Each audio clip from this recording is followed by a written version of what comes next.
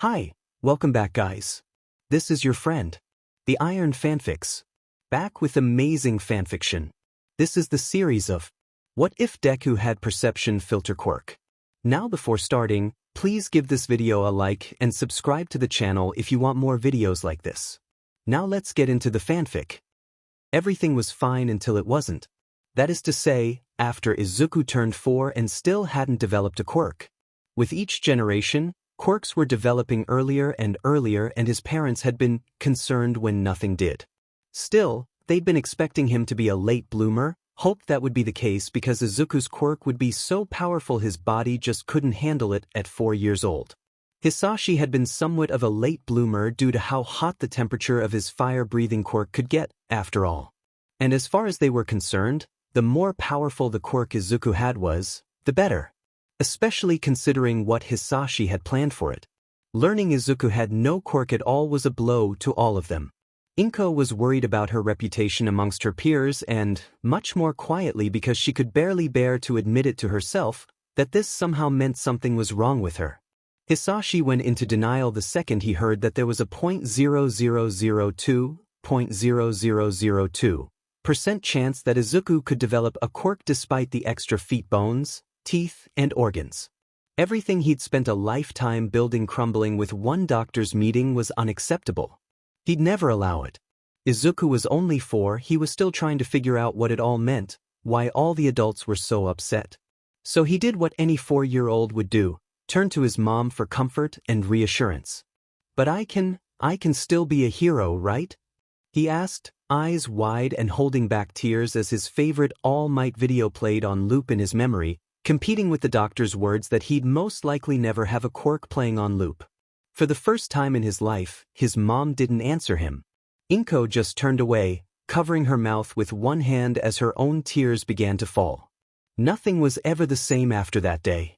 Inko more or less emotionally checked out after that when it came to Izuku. He was nothing but her biggest failure and shame, and she preferred to just pretend he didn't exist. Sure, she made sure he had clothes and food and everything she legally had to provide. The cops probably wouldn't arrest anyone for neglecting a quirkless child, but the risk someone with a false sense of nobility would take offense and arrest her anyways was too big a risk for her. She and Hisashi had resorted to telling everyone it was a weak mental quirk. It wasn't the best, but it'd do for now. Hisashi would take care of it, she was sure. She ignored how small the chance was that a quirk could still form, because Hisashi was going to take care of it. He took care of her, he could take care of this too. That was all she needed to know. She didn't care if forcing a quirk killed Izuku. At this point that just meant they could try again with a new kid.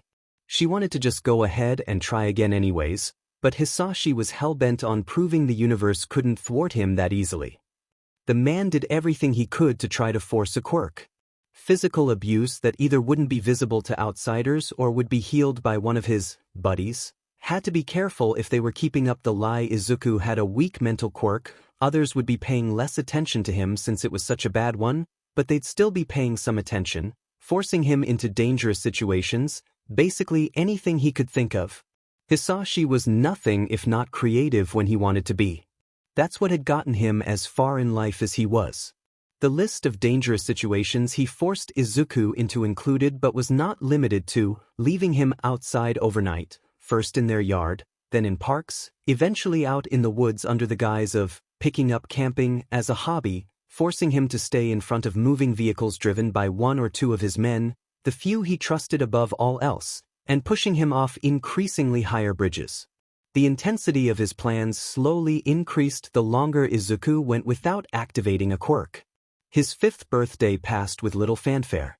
His parents didn't care, Izuku himself was only aware because Auntie Mitsuki gave him an All Might figurine one of the few times he was allowed to see her. Izuku didn't tell her how much he'd come to hate the hero's stupid smile by then. He could save everyone, but the child had given up hope of the hero coming to save him. Looking back, Inko might have only allowed it then because it was his birthday and Mitsuki might have gotten suspicious since she hadn't seen him at all for a few months. Inko had slowly decreased the amount of time she and Izuku spent with her longtime friend after his diagnosis. Mitsuki was one of the few who was aware of the truth, but she just thought they needed some time to cope with it on their own. Then it just somehow became their new normal that their interactions would mostly be through text, social media, and once-a-week phone calls, or maybe just the two women getting brunch once a month or so. Mitsuki hoped they got back to normal soon. She knew both boys missed their best friend, and it was just breaking her heart watching them go through that. She'd hate herself for not doing more, not noticing what was really happening years later, but she legitimately just thought they needed some time. She knew Hisashi was rough around the edges, but Inko had never once shown any signs of being capable of that kind of monstrosity. 6 months after that, Hisashi went on some sort of business trip for a week. According to Inko, he hadn't been allowed to call them mom and dad in over a year. That meant a week without the man doing anything to Izuku, no pain, no torment, no nothing. It was the closest thing to bliss the 5.5-year-old could think of, and a part of him hoped that this would be the kind of business trip dads just never came back from. The child's heart sank when Hisashi opened the front door after the brief absence, right on time. He didn't do much though, just greeted Inko with a kiss too. The cheek and ruffled Izuku's hair as he passed by, paying no mind to the way the kid flinched, on his way to drop his suitcase in the bedroom, take a quick shower, and change into less nice clothes. Then he gathered up Izuku to go to the park like they were a normal father and son. He didn't even threaten to hit Izuku to make him comply. Izuku absolutely didn't trust it. There was no way he'd changed that completely in just the 1 week, and sure, he could be operating under the affects of some weird quirk, but Inko would probably have been aware of it. But even if she was and just hadn't cared to inform Izuku, the effects of the potential quirk would fade soon anyways. The chances of them being permanent were even smaller than the chances of him developing a quirk at this point. He'd done his own research into quirks when he had the chance. His parents had never taken away his computer, but they'd stopped monitoring what he did on it. They barely monitored him at all unless it was to try to hurt him somehow. It was an ancient thing, slow and aggravating to use, but it worked well enough for Izuku's rabbit holes. He absorbed everything he could about quirk science. He knew a fair, age-appropriate bit before his diagnosis. He'd always been a smart cookie, according to Inko before she stopped being his mother, but now he was free to learn whatever he pleased. In his efforts to learn even more about quirks in the hopes he could figure out how to activate one on his own, he learned how infinitesimally small the chance was he'd ever develop a quirk, and the statistics for how long his life expectancy was as someone without a quirk. That had been a bad evening for him. Sure, his parents lied to the public about him having a quirk, even going so far as to have Hisashi have one of his men hack the quirk database to change his listing so he could go to school, but Hisashi's abuse was just as likely to kill him early as a hate crime was. The hours spent at Aldra were some of the best he ever experienced, especially when he and Kaken were put in the same class. Izuku didn't know what Hisashi did to have friends and men like that, the language he heard his parents use when he overheard them talking about it, but he knew none of them were very nice. So, all told, he wasn't very surprised when they got to the park and Hisashi shooed him away to go play before getting himself absorbed in his phone, and half an hour later one of those very same men kidnapped Izuku. The entire ordeal lasted barely over 24 hours, and Izuku spent the most of it bored. The chances this was when they finally snapped and just outright killed him were fairly low. Though he was sure that day was approaching, Izuku didn't think it was going to be now. Also, they should have realized Izuku would have been able to recognize the voices of the friends who helped Hisashi the most, but he figured they thought the lack of quirk meant he wasn't smart anymore. The poor goon was extremely nonplussed by the kid's blasé attitude at being abducted, though Izuku wouldn't find that out until several years later. It set Hisashi off to no end though, and the night Izuku was returned was one of the worst yet. Things would just continue to get worse over the next half a year as Hisashi got more and more desperate the longer Izuku didn't show signs of a quirk. The man was increasingly sure Izuku should have shown anything by now, and was just refusing to do so out of spite. A week before Izuku's 6th birthday, Izuku's father finally snapped and tried to kill him. Izuku had just been minding his own business, not hurting anyone, when Hisashi's thunderous footsteps pounded up the stairs before the man burst through his door. He was yelling something, but the actual words were unintelligible to Izuku since the man was drunk and slurring so badly. The kid barely had the chance to jump to his feet before Hisashi was on top of him, punching aimlessly at wherever he could get a hit in while Izuku curled up into a ball and covered his head with his arms in an attempt to protect himself. This just enraged the set-off man further. Hisashi grabbed a fistful of the outrageously curly green hair Izuku had inherited from Inko and yanked, pulling Izuku out of his curled position as he tried to stop the stinging pain on his scalp. When this left Izuku's little throat exposed, Hisashi wrapped his free hand around it, then joined it with the first hand. Izuku gasped and tried to breathe through the painful, crushing force to no avail. He squirmed and kicked and scratched, doing everything he could think of in the moment to get Hisashi off him as the panic coursing through his veins took over and his vision started to fade. Then he felt the air heating up in front of him, the telltale sign that Hisashi was preparing his quirk. He wasn't playing around this time. This was it, game over, he was going to kill Izuku. In that moment Izuku wished more than ever that he'd never existed, that Hisashi had just F'd off and left when he was diagnosed or even just when Izuku was born. That he'd never known of Izuku's existence at all, anything that kept Izuku from being in the man's crosshairs. Most of all, he really, desperately didn't want to die. Not like this. Not at all. Seconds before he passed out, so quickly he could barely process it, a new type of warmth joined the quickly heating air in front of Izuku, but this one bubbled up from deep inside him.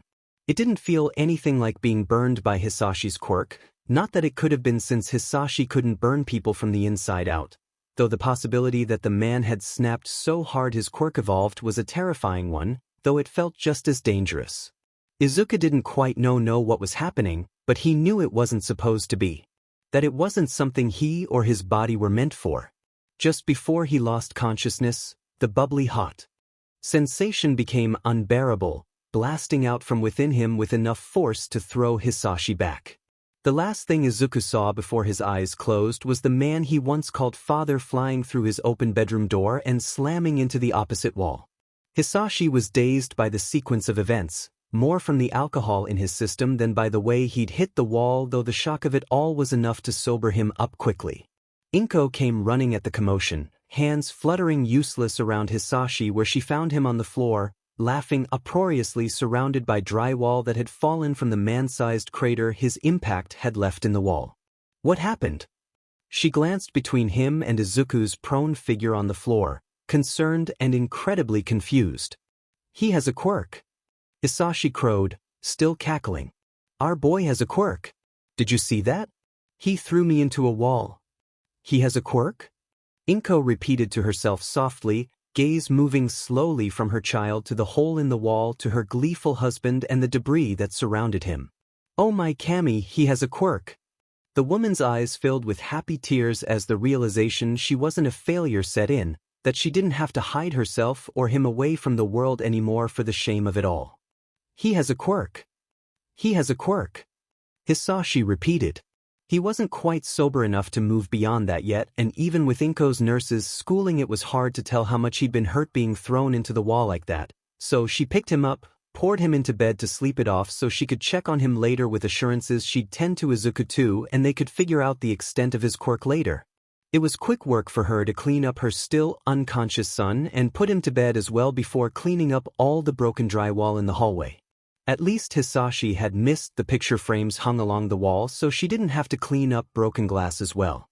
She didn't know then that she'd been wrong about there being plenty of time for them to figure out the extent of Izuku's quirk, or that Hisashi's base assumption it was some more powerful version of Inko's own telekinetic quirk was incredibly off base.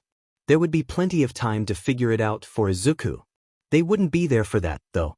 Inko pulling the covers up over Izuku as she tucked him into bed was the last time either of them would see their precious little boy for a long time.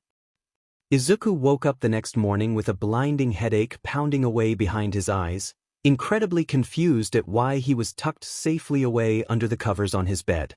He rarely had the covers placed over him like that, preferring to have most of them bunched up for him to curl around while having the top sheet, if that, covering him. It felt too constricting to sleep otherwise. He tried not to think about how the truth was it felt like it'd take too long for him to be able to jump and run from the bed if he needed to, otherwise. Then the memories of the night before poured in, causing Izuku to jolt up ramrods straight in his bed, hands already coming up to probe at his tender, bruised throat.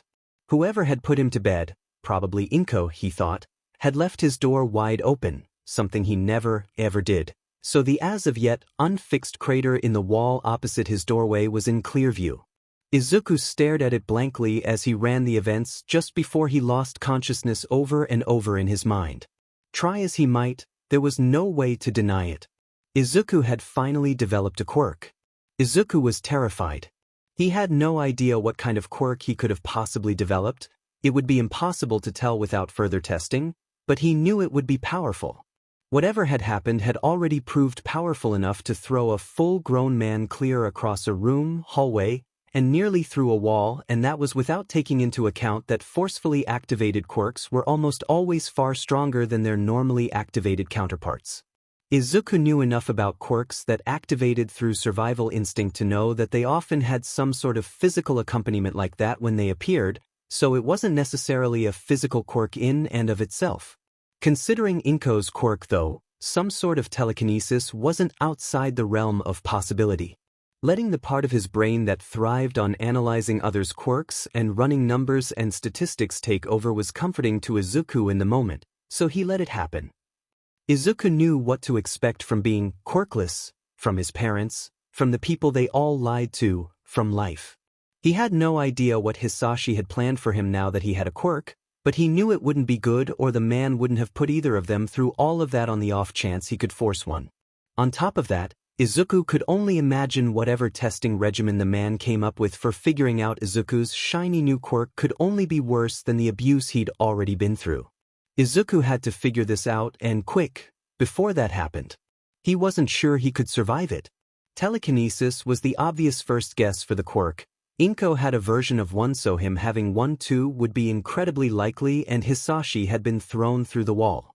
The best way to test that would be copying what Inko was capable of with her quirk, so he turned his attention to the glass of water sitting on his bedside table. He held his hand out to it, the way he'd seen her do time and again, and tried to pull it toward him. No dice. Hisashi had been thrown away from him, so if that was the kind of quirk Izuku now had, maybe it was the opposite of his mom's? Izuku tried everything he could think of to throw the cup away with just his thoughts, and again no dice. Izuku tried a few other things, trying to narrow down what kind of quirk it was. He tried to levitate himself, tried crushing things, the cup again, and lifting heavy objects, his bed, and none of that did anything. Flying and super strength were crossed off the mental list he was running through. He tried reaching out with his mind to see if he could connect, so to say, with anything the way he'd read on the forums that people with mental quirks often could. He couldn't feel a single DMN thing differently. In fact, he didn't feel different at all, aside from the pounding headache that was finally starting to subside. He ran to the bathroom, trying to be quiet as always, to see if there were any visual differences in the bathroom mirror, but Izuku looked just the way he always had. There were no obvious mutation-related changes. One by one, everything Izuku could think of was crossed off the list. That wasn't good, but with no other choices available to him, Izuku finally gave up the ghost and headed downstairs. His stomach was gurgling anyways, and since Inko and Hisashi were clearly aware he had a quirk now, maybe they'd let him eat something nice. It wasn't a lot of hope, but it was the only thing Izuku had to hold on to as he made his way downstairs with no idea what to expect. Both Hisashi and Inko were already awake. Hisashi was on the couch watching TV and holding an ice pack to his head, and Inko was puttering around the kitchen. Neither seemed to register Izuku's presence at all, which was the absolute opposite of anything Izuku had thought would happen. Immediately grab him and drag him off to figure out what new toy Hisashi had to play with? Absolutely. Play nice with Izuku like they hadn't spent the last few years torturing or neglecting him in the misguided hope they could make him normal now that he was possible and Izuku's best hope, but incredibly unlikely. Ignoring their new golden goose? Not on your or anyone's life. Still, Izuku wasn't mentally prepared yet to talk to Hisashi. There was always the chance he was still just recuperating from whatever Izuku had done to him the night before and would deign to turn his attention to the boy as soon as he felt able to. So Izuku skirted past him and went to talk to Inko, who would be a much safer option. Sure, she'd mostly ignored him ever since his diagnosis, but she wouldn't do that now that he had a quirk, right? Wrong, apparently, because she acted like she didn't even hear him. Even when he said he'd developed a quirk. It was like he wasn't even there. Izuku even went so far as to pinch himself to see if he was dreaming, but all he succeeded in was causing himself some mild pain. Finally, with no other option and the sneaking suspicion that all of this was, in fact, due to his mysterious new quirk, Izuku finally went to show himself to Hisashi. Absolutely nothing happened. Even when Izuku stood directly in the man's line of sight, he just moved to the side to keep watching the TV without so much as a blink or seeming to realize he'd even moved at all. This was absolutely the result of Izuku's new quirk. Giddy now, because Izuku was remembering what he'd been wishing for as he was being strangled and starting to realize the gift he'd been given was everything he'd ever wanted, the small child raced upstairs to grab a notebook. He flipped to a clean new page and scribbled, "My quirk," across the top of it, quickly jotting down everything he knew so far. Then he flipped to a new page, wrote down "What now?" and started a new list. This was his chance. He could finally just run away, and if his thoughts were true, which he had no doubt they were, he knew how smart he was and was filled with all the confidence a 6-year-old could possibly muster. No one would be able to find and return him to Hisashi. They'd have to notice him to find him, after all. He had to do this right, though. He wasn't stupid. He knew trying to make it on his own as a child on the streets wasn't going to be easy. He'd been preparing to run away for a while, though. He hadn't expected it quite so soon, or he'd have already been gone, but he knew the day Hisashi just tried to erase him from the narrative was coming soon. Maybe this was better. He'd still have to experiment more, but with a quirk like this, Izuku actually stood a chance of making it on his own. The internet had been an invaluable tool in his preparations, so Izuku already had somewhat of a plan and a go bag filled with spare clothes and provisions ready, hidden under a loose floorboard in his closet. He quickly updated this new list with the actual next steps he'd need to take before prying the boards up, grabbing the bag, changing into a fresh outside-appropriate outfit instead of his pajamas, and bolting clean out the front door. That was itself another test. Even if they were choosing to ignore him for the morning or until they were ready to deal with him, neither Hisashi nor Inko would ever let him just run away like that. But neither reacted, even as he ran to the gen-can to hurriedly put his shoes on and dash out the front door, which he opened and closed carefully and quietly. There was no need to test fate just yet, simply because he wanted to test his quirk. Izuku cleared the front yard and continued to bolt down the sidewalk as fast as his little legs would carry him, finally free for the first time in his short life. 2 years earlier, around the same time Izuku had been diagnosed quirkless, Hitoshi was dealing with the ramifications of his own quirk coming in and wished it never had. He was barely 4 years old, and his parents were still excited to see what kind of quirk he would develop. Hitoshi just thought they were excited in general. He had no idea at such a young age that they were quirkist against mental quirks, especially the type of mental quirk that affected other people's minds like his grandfather's on his mother's side. He'd never met any of his grandparents at all. He wasn't quite old enough to question it yet, though, and when his parents were just planning on telling him, it was because all 4 had already passed away. They still thought he was too young to know what death was, so they were holding off until he asked to explain all those concepts. And to be fair to them, 3 of his 4 grandparents had died. His dad's parents had passed in a home invasion gone wrong the year before Hitoshi was born, something that had absolutely wrecked his dad at the time. His mom's mom, however, had committed suicide to escape her abusive father. Her abusive father with a mental quirk that made it incredibly hard to escape his abuse at all. Iori, Hitoshi's mom, had only managed it due to Junji's, Hitoshi's dad, help. Their combined wariness of mental quirks was understandable after all Iori had been through, to a point, but Hitoshi wasn't aware of any of it that fateful day they'd been driving and Hitoshi spotted the familiar logo of his favorite fast food joint, Hero's Place. "Ooh, Mom, can we get a milkshake?" The little boy had asked, not noticing in his excitement how the words felt different as they crawled up his throat, absolutely no clue his quirk had activated. "What was that, honey?" Iori asked, instantly and unfortunately falling into the clutches of the call and response nature of Hitoshi's quirk. She just missed part of Hitoshi's question, not realizing he'd even asked one since he'd just been generally babbling. "I want a milkshake," Hitoshi repeated himself, bouncing excitedly. He didn't realize it could be construed as a demand. He'd later hate himself for years and nearly be turned off the sweet treat entirely for what happened next. Iori didn't verbally respond, just silently turned the car and went through the drive-thru of the fast food joint, ordering Hitoshi's preferred flavor of milkshake. It was only when his quirk dropped its effects on her as he happily tucked in that she realized what had happened and promptly freaked out. For Hitoshi, that was the beginning of the end. The next few weeks were an awful, horrible whirlwind for him. His parents immediately booked an appointment with a quirk counselor whose quirk was the ability to instantly know how recently activated quirks functioned. Luckily he was local. They'd had to search for something like that to confirm what they suspected of Hitoshi's quirk one way or another. All they did was confirm their worst fears. Hitoshi's quirk was indeed mental, and worse was a stronger version of his grandfather's. If he asked a question with his quirk activated and the person responded, Hitoshi had complete control of them until the quirk reached its natural time limit or they completed whatever he asked of them. Their reaction, Iori's fear, wasn't subtle. The quirk counselor wasn't stupid. It didn't take him long to put the pieces together, and he did his best to assure them this wasn't a bad thing. It only worked if they directly answered a question and Hitoshi was using his quirk, both of which had fairly easy workarounds. They either didn't directly answer any questions long enough for the quirk to fade away, and Hitoshi learned how to not ask direct questions like that while he learned how to control his quirk, something all kids had to learn how to do anyways. The reassurances fell on ears that refused to listen. Iori and Junji no longer looked at Hitoshi and saw their sweet little boy. They just saw someone who would one day grow to be the same kind of monster his grandfather was. In their minds this was already a foregone conclusion with no other options, and they wanted nothing to do with it.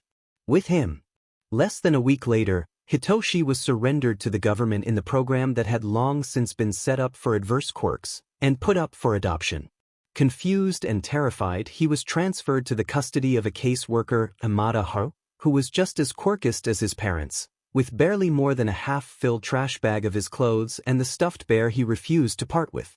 Maybe things would have gone better if Hitoshi had let go of the small comfort item, or if Imada hadn't chosen to interpret the refusal as a purposeful, malicious act of defiance, but Hitoshi hadn't and Imada had. Imada had always been a small, petty woman, someone who thoroughly enjoyed whatever power she could carry over others and the worst kind of person to go into the career she had chosen, especially since her quirk charm had anyone who might have taken issue with her actions eating out of the palm of her hand. She proceeded to make the next 2 years of Hitoshi's life a living nightmare by placing him in home after home that Imada knew for a fact weren't going to react well to the boy's quirk. Over the next few years Hitoshi would learn to keep his head down the best he could. Going unnoticed was the only defense he had against the adults repeatedly put into his life that only ever punished him for something that he couldn't control. His needs weren't being met, he knew that, but it was better than the fate that awaited him if he brought that to any of his foster parents' attention. It was better than being hit, than being locked into a closet, or outside, and it was leagues better than being locked into a muzzle because he dared ask for food. And he couldn't word it in a way that wasn't a question, because that was a demand and Hitoshi wasn't allowed to demand anything. Didn't he know what he was? Didn't he know he was a dirty brainwasher who was little more than a villain in waiting? Hitoshi hated every second of it, but he couldn't figure out how to change it without making things worse for himself, so he just kept his head down as much as he could. It never worked, but it was all he could do. Until one afternoon while Hitoshi was killing time at a nearby park until it was safe to return to his foster parents' house, the local neighborhood bullies who'd been tormenting him all started getting harassed by some invisible force until they ran away. Seconds later, a tiny curly-haired terror, angel, savior, materialized right before Hitoshi's eyes. Izuku had 2 priorities immediately after making his great escape: establish ways to get what he needed to survive and figure out his shiny new ability. The first was obvious, and he already had at minimum the basis of a plan for, but the latter was equally important. Forced quirks were always far stronger than quirks that activated naturally, even more so in cases where a quirk was forced in someone quirkless. Honestly, it was a minor miracle Izuku was still alive. He knew from his research that a quirk for him would likely either be so powerful it just killed him outright itself or would change him to the degree he was incompatible with life. 3 little words, yet their meaning had terrified Izuku to his core for the better part of 2 years. He'd beaten every odd thrown his way though. He'd managed to survival instinct his way into a quirk and survive that quirk's arrival. He had to stay optimistic. There was no reason he couldn't survive everything else life decided to throw his way.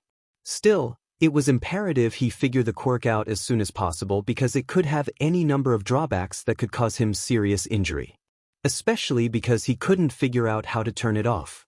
Truly analyzing his own quirk needed to happen ASAP, but that didn't change that Izuku was now homeless. There'd be no quirk to analyze if he couldn't ensure his own survival. What he'd figured out so far was incredibly useful to that end though. Finding shelter from the elements and accessing food and water were incredibly simple if no one was able to actually notice you sneaking around, and over the course of the morning not one person noticed Izuku. An observation that immediately made its way into his notebook. He'd need to test out if cameras could pick him up still before he tried sneaking around inside things like stores after hours, but it was more than easy to make his way to the nearest street market and snag a basket of katsudon from the first food booth he saw.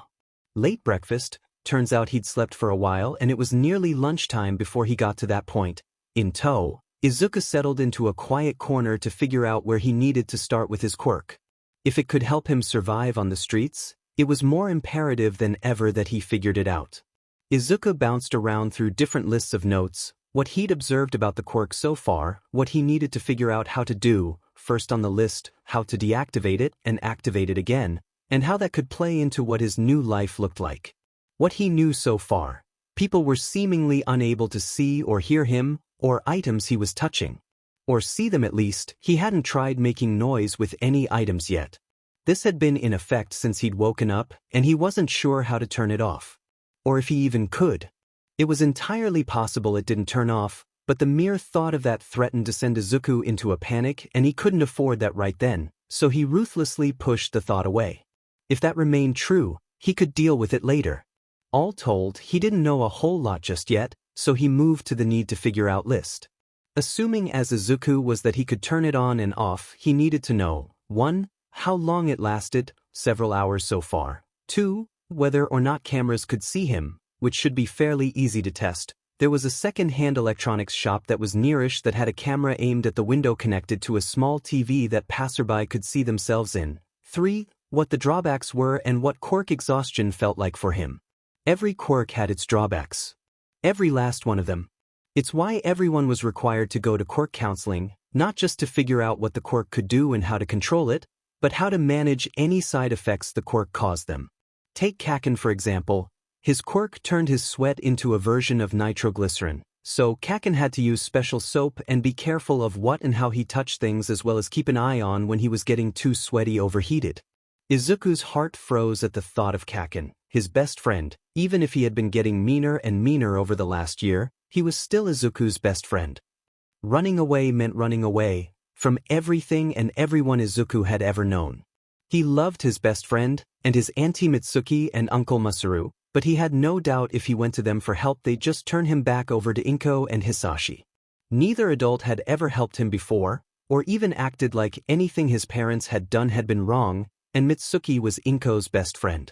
The one time Izuku had tried to ask them for help, Inko had played it off as Izuku being overdramatic after some sort of nightmare at nap time, and Mitsuki had bought it hook, line, and sinker. No, Izuku couldn't risk seeing any of them anymore. It broke his heart, but he had no choice other than to wish Katsuki a silent goodbye from afar and hope the boy wouldn't miss or hate Izuku too much after this. Refocusing, Izuku continued his list.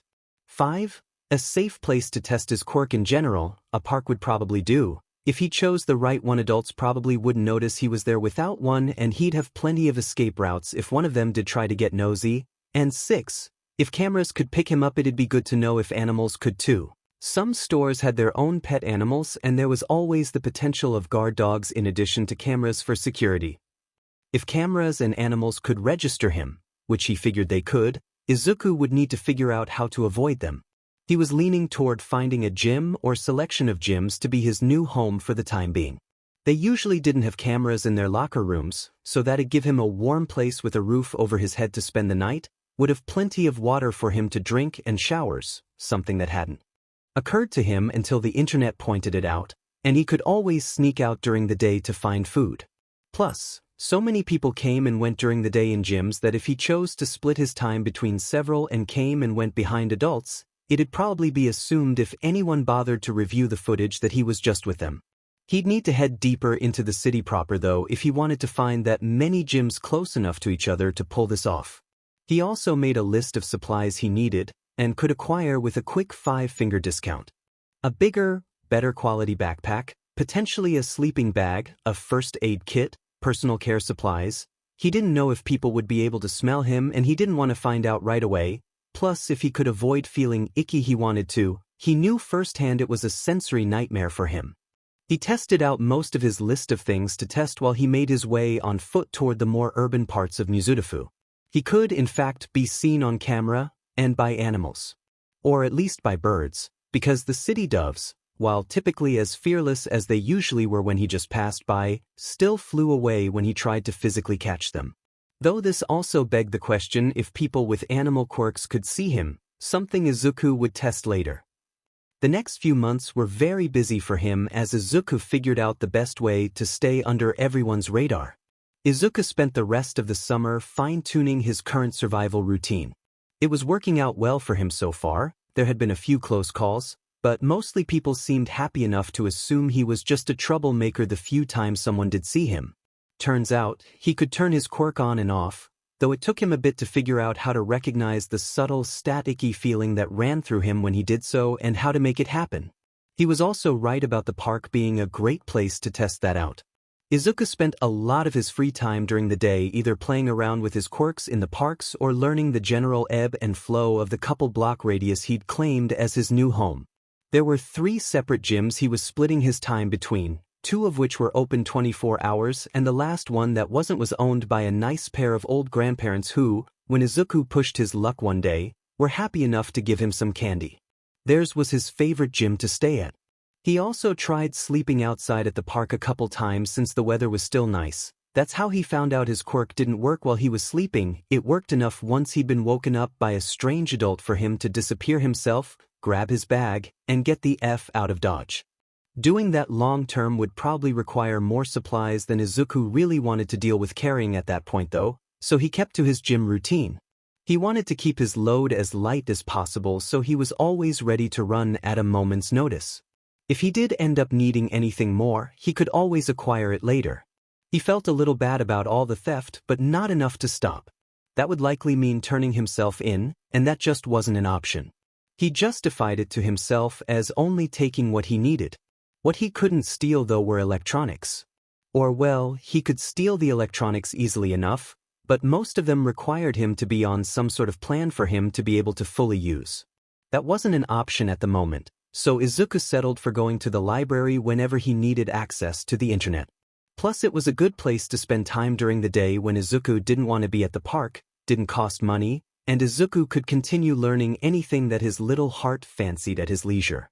Izuku loved the library as much as he loved the little grandparents' gym. The librarians weren't even sticklers on him being silent either. Something Izuku was under the impression all librarians were. One of them even played the Put Your Hands Up radio show when it came on every evening at 6, and Izuku found himself in the library at that time on a regular basis so he listened to it. The little part of his daily routine, no matter how much the rest of it changed, gave Izuku a little sense of normalcy. And the nice librarian brought him little snacks, which made it even better. Though he had to be careful because if she got too suspicious and started wondering why he never showed up with any adults he'd have to stop coming by. Izuku's biggest issues so far were actually the late summer storms. He'd always been scared of the lightning and thunder that accompanied them, and Hisashi hadn't hesitated to make use of that knowledge, forcing Izuku to be outside in them every chance he could after Izuku's diagnosis, no matter how bad they got. Izuku absolutely hated storms, and the first time he'd gotten caught in one after running away had been absolutely terrifying. He'd been closest to the park when the deluge had suddenly started. The clouds had been awfully gray, but he thought it was just because it was approaching evening, and he was scheduled to go to one of the 24-hour gyms that night anyways, so it was fine that he was still out. Panicked, Izuku had made a run for the park, crawling into one of the tunnels with his soaked-through backpack as fast as his little legs could get him there to wait it out, clutching the backpack and crying with terror with every loud crack of thunder. He refused to go through that again. Izuku also learned all the locals at the park, including a boy around his own age with light purple eyes and matching purple hair. He always tried to keep to himself as much as Izuku did, because when he did interact with the other kids he was always bullied. In fact, Izuku never actually learned the other kid's name no matter how much he observed the other kid, because all the kids either called him a villain, brainwasher, or other cruel names. Izuku didn't like it. It reminded him too much of the way Hisashi had treated him, and it didn't sit well watching it happen without doing anything to help.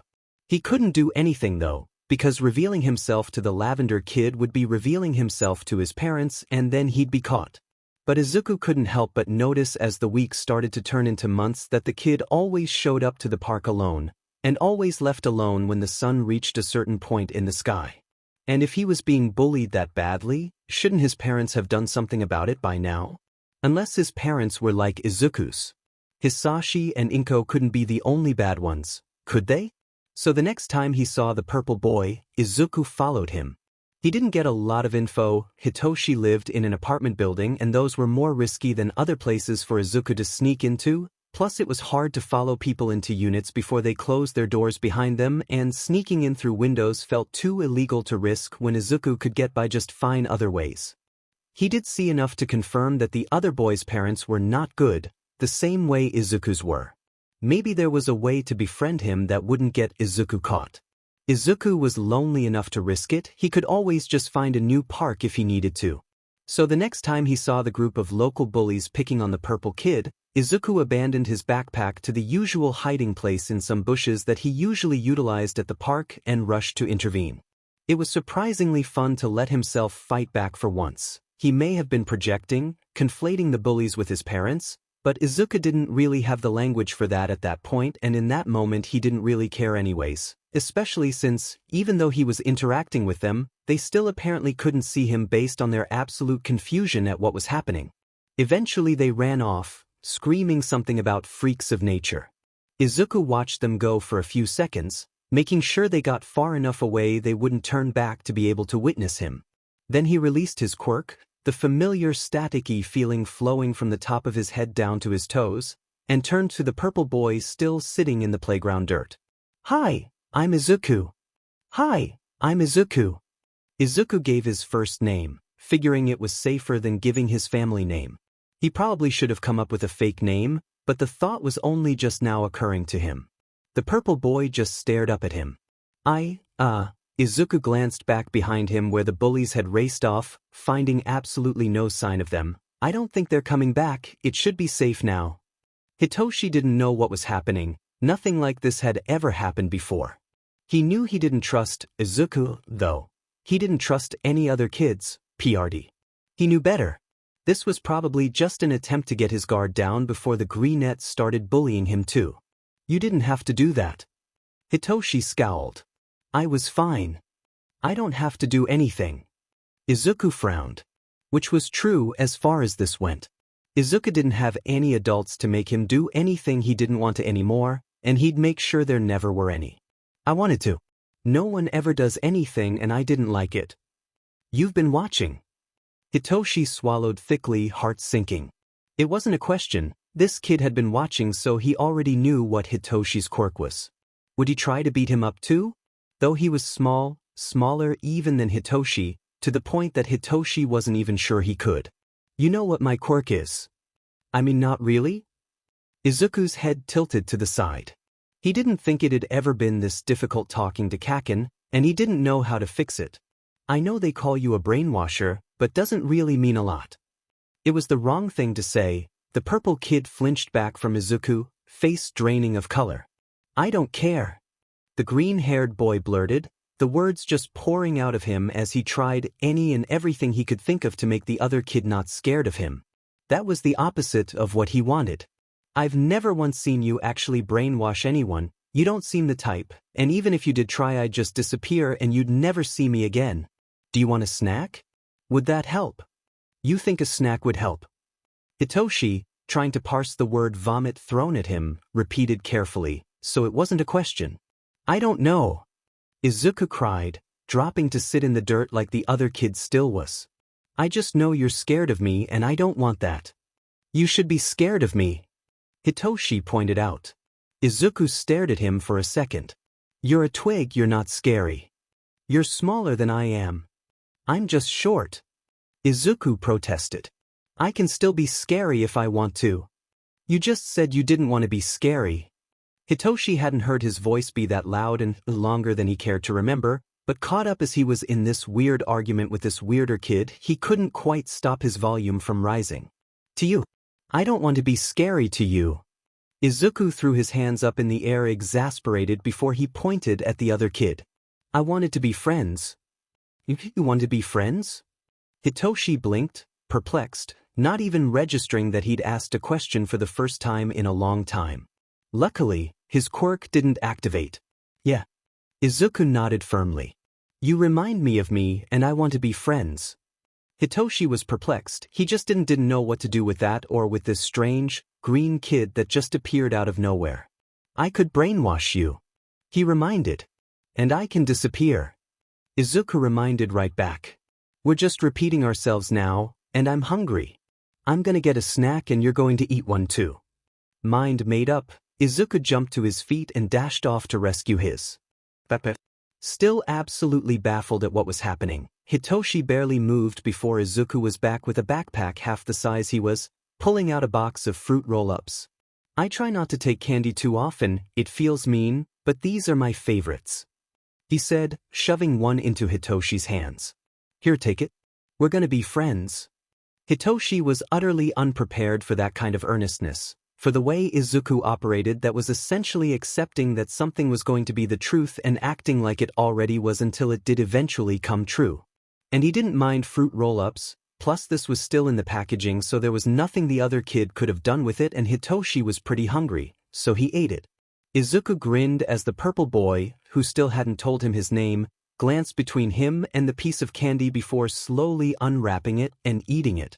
As he finished, the boy's stomach let out a loud rumble, causing him to flush pink even as Izuku handed him another piece of candy, and then one of the oranges he had in his bag.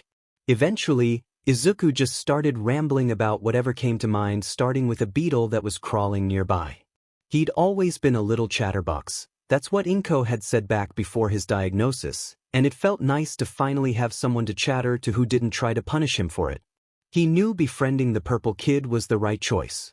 Hitoshi didn't know what to do with any of that, or the fact that whenever Izuku was at the park after that he always brought Hitoshi a snack, and then little baskets of what looked like street vendor food when he noticed how hungry Hitoshi always was. He never once tried to hurt Hitoshi though, and whenever he saw the neighborhood bullies approaching or they found Hitoshi first, always turned invisible and scared them off. Hitoshi always wondered how Izuku did that, but the other boy remained stubbornly tight-lipped on the subject. Which was fair, Hitoshi wasn't exactly an open book about his own quirk. Still, slowly but surely, the two became friends. It was sort of inevitable. Hitoshi wasn't allowed in the house until a certain time of day, and until school started again the park was really the only place he knew to go to. When school did start, it didn't occur to him to tell Izuku.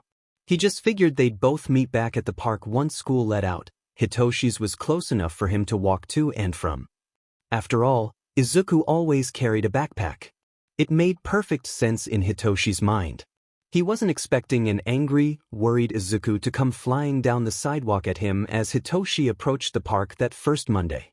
Hitoshi wasn't expecting an angry, worried Izuku to come flying down the sidewalk at him as he approached the park after school let out on the first day of that semester.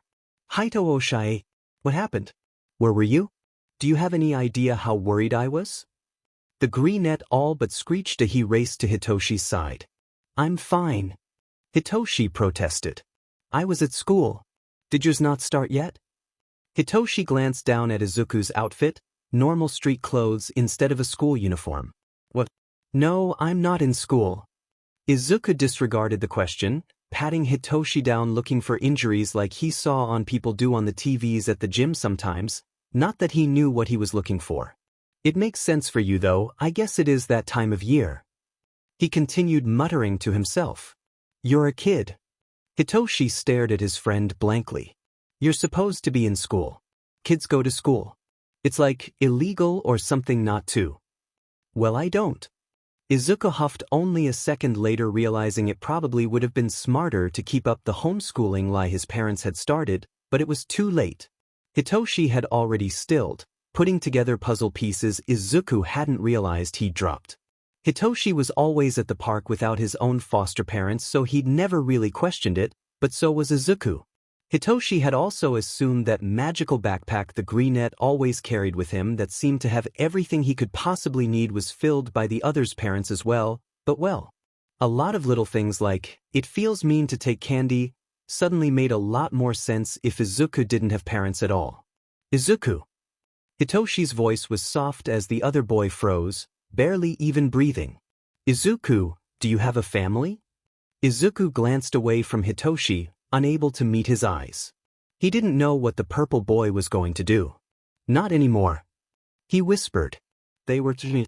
I ran away.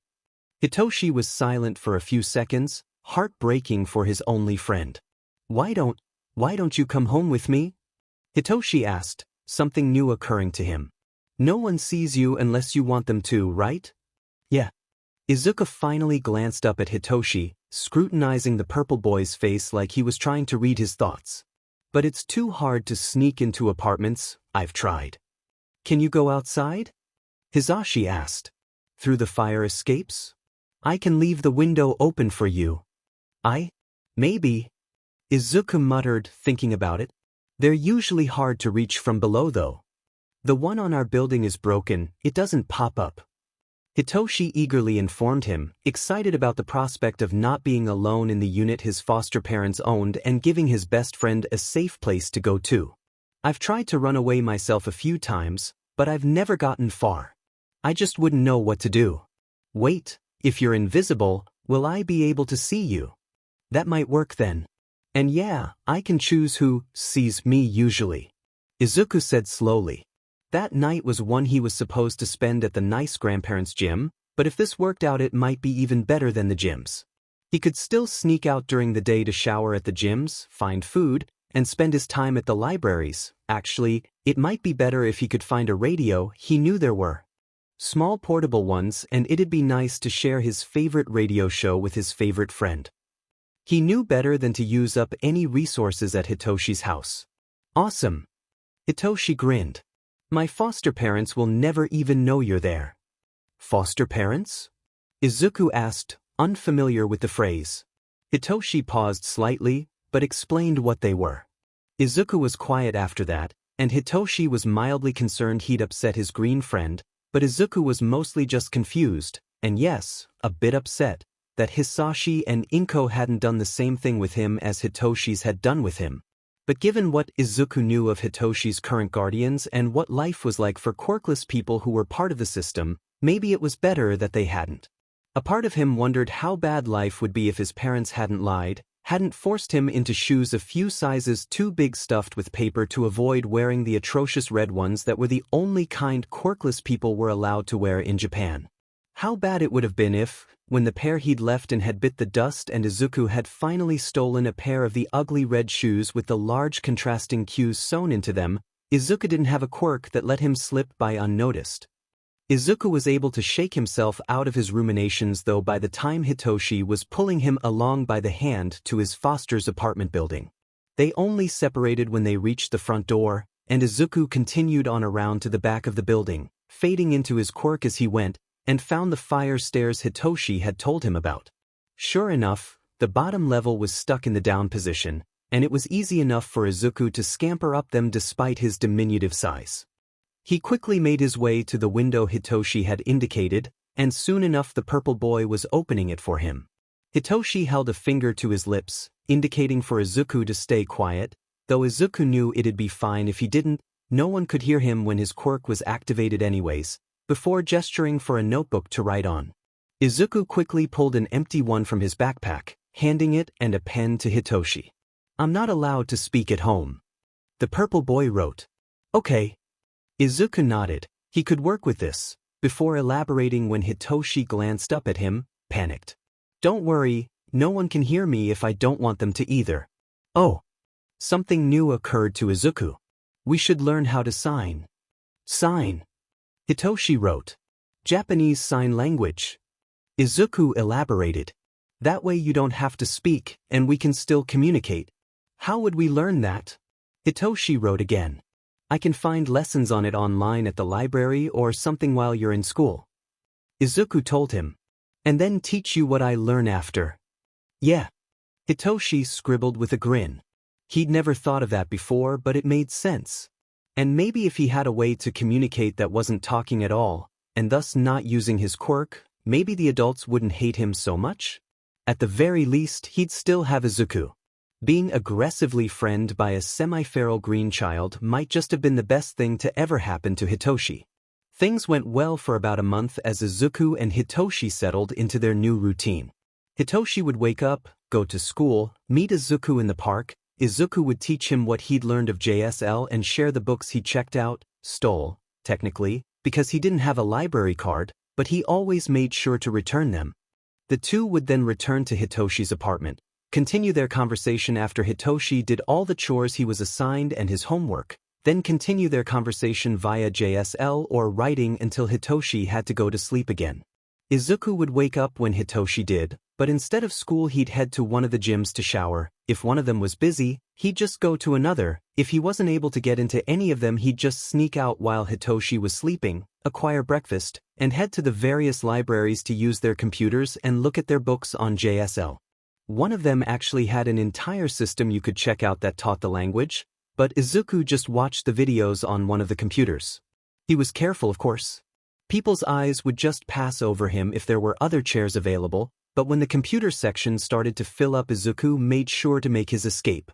His presence would be more noticeable if someone's brain told them there weren't any computers available, even though one of them was supposedly empty. He'd already had that close call once, and once was more than enough. Toward the end of the week, he decided to follow through on acquiring a radio. He was skulking around in one of the local stores, restocking his necessities. He was basically feeding himself and Hitoshi after Hitoshi got out of school. His fosters didn't want to feed him, Hitoshi didn't want to ask for food, and Izuku had learned the hard way with Hisashi that sneaking food was a very bad idea. When he saw the owner of the little mom-and-pop store being an utter a-hole to a little blonde girl around Izuku's age. She was doing what he was, trying to steal food and water, but whatever her quirk was, she couldn't rely on it to help her the way he could. Izuku also recognized the familiar dinginess of her clothes and glared at the store owner despite knowing the man couldn't see him. It went against every fiber in Izuku's being to let her get caught. The fear in her eyes when the owner grabbed her arm was too close to what he was sure he'd feel in her situation. So Izuku ran to a nearby shelf of glass soda bottles and started chucking them so they shattered against the floor about 10 feet away. What the hell? The owner was distracted enough that the blonde girl was able to yank her arm out of his hand and run away like a bat out of hell. Izuku darted around the still yelling owner and followed, all the way, to the little cobbled-together shelter she hid in. Izuku left what food and water he had on him outside the entrance to her little fort and went to replenish it at a different store. When he got back to check on her, the fort was abandoned, but she seemed to have taken the food and water with her at least. Izuku would continue to check over the next few days, but she'd never return. Still, that was the day Izuku decided he didn't mind being a thief if he was stealing from assholes, even if Hitoshi insisted on admonishing Izuku every time he said a bad word, like a-hole. So he went back to the mom-and-pop store and lifted one of the little toy radios they had. It wasn't much, just a little red rectangle of a thing in a box that looked like it was from a movie or something, but it worked well enough to tune into Peichu, and a couple pairs of headphones for him and Hitoshi. His purple friend gave Izuku a suspicious glance when Izuku showed him his newest acquisition, but he didn't question it too much. Izuku refused to be anything but unrepentant anyways after he explained that the owner had been despite Hitoshi calling him out for the language use. Hitoshi figured as long as it was little things it was fine, but he was going to make it his mission to stop Izuku from going full feral if it killed him. It added a fun little competition to their friendship, but Hitoshi was mostly just worried if Izuku took things too far he'd be caught and taken away from him. Things changed when Hitoshi started coming home from school with bruises. Just a few at first, that he played off, but when they started increasing in number, Izuku put his foot down and made Hitoshi tell him what was happening. The purple boy finally broke down and admitted that the bullies from the park also attended his school and had picked their bullying up there too.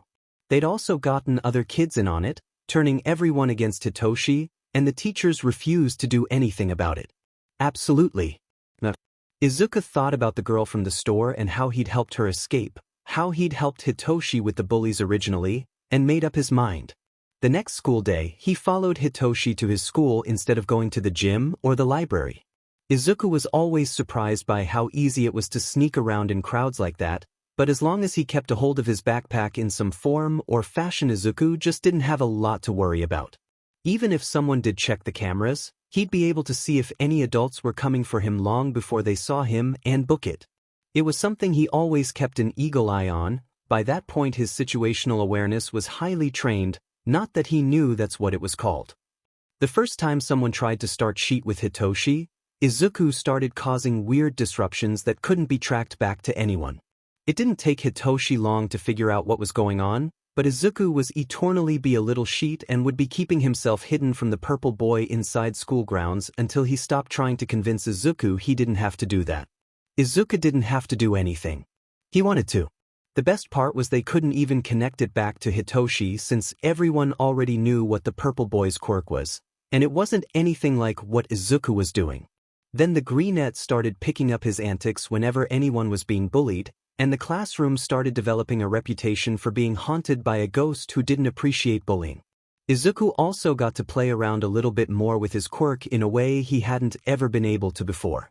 Turns out, he could really unnerve people if he stood right in front of them or right in front of whatever object they needed to look at. Probably something about the cognitive dissonance when your brain told you nothing was there even though a part of it knew full well something was. Either way, it definitely added another level to the school's haunted rumors. Then Hitoshi made the mistake of checking with the foster parents, via written note, about using JSL instead of speaking, if that would be better. Things were going so well at the school, no one ever bullied him anymore while Izuku was around to poltergeist at them, and he'd gotten so comfortable talking with Izuku that he'd let himself get complacent. His fosters didn't care what mode of communication he was using, they didn't want him communicating at all. His foster dad knocked him around a bit before his foster mom locked him in the muzzle his caseworker had provided them with. Hitoshi was never going to make that mistake again. Izuku hadn't been there at the time, he'd been at the gym getting in a late shower, and come back home to find Hitoshi like that. He'd been enraged, and tried to help Hitoshi as best he could, but there was only so much he could do for bruises with that thing on Hitoshi's face, and try as he might he wasn't able to figure out what the Lavender Boy's fosters had done with the key. The foster mom unlocked Hitoshi in the morning before school, but the damage was already done by then. Hitoshi refused to communicate verbally with anyone, even Izuku, and the greenette was barely able to get Hitoshi to even sign with him. It took the rest of the week to get Hitoshi to do even that, and that weekend Izuku dragged Hitoshi right along with him to the library, unwilling to let his friend out of his sight while Izuku looked up how to pick locks so they could both learn the skill. It was a moot point. The following Monday they both came home from school to find Imada, Hitoshi's caseworker, waiting for Hitoshi. Things moved quickly once they got home from school to find Imada waiting for Hitoshi. That set of foster parents had had enough, and were relinquishing custody. It was terrifying for both boys. Hitoshi had no idea what to expect with a new foster family, but he knew it wouldn't be good. Imada never placed him with good people. It'd probably be a lot worse than it had been with the previous fosters. They'd been some of the best he'd ever had, and as long as he stayed out of their way they more or less left him alone. Even if he was barely allowed in the apartment at all. Izuku was barely able to sneak into the car Imada all but threw Hitoshi into, but he'd be dead if he let Hitoshi be separated from him at this point. Imada already had a placement lined up for Hitoshi, the Hondas, the worst ones yet. It was an actual house this time, close enough to Hitoshi's school that he didn't have to transfer, though the silver lining offered little comfort, and they already had several kids of their own. They were less interested in caring for another and more interested in having the foster system to pay them to have someone around to do all the chores, etc. for them. Izuku's little fairy godbrother act came in useful for helping Hitoshi with that, at least. Without him, Hitoshi probably wouldn't have been able to complete them all. The punishments when Hitoshi didn't complete them, or didn't complete them up to increasingly impossible standards, were severe. He also wasn't allowed to talk at all, and the room they gave him to sleep in was little more than a glorified empty closet. Izuku finally broke down and acquired a sleeping bag for them to share, along with a new backpack that had straps to hold it so he didn't have to sacrifice what precious space he had for the bulky bed they now shared. The Greenette was incensed. This was almost worse than the way Hisashi had treated him. At least he got to keep his bed and computer, Kami, and he was not about to let this stand. It took less than a week for the poltergeist act from school to get started up in the sorry excuse that passed as a home, too, though Izuku had to tread far more carefully so that Hitoshi didn't get punished worse for it somehow. It took until the winter break for him to Pavlov the new Fosters into easing up on the purple kid. Izuku got to put in a lot of work on his sneaking skills though, and he utilized what free time he had wisely. Now that school went well on a regular basis, Izuku sometimes took days off to go to the library and teach himself new skills he thought might be useful. In this case, some light hacking skills. Hitoshi being moved so suddenly had scared Izuku more than he'd let the other know. They considered each other more brothers than friends by this point, and Izuku couldn't live with the chance that Hitoshi could just suddenly disappear like that with no way to find him. The Greenette needed to be ready to track him down again, just in case, and that meant being able to sneak into Imada's office and be able to get into her computer so Izuku could find Hitoshi's new address. Just in case. Izuku felt vindicated for the forethought when the Hondas got tired of creeping around their own home on tiptoes all the time. This all started when they brought Hitoshi into the house, so out of it he had to go. They were both prepared for it though, because Izuku had been spying on them and had overheard the foster dad calling Imada. And so the whole thing started again in the early spring. The third family, the Koamuras, weren't quite as bad as the Hondas, but that didn't make them good. There was a whole new set of rules for both boys to learn so they didn't PSS this family off and make things worse for Hitoshi again, and they were far enough out that Hitoshi had to change schools. Izuku was nothing if not stubborn and protective though, and he had no problem stirring up poltergeist rumors wherever and whenever he needed to. Hitoshi tried to tell him he didn't have to stick around, it wasn't worth Izuku being put through this too, but he only tried that the one time. Izuku absolutely wouldn't hear of it, and Hitoshi knew he'd never be able to change the Greenette's mind. He also didn't know what he'd do if he had to go through this alone. Luckily, Hitoshi was only with this family a few months, just through the end of the summer, before he was moved again. This time, Izuku wasn't able to keep up and finally got left behind. Not for long though, never for long. Hitoshi was heartbroken and terrified the second they drove off without Izuku in the car, but it was Izuku. They'd known each other for a year now, and that was more than long enough to know that Izuku was never, ever going to let anyone else stop him. Not when it was something Izuku wanted to do. Still, he had to face the first night at the foster situation alone. Thank Kami this set was more like the ones he'd had when he met Izuku. It was a weird sense of full circle, especially since Hitoshi was back in that same neighborhood, although a different, nicer building. It took Izuku the better part of a day to get himself to Imada's office building, then sneak his way inside. He'd stashed the backpack for the night and long since learned how to hide himself from cameras, so even if they did look they wouldn't see anything other than a hooded, tiny figure skulking through the building. He quickly made his way to Imada's office. He'd put the building to memory just for this reason when he taught himself a small amount of hacking skills, and let himself in. Then he let himself into the computer, keeping an ear out for any security guards running patrols. They may not be able to see him, but if they had a partner on the radio looking at the camera feeds they would, and they'd be able to notice the light from the computer screens besides. He might have just been overcautious though, because none ever showed up. It was short work to find Hitoshi's file. He took the liberty to clean it up a bit, permanently erasing some of the lies Imada had added before they could come to bite Hitoshi in the butt in the future, and wrote down his brother's new address. He scribbled it down in his trusty notebook, and when he safely had the book hidden away in his hoodie pocket once more got the F out of Dodge, retrieved his backpack, and found a place to lay low until morning. It wasn't fun being out in the elements again. Izuku had gotten used to being inside with Hitoshi, But he made it work. At least it was summer, so the weather wasn't awful as long as it wasn't thunderstorming, which it wasn't, that night at least. It was a little more difficult to sneak into the condo unit the current Fosters owned, but Izuku got lucky. The foster dad had received a package that day and had to set it down to unlock and open the door. While he was retrieving it, Izuku slid into the unit and went to find Hitoshi. At least his brother had his own, actual room again. Izuku waited until it was just the two of them before revealing himself. Hitoshi cried when he saw Izuku again, which in turn caused Izuku to cry. He'd always been an easy crier, apparently he'd inherited the crying gene from Inko. "I knew you'd find me." Hitoshi signed. "You're stuck with me and you know it." Izuku signed back, grinning wetly. "Are you okay? What happened?" "I'm fine," Hitoshi assured him. "Looks like we just need to stay out of their way again. I'm still not allowed to talk, and I'm not allowed out of the room after 9 and before 6, but I haven't figured out any of the rules other than that. Thank you for small mercies, I guess." Izuku sighed while Hitoshi signed his name sign at him, fondly, scandalized. Izuku couldn't help but grin. "Yeah, I know. That's a bad word." They both signed together. Izuku toned it down with the poltergeist stuff with this placement. He didn't want to risk making Hitoshi have to move again to one of the worst foster families, and he was back in the original school system that already knew not to mess with him, so it wasn't like the routine was needed much anyways.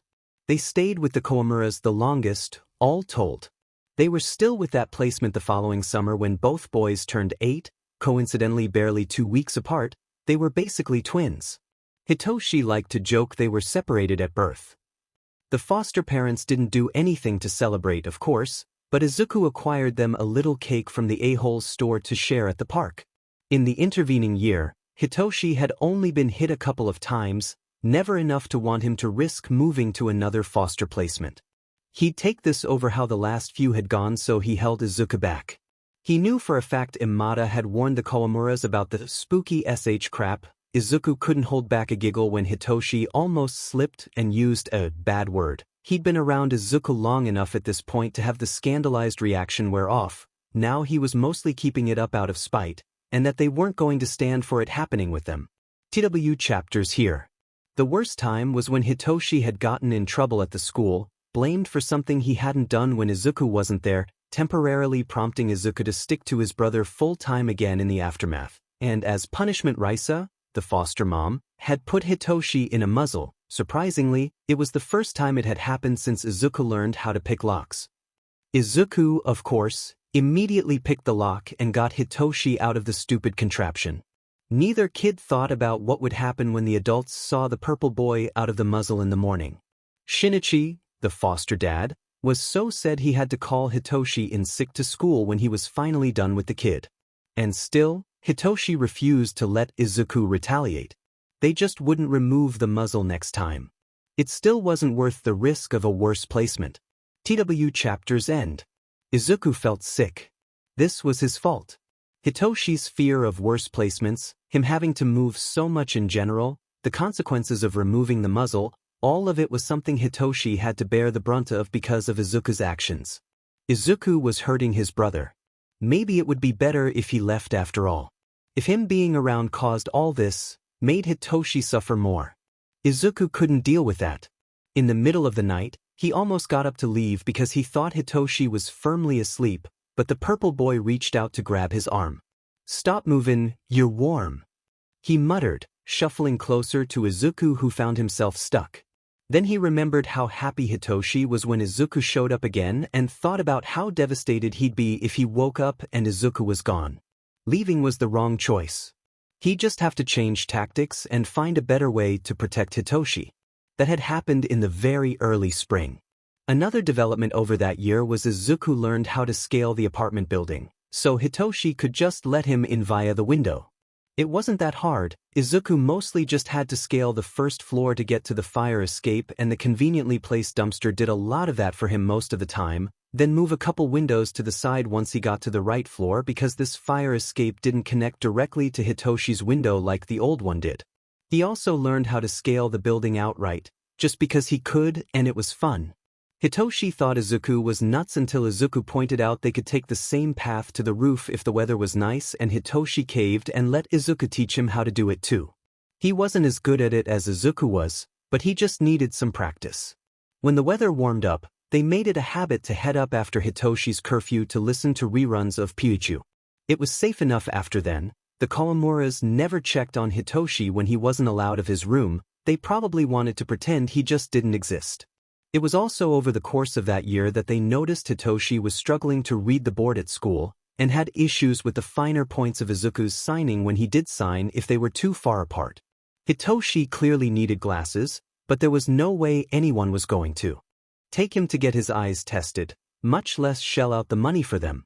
Izuku started attending school regularly with Hitoshi again, so he could go read the board for him if Hitoshi had any questions. At least it kept him fairly up to date with an actual school curriculum. Hitoshi was happy about that, even if Izuku didn't care that much.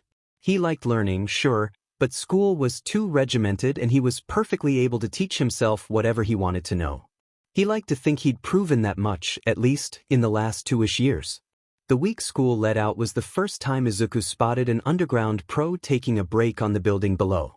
Izuku did his best to remain calm, knowing moving quickly would just draw more attention to their presence. The building they were on was higher than the building the pro was on, and it looked like the man, dressed in a black jumpsuit with one of those belts that had a ton of pockets on it like the pre-Quirk hero Batman, bright yellow goggles, with some sort of long gray scarf looped many times around his neck, was just taking a moment to eat a snack. Thank Kami they'd been in the habit of Hitoshi signing at Izuku instead of speaking, even in private. Though Izuku was starting to get worried Hitoshi might go fully nonverbal, there wasn't a whole lot they could do about it, and Izuku kept his quirk up at all times if they weren't inside and decidedly alone. He'd had plenty of time to practice, after all. Don't freak out and don't speak. Izuku signed. I never speak. Hitoshi reminded him, mostly as a way to distract himself because Izuku could tell him not to freak out all he wanted. That would probably always spook him. There's a pro below us.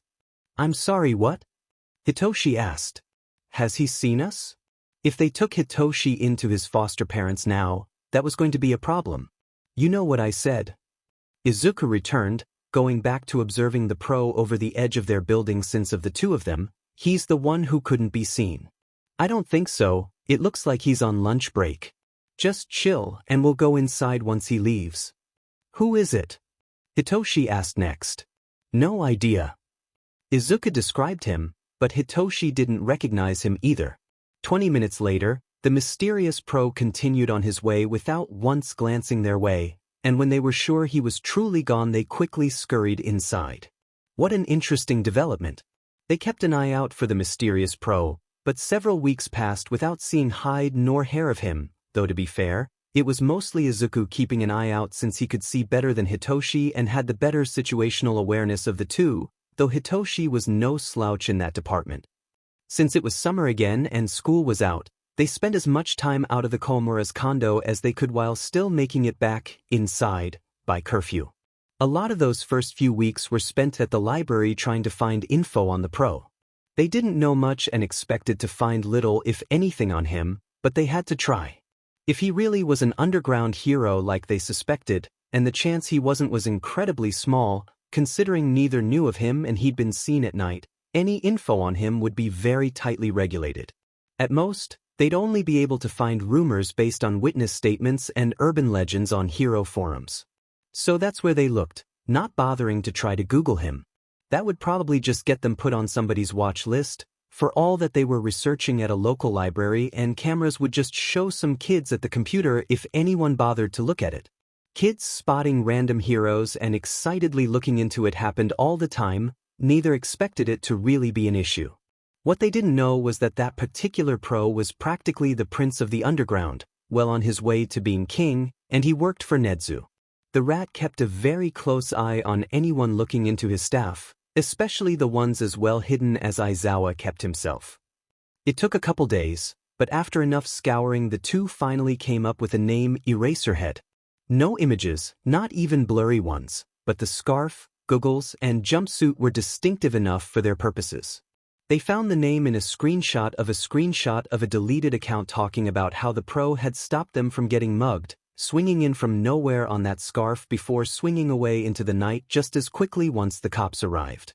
The original poster had barely even gotten his name, and that was only because they overheard him telling it to one of the cops before the pro disappeared. Most of the comments on the post they found the screenshot on were just calling it an urban legend, but the two knew better. It was exciting for them for a while. As weeks passed without another sighting, they were lulled into a false sense of security, increasingly believing they'd had the hero version of a cryptid sighting. A one-off incident, never to be repeated but fun to retell all the same. They didn't know he taught at UA, or that he'd been on what he considered a vacation taking the brats he called his students on their annual summer training camp before taking the following week after that off for a true vacation. He'd finally married the love of his life and they were on their honeymoon. If there was ever a good enough reason, aside from burnout, to take a break from the job, it was that. They didn't know when Aizawa Shoyuda, aka Pro Hero Eraserhead, returned to patrols he was still assigned that same route, or that on his second patrol he caught a glimpse of purple before it disappeared as the boys snuck back into their condo window. Thinking it was a break-in, Shoyuda paused his journey across buildings to keep an eye on the window only to see a purple-haired kid moving around inside a window. A small kid. It was dangerous for anyone, let alone someone that small, to be scaling the side of a high-rise like that, but since they were safely inside there wasn't a lot Shoyuda could do about it. It's not like he could figure out what unit it was from the outside.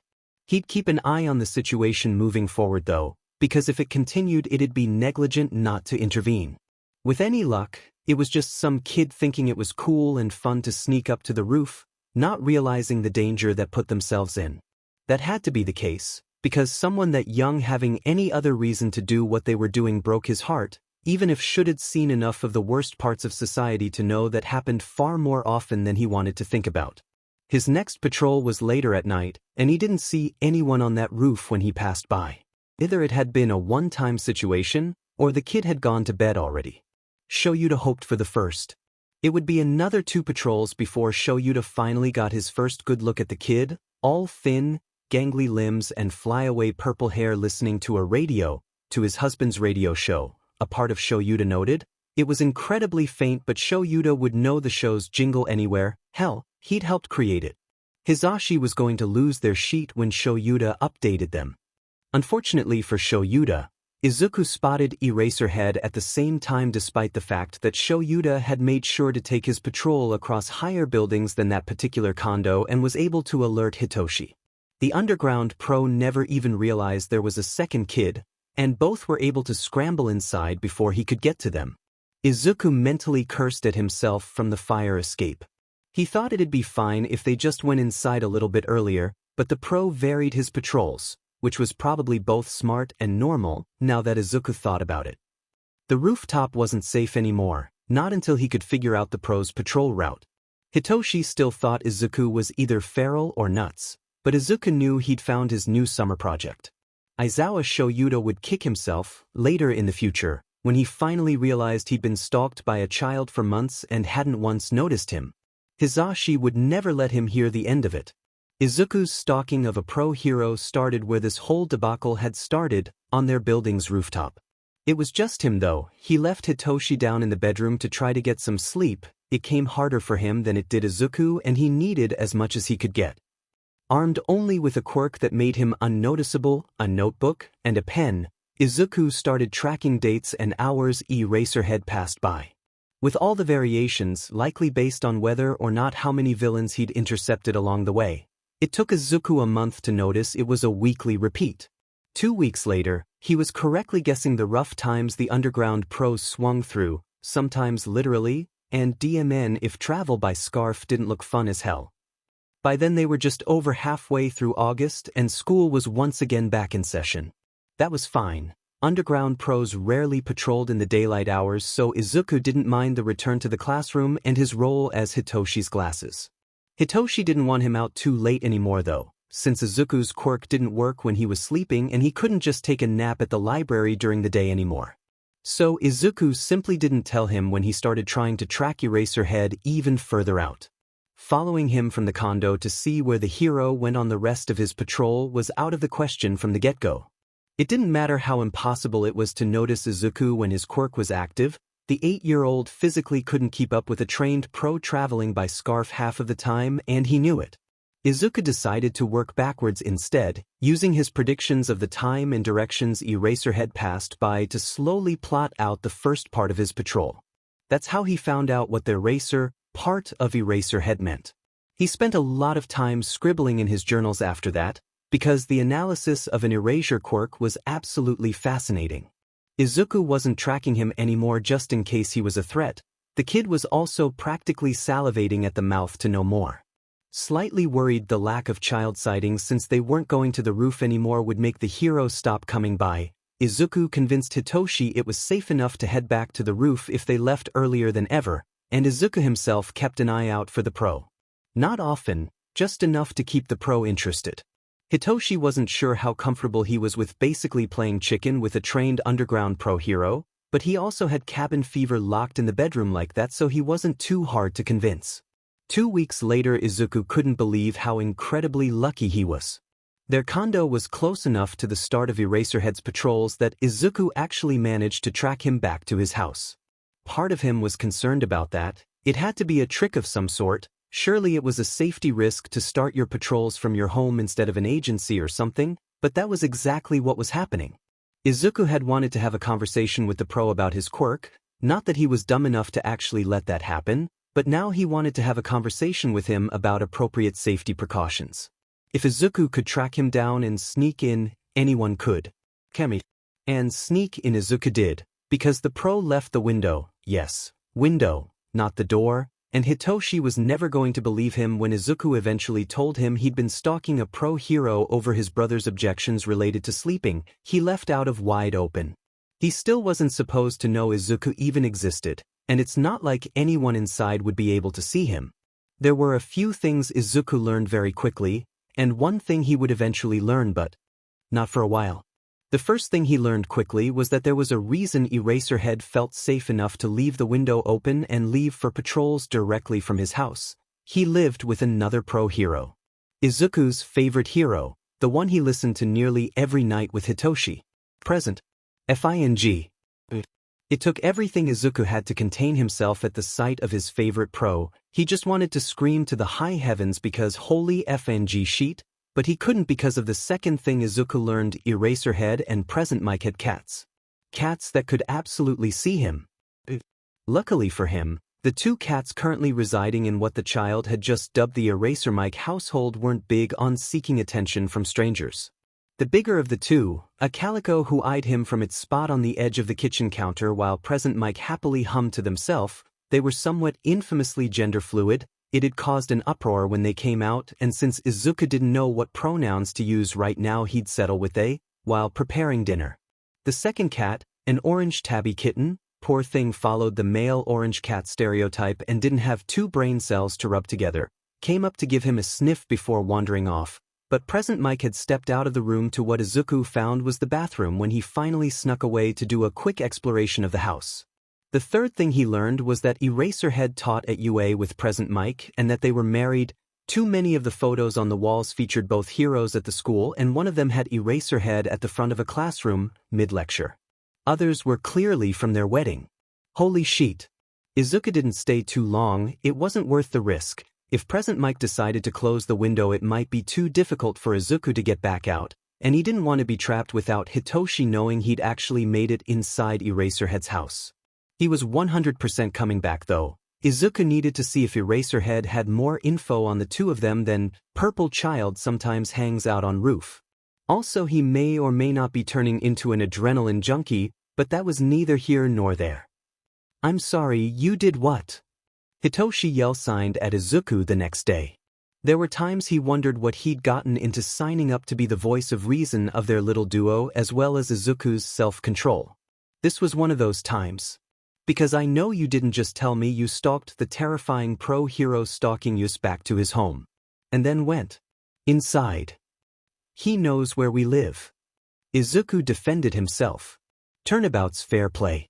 You haven't heard the best part yet though. Turnabout's fair play. Hitoshi repeated, interrupting his brother. Turnabout's Verga. Just no. Stop. Interrupting himself now, Hitoshi just effing gave up and turned around to face away from the unrepentant greenette entirely. Izuku briefly thought about pointing out that Hitoshi signed because he couldn't talk, while if Izuku talked Hitoshi would still hear him, so that move really only stopped Hitoshi from responding back, but he refrained. Izuku did have some measure of survival instinct deep down under all the feral energy being Hitoshi's personal poltergeist had built up within him over the past 2 years, and he knew crossing that line when Hitoshi was this mad just might end in Hitoshi actually murdering him. Feral or not, more technical street experience and parkour practice or not, Izuku was pretty sure if it actually came down to it he wouldn't stand a chance against Hitoshi. So he just waited until his purple brother calmed down and turned back around to continue the conversation. So instead of coming back inside and sleeping like IFING told you to, Izuku didn't comment on the bad word that slid into Hitoshi's lexicon for the moment. You decided to go out and risk your life and ability to live undercover to stalk a pro hero. And that's not even the best part. What else happened? I'm not sure you need dash. I swear on all that's cute and fluffy Izuku, you better tell me what else happened. Hitoshi interrupted again. Okay, fine. Izuku rushed the words out as fast as he could, now just trying to get this over with. He's a teacher at UA, his quirk erases other quirks, which is really fucking kinkle, and he's married to Present Mike. I'm gonna go back in when you're on your field trip and see if he's got anything written down anywhere about us. Hitoshi stared at him when Izuku stopped speaking. And stared, and stared, and stared some more. His brother was probably the smartest person Hitoshi knew, yet he was still one of the least intelligent people he'd ever had the misfortune to meet. Instead of responding to any of that once he finished processing it, Hitoshi moved over to his desk, grabbed a random folder of schoolwork lying on top of it, rolled it into a loose cylinder, and moved forward to bop Izuku, somewhat lightly, on the head with it. You are not smart. In fact, you're the opposite of smart. No. We need to know.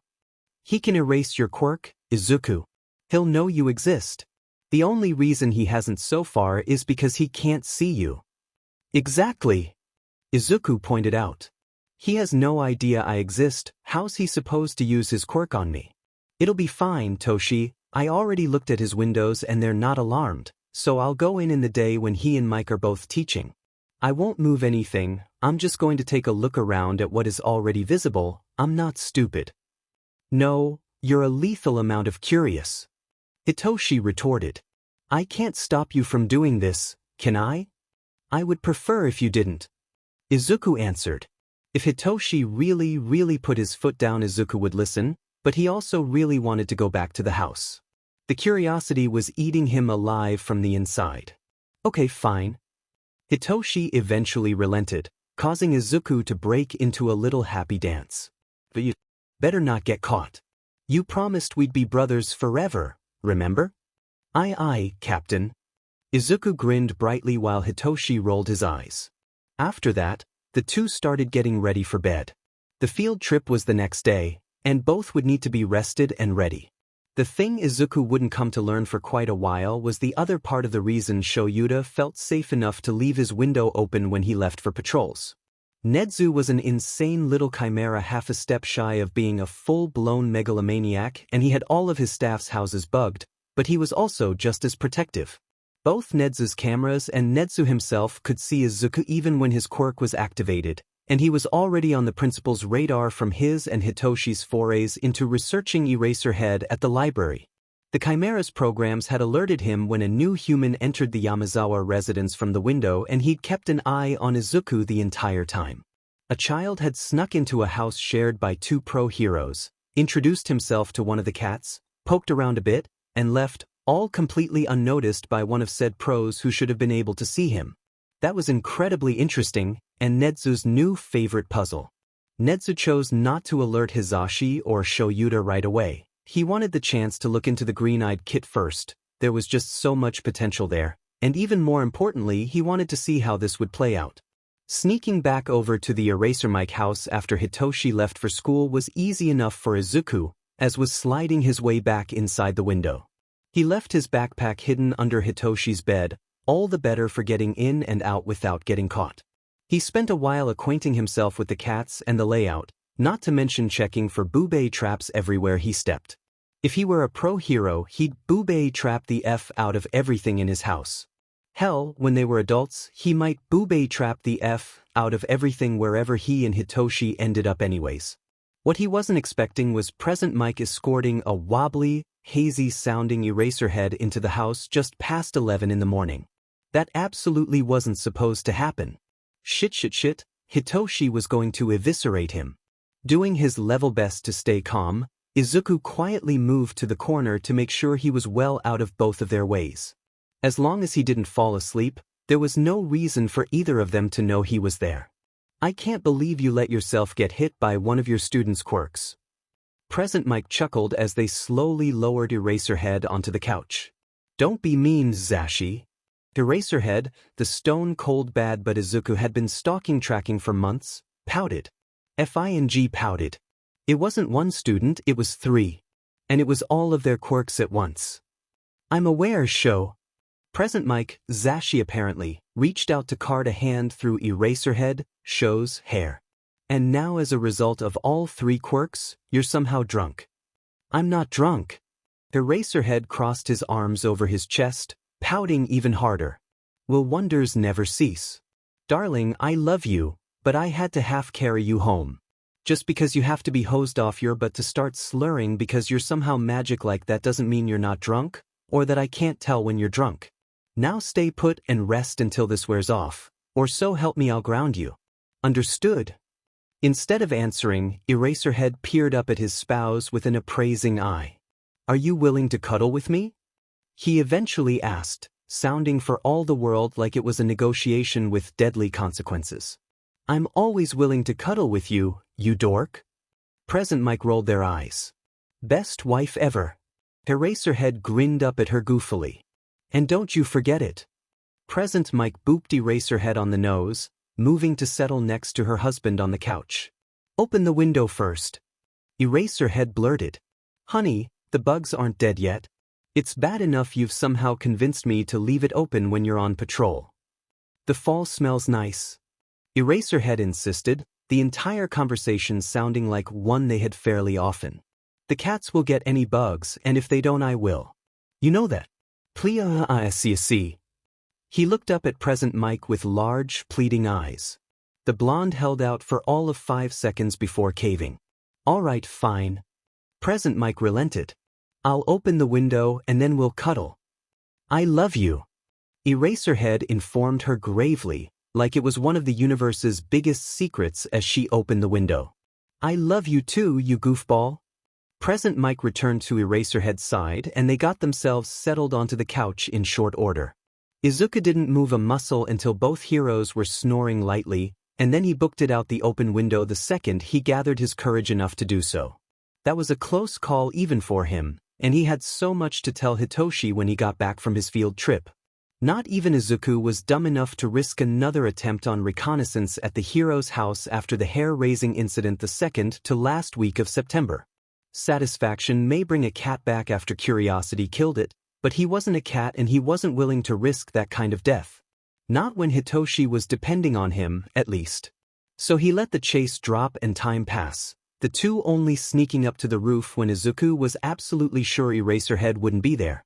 He kept an eye on the pro though, because he wanted to know when his patrol route moved away from the condo. Everything was fairly calm for the next 3 weeks. And with Izuku finally scared off his hunt, both boys were lulled into a false sense of security.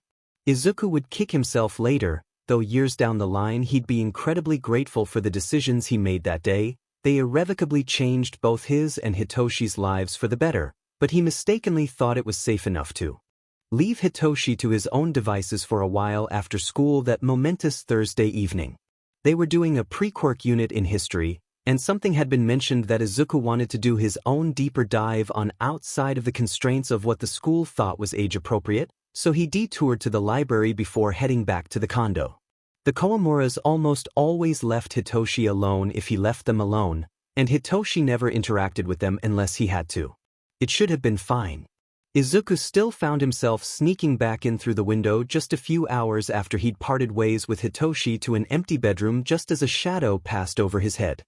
He glanced up just in time to see Eraserhead swinging down, a familiar purple head locked in the awful muzzle they both hated safely wrapped in his arms and capture scarf. Mother. F.I.N.G. Hitoshi. Hitoshi was shocked by how fast things went south. It had been a normal day, part of a run of them actually, until it wasn't. Actually, maybe that was why everything had gone bad so quick. It had been too good for too long and the universe couldn't let either him or Izuku have anything nice without reminding them they were at the mercy of whims far beyond either of their control. He should have just gone with Izuku to the library. Hitoshi knew better than to spend too much time at the Kawamura's condo, especially on his own. But Izuku tended to be even more of a chatterbox than normal at the library, usually because he had all the information he could ever want about whatever his current special interest was at his fingertips and he could info dump it all on Hitoshi, and Hitoshi wanted to actually get some of his homework done that night. His biggest mistake was thinking it was safe to go to the bathroom because it was 7 p.m. and he still had 2 hours before curfew. His second biggest mistake was bumping into Risa, the foster mom, and causing her to spill the fresh coffee she'd been carrying all over her white shirt, staining it and burning herself. She had Shinichi lock Hitoshi in the now entirely too small muzzle as punishment while she went to change. Shinichi took it upon himself to go the extra mile and mete out his own punishment on Hitoshi, because clearly that had been an act of villainy. At the same time, hurting from the bruises now littering his body and the metal of the muzzle cutting into his face and head, Hitoshi scrambled out the window and onto the roof as soon as Shinichi closed and locked the door behind him. He couldn't be in that room alone, not in that condition and not after that. He needed the open space of the roof, at least until Izuku got back. Izuku wasn't the first one to join him. Underground pro hero Eraserhead was. Shit, this was bad. Shoyuta had been hopeful that whatever reason the purple kid he kept seeing on the roof of that one condo building had to be up there had resolved itself, that either the thrill of sneaking out had worn off and they'd stopped on their own, or their parents had finally caught them and put a stop to it, because it had been a few weeks since he'd last seen the kid.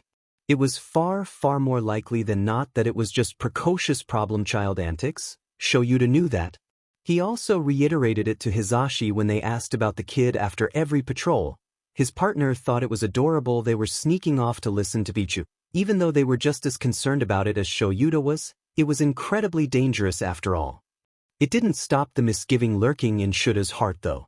He had to keep reminding himself that most kids didn't grow up like he and Hisashi had. That was just statistics.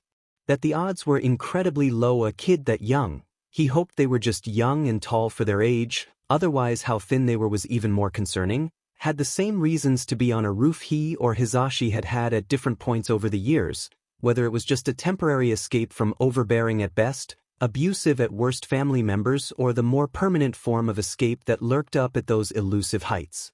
It was bad enough he and Hisashi had had to deal with that. It's part of what had ultimately driven them to become heroes. Shoyuta desperately didn't want this kid to be going through something similar, and if he was, well. Shoyuta wasn't the most feral teacher currently at UA, Nedza didn't count. He'd hired Shoyuta on to replace him as a homeroom heroics teacher when he moved up to be principal of the entire school. Shoyuta had been the only personal student Nedzu had ever taken on. He knew the man could handle it. For nothing. Shoyuta was attached and had been attached for a hot minute. If someone was putting this kid in a situation similar to his and his partner's backstory, that someone was going to pay for it. Then the kid stopped showing up on the roof altogether, not even the quick flashes he'd gotten as the kid somehow always escaped inside before the underground pro could check on him, and there was nothing on the news about a small, purple-haired child no matter how much Shoyuta scoured it, and he'd felt a small bit of hope about the entire situation.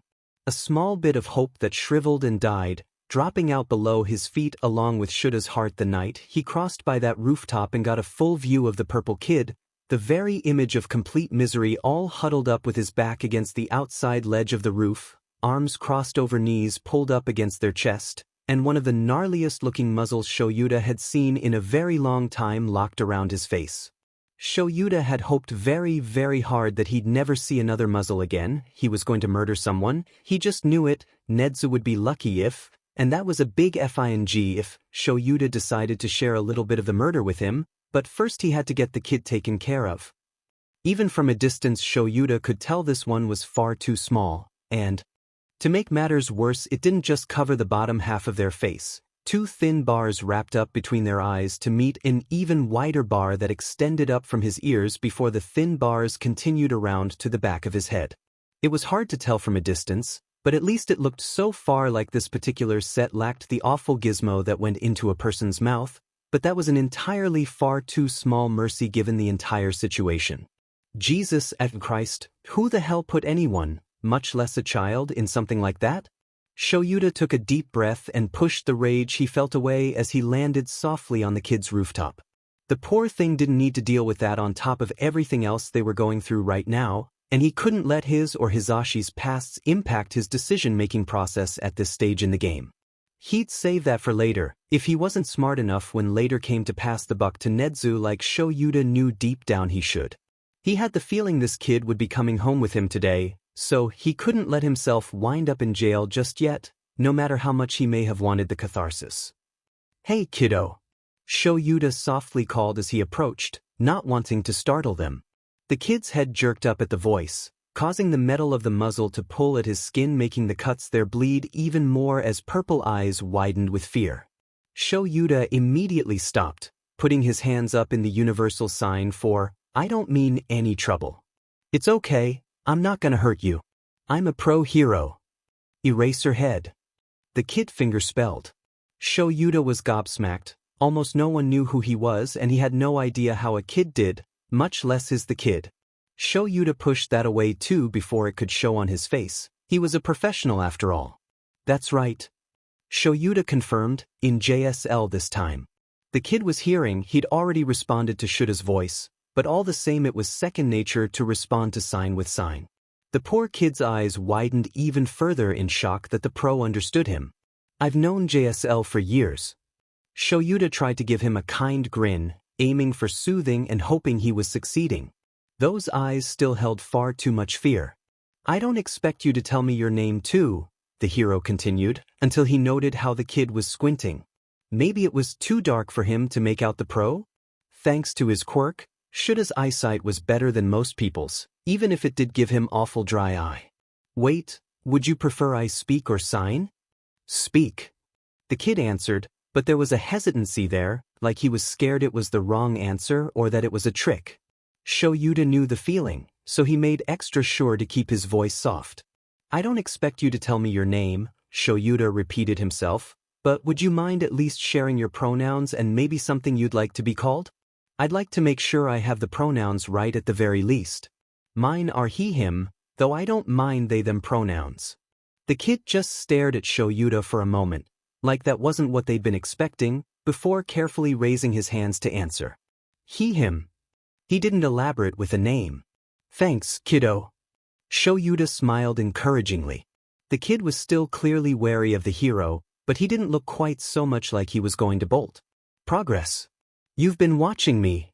The kid surprised Shoyuta by continuing. "Why? You're a kid who hangs out alone on a roof a lot." Shoyuta raised an eyebrow slightly. "I was concerned." He was right to have been. "I can take a look at that if you don't mind. I might be able to get it off." "It's okay, kiddo, I'm not going to come closer if you don't want me to."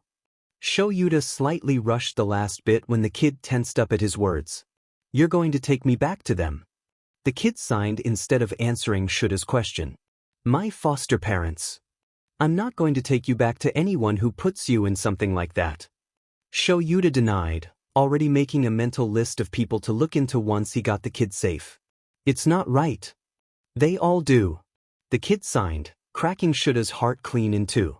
"You know how I'm a pro hero?" Shoyuta asked. The kid hesitated, then signed yes. "Well, muzzles like that are really illegal. Once I get my investigation started, no one's going to be muzzling you ever again. I have some personal experience with the things. Someone very close to me used to have to deal with them. I promise you, I'm not going to let this slide." The look in Eraserhead's eyes was too earnest. The purple kid was almost willing to take him at his word. But if he left now, Izuku would have no idea what had happened or where he was. Hitoshi didn't know what to do. Hitoshi didn't know what to do. On the one hand, he was scared, and in pain, and incredibly tired of the way he was always scared about the next time he'd be hurt. He just wanted this to be over, and it wasn't going to be, at least not until he was a legal adult, not with Imada sabotaging all his placements. Now he had a hero across from him offering a way out. Hitoshi wasn't stupid. Izuku had always been obsessed with heroes as an offshoot of his obsession with quirks. They had the easiest ones to analyze. Hitoshi absorbed a lot of that via osmosis. He hadn't had a choice otherwise once he figured out how to decipher Izuku's mutter storms. He knew the kinds of things that drove most unders into the underground and what a quirk like erasure would have labeled the hero as. This was one of the very few people who would understand what it was like to be labeled a villain based off your quirk alone, who was also both willing and had the ability to help. Everything Hitoshi had ever wanted was one acceptance of help away, and Hitoshi desperately wanted to accept it because against all odds he believed the pro. Maybe he was just a naive little kid. He couldn't stop the voice in the back of his head that wouldn't shut up about that. Or maybe he was just exhausted enough to be willing to risk it, but this could change everything for him and Izuku. Except Izuku wasn't there. And Hitoshi had no idea when he'd be back. Or let him know he'd gone off with Eraserhead. He could have left a note that he'd gone to the roof before he'd escaped out the window, but Hitoshi figured that'd go without saying once Izuku saw the open window and know him, and it still wouldn't have said anything about Eraserhead. It was Izuku though. He'd already tracked down Hitoshi when Imada had moved him to the Komuras, and he knew Eraserhead had had an eye on him and where the pro lived, so he could probably track down Hitoshi again, right? Or, if Izuku still hadn't popped up in a few days, this went well and Eraserhead proved himself trustworthy, Hitoshi could tell him about Izuku?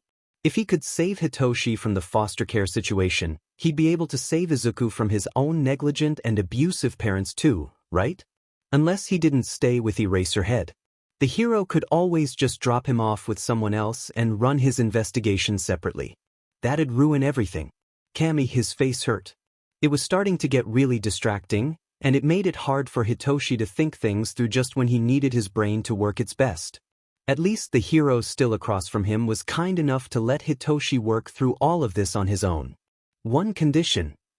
Hitoshi finally signed, looking back up at Eraserhead. What is it? Shoyuta asked, relieved to finally be making true headway here. I can't promise it, but I can try my best. I stay with you. You want to stay with me? Shoyuta asked. He hadn't been expecting that. Most kids didn't like him, something about the resting murder face. It's why he refused to teach anyone but teenage hirelings. It was fine if they were scared, intimidated by him. Often it was a perk. Yes. The kid signed back with decisiveness as his purple eyes blazed into Shuta's. I think I can make that work, kiddo. Shoyuta answered, one side of his mouth quirking up in a half grin. Can I take a look at that muzzle now?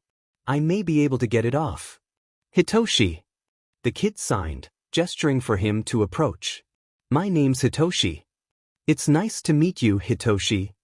Shoyuta rumbled as he carefully stepped forward to meet the kid. My name's Aizawa Shoyuta. You can call me by either name if you prefer. Eraserhead's a bit of a mouthful. I don't talk. Hitoshi signed, and he had to be getting tired because both his hands and eyes were drooping. That's fine, I can show you my name sign when we get somewhere with better light. Shoyuta assured him as he crouched down, pulling out his phone to use the flashlight so he could try to get a better look at the torture device attached to the kid's head. Shoyuta had to close his eyes and take a deep breath when he looked at the back of the monstrosity. It had some sort of heavy-duty lock on it, and he hadn't had the chance to replace his lock picks after they'd been broken recently. He was gonna have to get the kid somewhere else before he could get this off. He'd wanted to get it off as soon as possible, but this also meant he could get the kid to a hospital sooner, so silver linings. Okay, Hitoshi, here's the deal. Shoyuta started. I don't have any lock picks on me right now, and I'll need a set or some other equipment to try and get this off. I want to get you checked out sooner rather than later anyways, so new plan, I get you to a hospital where we can get some better light and equipment to get this off you. Sound good? The prospect of the hospital woke Hitoshi up real fast. He absolutely hated the idea of being in one without Izuku with him. The whole concept was terrifying and he didn't think he could face it alone. It's okay, kiddo, I'll be with you the entire time. I won't leave your side if you don't want me to, Shoyuta assured him. But they're the doctors. Hitoshi signed. And I'm a licensed pro-hero. Shoyuta reminded him. If I say I'm staying, then I'm staying. Hitoshi stared hard at his face for a minute, probably searching for any hint of a lie in Shuta's words before relenting. But I stay with you. You got it, boss, you stay with me. Shoyuta stepped back slightly, observing the kid and their location. You're tired and we both probably want to get this over with as soon as possible. The fastest way is if we go over the rooftops and use my scarf. Are you okay with that? Once Hitoshi nodded, Shoyuta quickly explained what he was going to do before carefully hauling Hitoshi up into his arms and attaching the two of them together with one end of the capture scarf just as an extra measure of security. The kid was far too light, but that was something they'd have plenty of time to address moving forward. Shoyuta wasted no time leaving the rooftop, heading in the direction of the nearest hospital as he made a mental list of everything he needed to do now, including calling Hisashi to fill them in. One of the last things Hitoshi saw as they left the rooftop before he lost sight of the condo entirely was Izuku, half inside their window, watching him disappear into the distance in a hero's arms. At least he'd know where to start looking. Luckily, the nearest hospital was pretty close, so it didn't take Shoyuta very long to get there, and even better, it was the one where the staff were more familiar with his presence, so he had the added bonus of not having to explain for the umpteenth time that no, he wasn't in fact a homeless man, who in this case abducted a child, 'cause that wouldn't have been fun. He was a pro-hero. No, this time Shoyuta was recognized by the competent, why he preferred this hospital, and thus was there often enough to be recognized because Hisashi made him seek medical care and Shoyuta was too chicken to go to Chio too much. Her cane hurt as much as her quirk cured when you got hurt because you made a stupid decision, as he strode through the doors. With a bloody, muzzled, traumatized child in tow. They jumped into action immediately, leading Shoyuta up to an empty room instead of insisting on a cart and wasting time when Hitoshi made it clear he wasn't going to let go of the pro. Especially after Shoyuta let them know he'd need the B-29 forms, also known as the emergency custody forms. The pair of nurses, a young man with short, light brown hair and soft orange eyes, and a middle-aged woman whose platinum blonde hair was pulled into a severe bun and bright blue eyes, immediately altered course, redirecting up to the hero ward in deference to what was now a new Guardian situation involving a hero. Once they reached the private room, they got him and Hitoshi settled on the bed. Hitoshi still refused to let go of Shoyuta, holding on to the hero like he was the kid's own personal lifeline, so up they both went. Hitoshi wasn't hurt so bad that he couldn't sit in Aizawa's lap, at least for now. They quickly introduced themselves. The older woman was Ono Hinata and the guy was Tsuko Nikki, before explaining to Hitoshi what they were going to do as they checked him over. The first thing they were going to do was make sure there wasn't anything major happening other than the muzzle, especially since Shoyuta had briefly explained what happened on the way up. When they were able to verify there wasn't anything else happening currently other than bruising and mild malnutrition, they moved the muzzle back to the top priority spot. One of the things most civilians didn't realize about hero wards in hospitals was that they were weird.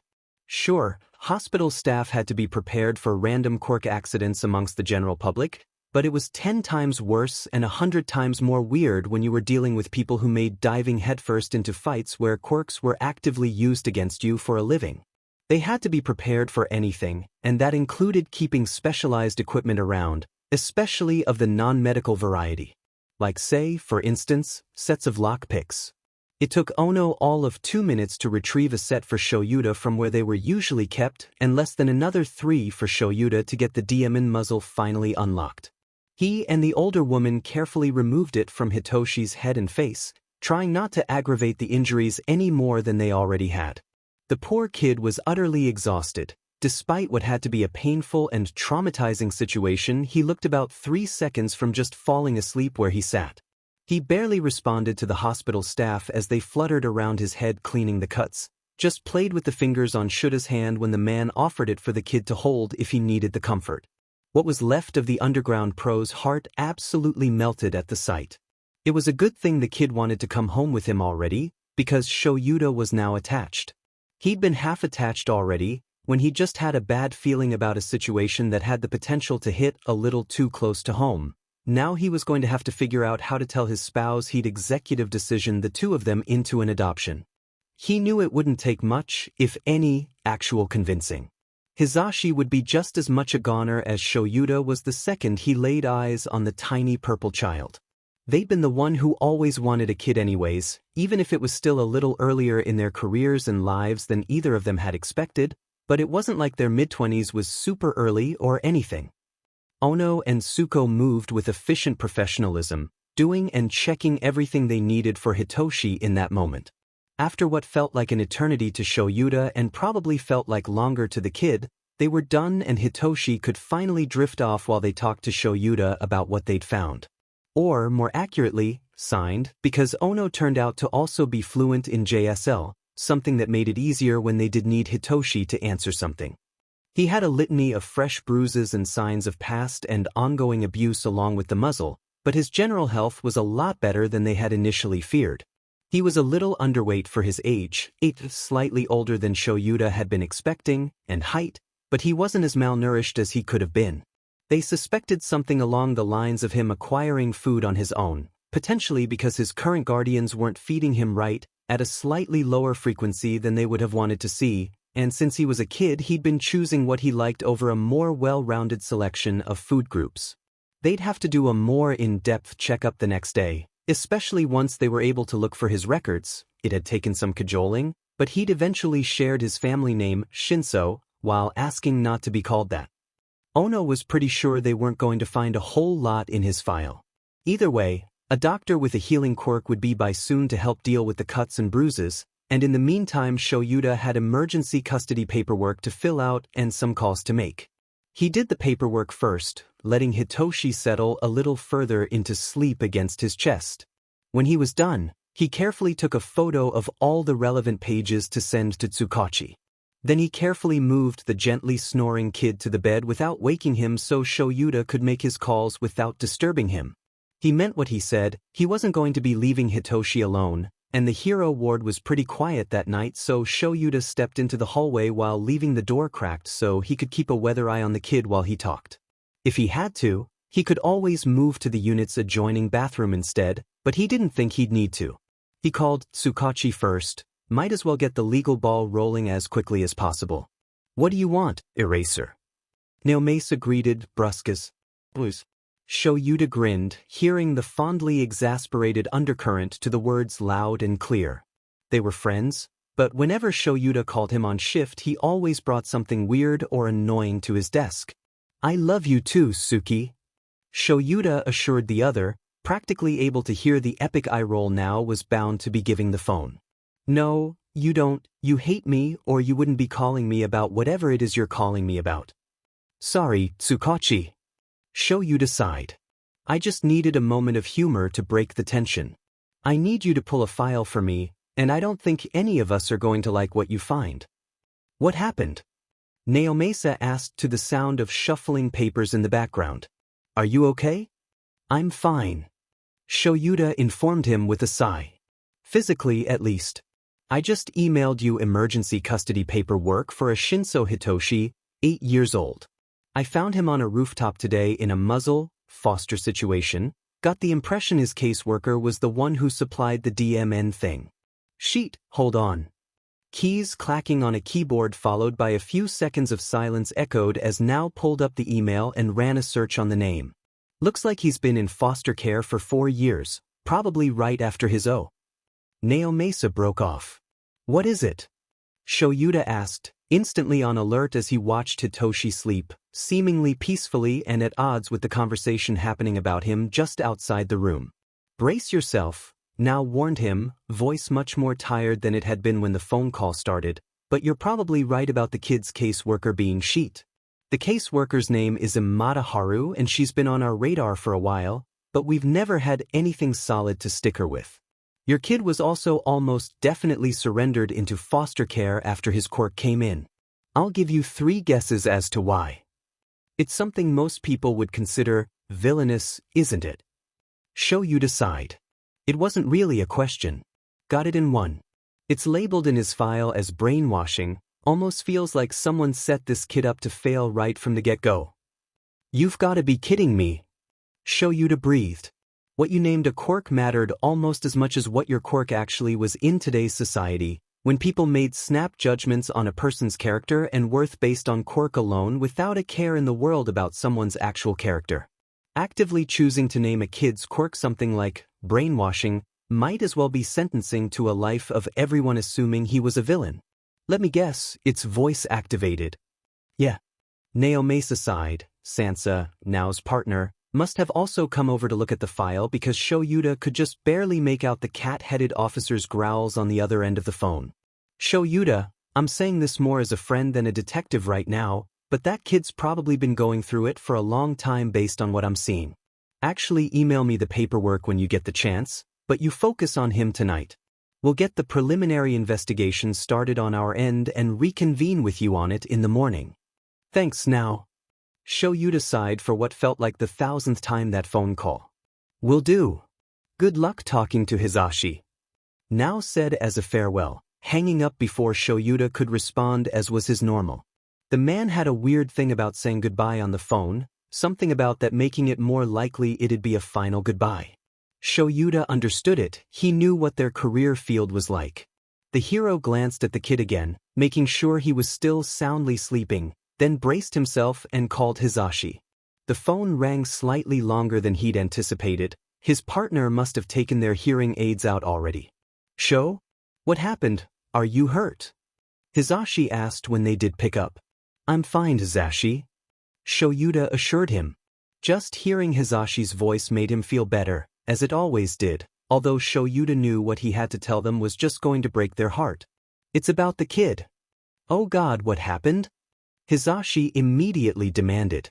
Is he okay? Where are you?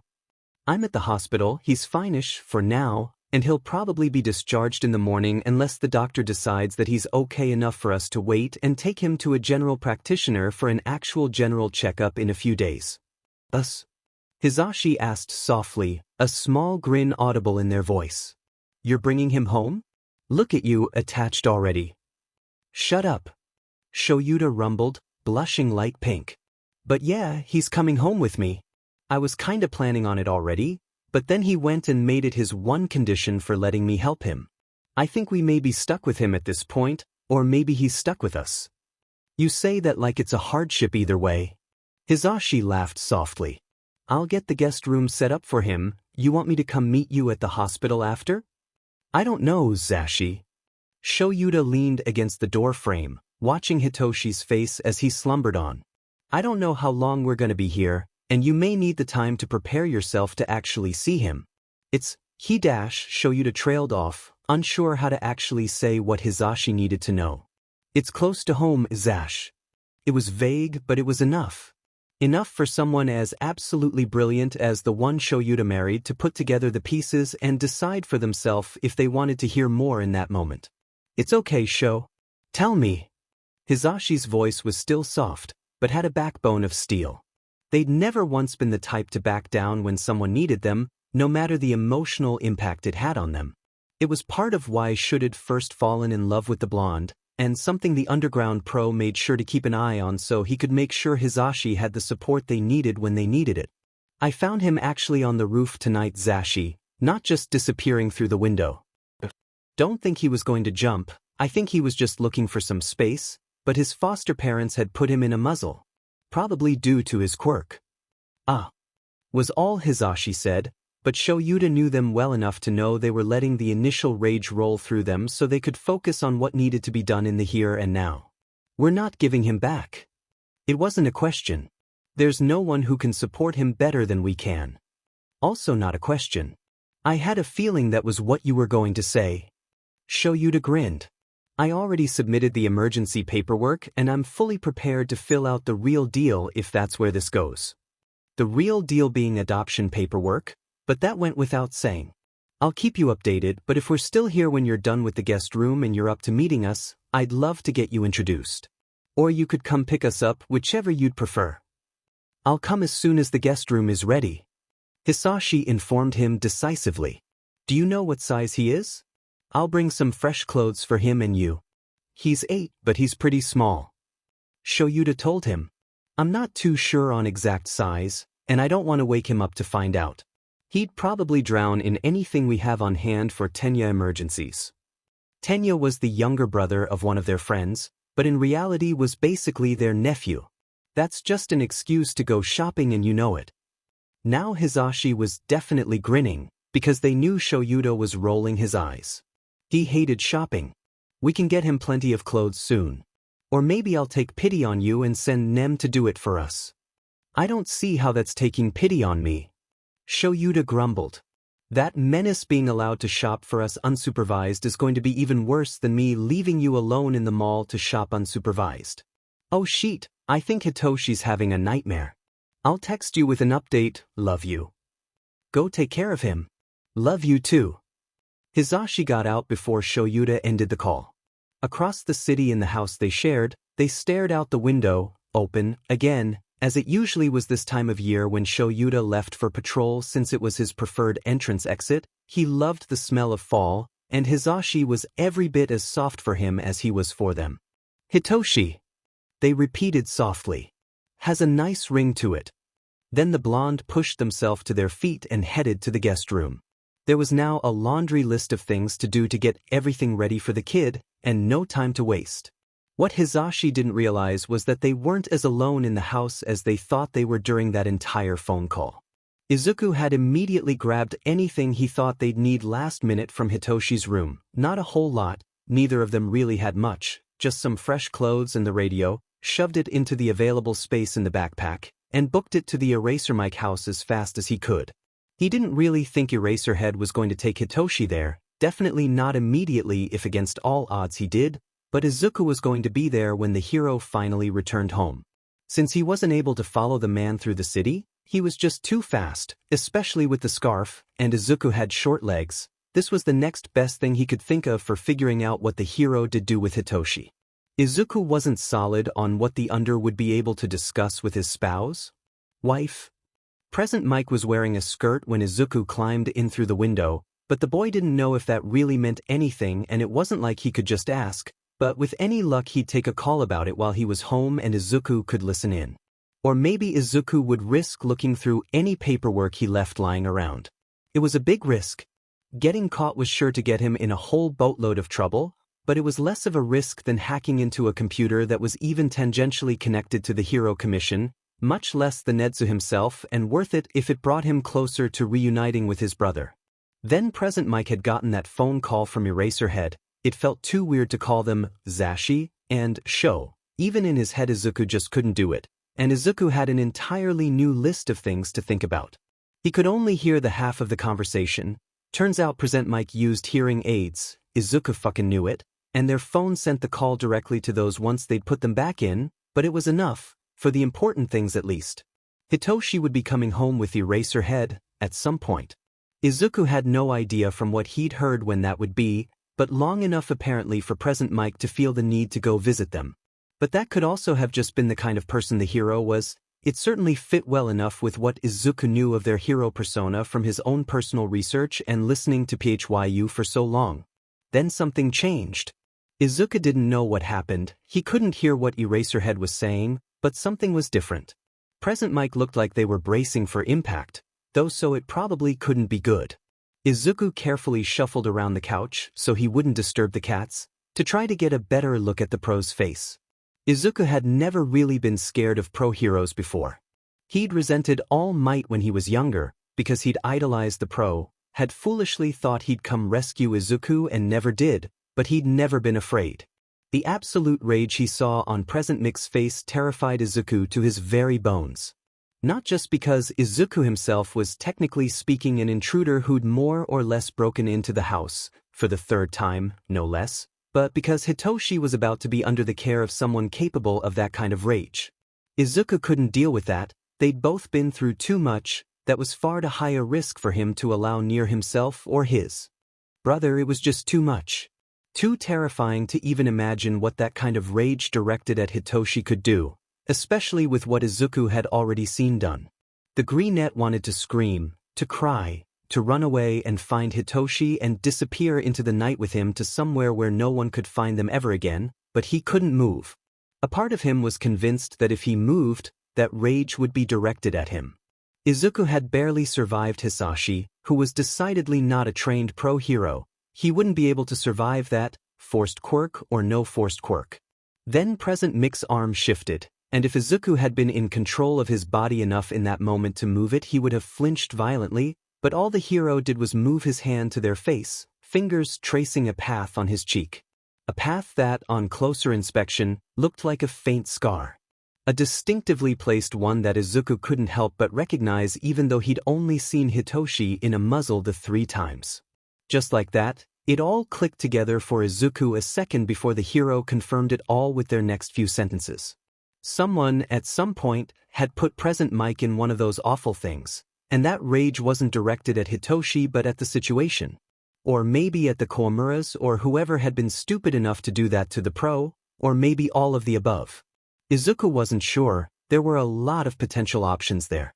The important thing was that rage wasn't at Hitoshi, it was for Hitoshi. Something protective instead of horrifyingly malicious. It was novel, the realization that an adult felt protective of either of them. Izuku didn't know what to do with that, so he decided to ignore it for now. He could mentally poke at the feeling with a stick later, when he knew for sure his brother was safe and would be fine.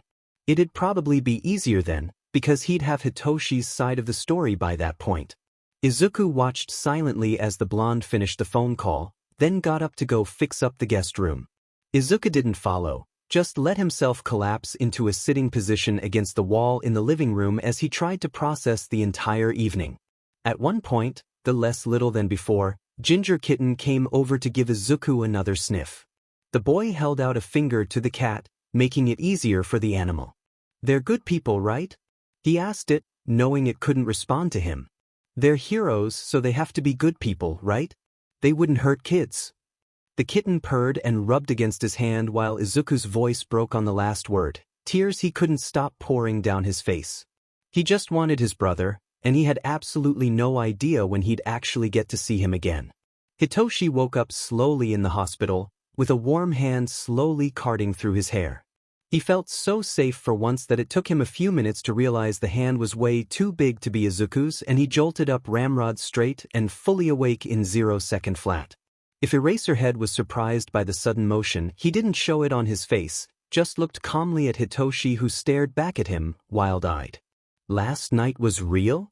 He signed, trying to process all the memories and emotions from the night before that slammed into him at once. "Last night was real," the hero confirmed with a lazy smile, watching everything play out on the 8-year-old's face. "I don't hurt," was the next thing Hitoshi asked, beating Shoyuta to the punch of asking how the kid was feeling and simultaneously sucker punching the pro in the feels.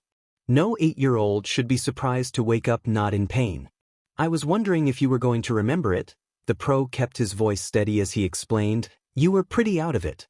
The doctor came in last night to get a look at you after the nurses left, and you woke up enough for her to heal up your face and bruises before immediately going back to sleep.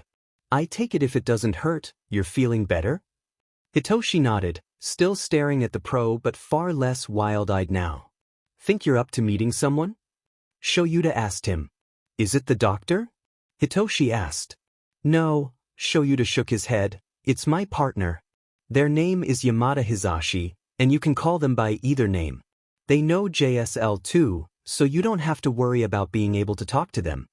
At some point, they'd explained to the kid that Hisashi's pronouns changed around sometimes, but they didn't want to overwhelm him while he was still in the hospital, so this would work for now. Shoyuta glanced up over Hitoshi's head, and Hitoshi followed his gaze to see the blonde in civilian clothes sitting in the hospital chair next to the bed. "Hey little listener," Hisashi grinned warmly at the kid. He was adorable, all wide purple eyes and matching gravity-defying hair. "It's so nice to finally meet you. You told present Mike about me?" Hitoshi finally signed after it staring at the blonde for a bit. "What did I tell you? You owe me jelly pouches now." Shoyuta smirked at his partner, causing Hitoshi to frown up at him in confusion. "I told them you recognized me before I introduced myself and they didn't believe me. So I bet them my second favorite snack you could figure out who they are too.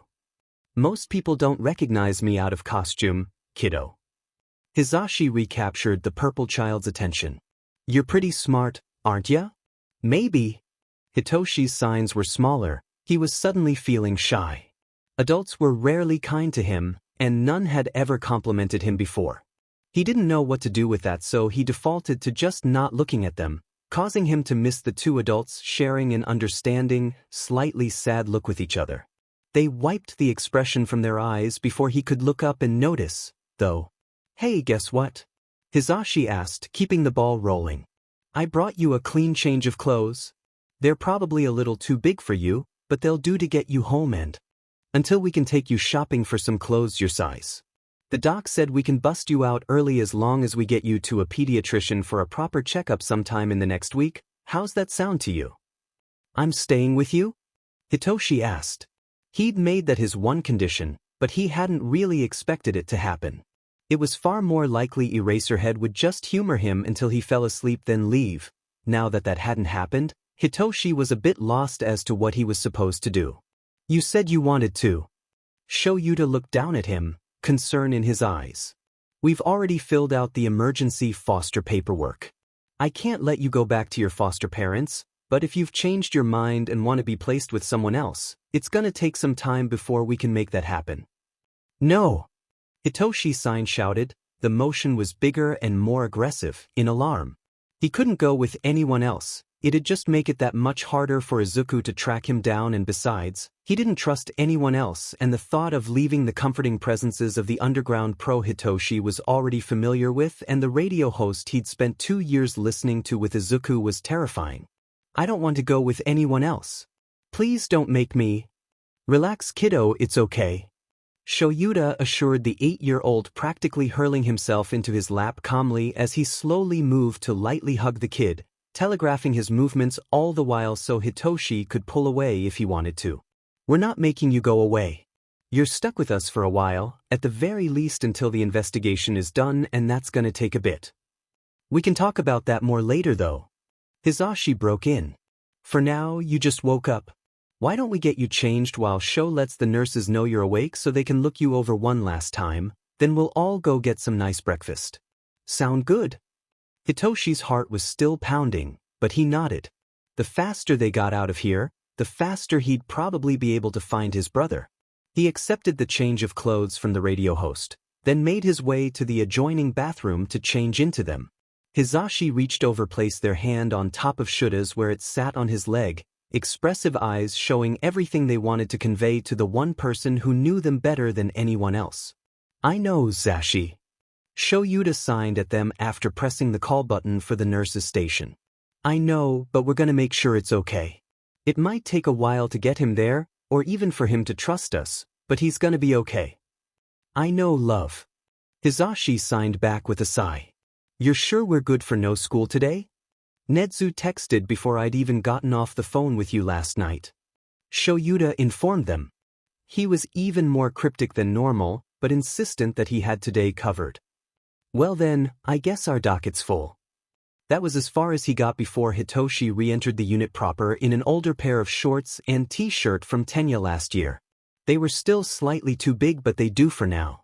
One of the nurses on duty at the time stuck her head in the doorway right after, saw Hitoshi was awake, and went to get Ono, whose shift would be ending soon. Before Hitoshi knew it, they were leaving the hospital and zipping off in an unexpectedly powder blue car for breakfast before they were to head back to the house to introduce Hitoshi to the cats. Hisashi was driving, but insistent Shoyuta show Hitoshi photos of said babies. Hisashi, demons, Shoyuta. Hitoshi was a little overwhelmed by all of it, but it was nice. He just didn't know how long it would last.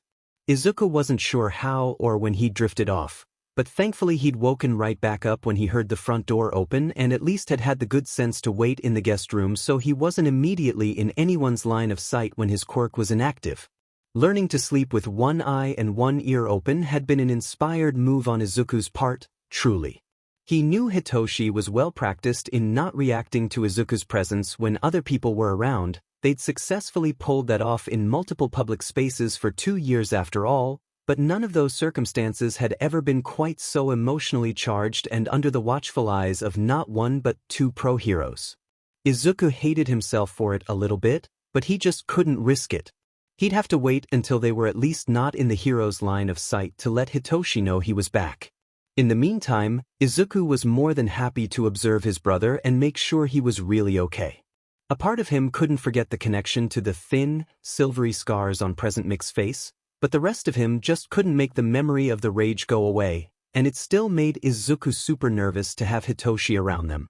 One day, way in the future, Hisashi would finally find out Izuku had seen that, and even more importantly, felt like that. Because of them. They'd keep it together in front of the kids, but they'd break down in Shura's arms later that night when Izuku and Hitoshi were asleep. They never, ever meant to or wanted to make a child feel like that, much less one like Izuku who was so sweet yet so prickly and almost entirely distrusting because of everything he'd been through. It made how long it took him to trust either of the adults make so much more sense, thought. Hitoshi seemed pretty okay, thank Kami. Izuku felt like he could breathe better now that he'd confirmed his purple best friend wasn't hurt. It even looked like whatever hospital Eraserhead had taken Hitoshi to had healed his face, because there weren't even scabs. Izuku was actually kind of impressed. No one had ever been willing to give Hitoshi much medical attention since his quirk came in other than Izuku. Maybe it was because Eraserhead was a badass? Maybe he could just scare the doctor people into doing what they were supposed to do? Izuku would have to wait to ask Hitoshi about it, but he could be patient if he wanted to be. Or had to be. The dark-haired hero didn't look that scary in that moment though, even Izuku had to admit that. Present Mike had apparently packed a shirt with cats on it for him to change into out of his uniform when they left for the hospital. Izuku was pretty sure he wasn't supposed to use just they/them all the time, at least according to what he'd read on the internet, but until he heard someone else using something specific or figured out how to tell the difference himself, it was what he was going with. Eraserhead was also holding Hitoshi's hand as Present Mike let the three of them into the house. Hisashi was trying to keep an upbeat vibe up for Shura's roof kid, Hitoshi, but deep inside she was absolutely livid. It was obvious he could hear, and his file didn't say anything about selective mutism. In fact, it indicated that Hitoshi had at one point been able to speak just fine. Hisashi hadn't looked at it herself yet, but Shoyuta told her that Naomasa told him it was call and response based. He knew JSL, so that was good, but he'd barely signed with either of them unless prompted at all after they'd finally left the hospital. All of that practically screamed a near refusal to communicate unless directly spoken, and Hisashi would eat their hat if it wasn't trauma-based. Especially with the kind of quirk the poor kid had. Hisashi couldn't help but think about the succession of shitty foster homes Hitoshi'd been through and the succession of shitty foster homes she'd been through until she was finally adopted by her wonderful dads not long before she started at UA. She was enraged, but she'd be mad if she let the kid think that was aimed in any way at him. She knew Shoyuta felt the same way, but her sweet, wonderful, beautiful husband's far more sleepy and stoic personality made it easier for him to hide the BSRD. Okidaki, sweetie, let me be the first to welcome you to the house. Hisashi exclaimed as she held the door open for the two guys trailing behind her. She paired the statement with a grand sweep of her arm, showing off the entire living room like it was one of the greatest rooms on the planet. In her opinion it was, shush. Shoyuta was holding the sweet boy's hand. Hitoshi seemed to find it comforting because he took it every time Shura'd offered it and genuinely looked more at ease when holding it. Even if he hadn't asked to hold it himself yet, he was probably just scared to or didn't realize he could, not making him move forward until he was ready as wide purple eyes peered inside the doorway. After a minute or two, those eyes glanced up to meet Shura's, so the taller hero crouched down next to the 8-year-old. You remember what I told you when we left the hospital? Shoyuta asked. I know this is probably all really scary for you, but we're gonna take it at your speed, okay? Hitoshi stared at him for a second then nodded, prompting a grin from the underground pro. Good. Now, I am more than happy to wait outside with you for as long as you want. Heaven knew the electric bill wasn't going to be a problem between his and Hisashi's collective 5 jobs, but if you're ready, I think the cats are pretty excited to meet you. Or at least Dummy is. Pepper's getting older and she's really only interested in naps. Don't take it personally, okay? You named your cat Dummy? Hitoshi asked, fingers spelling the name. Right, we need to show you all the name signs. Shoyuta muttered before clarifying. pairing each name he gave with the associated sign Hisashi had given them, signing one-handed since Hitoshi didn't even try to let go of his hand. Diami. He's a really cool robot from one of my favorite series, so we named the kitten after him because the older cat I mentioned is named Pepper. She came with the name, but that's also a character from the series, so we just stuck with the theme when we got the kitten. Are they nice? Hitoshi asked next. I think so. Shoyuta answered. I'm pretty sure Dummy doesn't know being mean is even a possibility, and Pepper's not really mean, she mostly just wants to do her own thing. She may not be as interested in being pet, but Dummy's gonna love any and all attention you want to give him. You want to go meet them?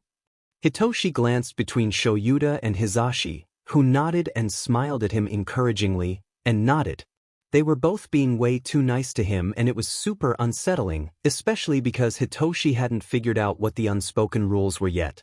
He was very much aware that one wrong move could have changed everything on a dime, and that made him not want to go inside the house at all, but at the same time letting all the warm air inside the house out was probably not going to help. They didn't seem too mad about it right then though, at least. Alrighty then. Shoyuta pushed himself back to his feet. In we go. Hitoshi still hadn't given any indication he was ready to let go of his hand yet, so he just moved it out in front of him, pulling Hitoshi forward into the house even though the bulk of Shuta's body was behind him. Shoyuta gave Hisashi, "So this is happening," look as they both passed by her, and she just scrunched her nose at him. I put both the cats in the bedroom before I left, so I'll just go get dumb. Isho, why don't you go ahead and give him the house tour? You got it, Zashi. Shoyuta rumbled while the blonde moved deeper down the hall. Okay bossman, time for the tour. It's pretty simple really. This is the door and the Genken. Shoyuta indicated both. The Genken was between the wall and the edge of the door, and the rest of the living room expanded from there, and then we're in the living room. Shoyuta quickly showed Hitoshi around the rest of the first floor of the two-story house. There was a door on the other side of the Genken, perpendicular to the front door that led to the garage they barely used for anything other than random storage. The living room took up the entire width of that part of the house. There was a TV and most of their photo collection across the garage wall, a circular coffee table in front of the TV surrounded by 3 couches, 2 big windows on the side opposite the front door, and another window next to his door. There was a hallway in the middle of the wall to the right, and past that a wide, low bookshelf that separated the living room and the fairly large kitchen. Through the hallway on the left was the utility room they preferred to use. It was mildly annoying to get to sometimes, but the other one was super cramped and in the garage, and Hisashi was scared of the bugs that sometimes made their way into the garage. On the other side from the utility room was Hitoshi's room. It was even bigger than the kitchen, and DMN if the kid's eyes didn't somehow get even bigger than they already were when he saw all that space for the first time.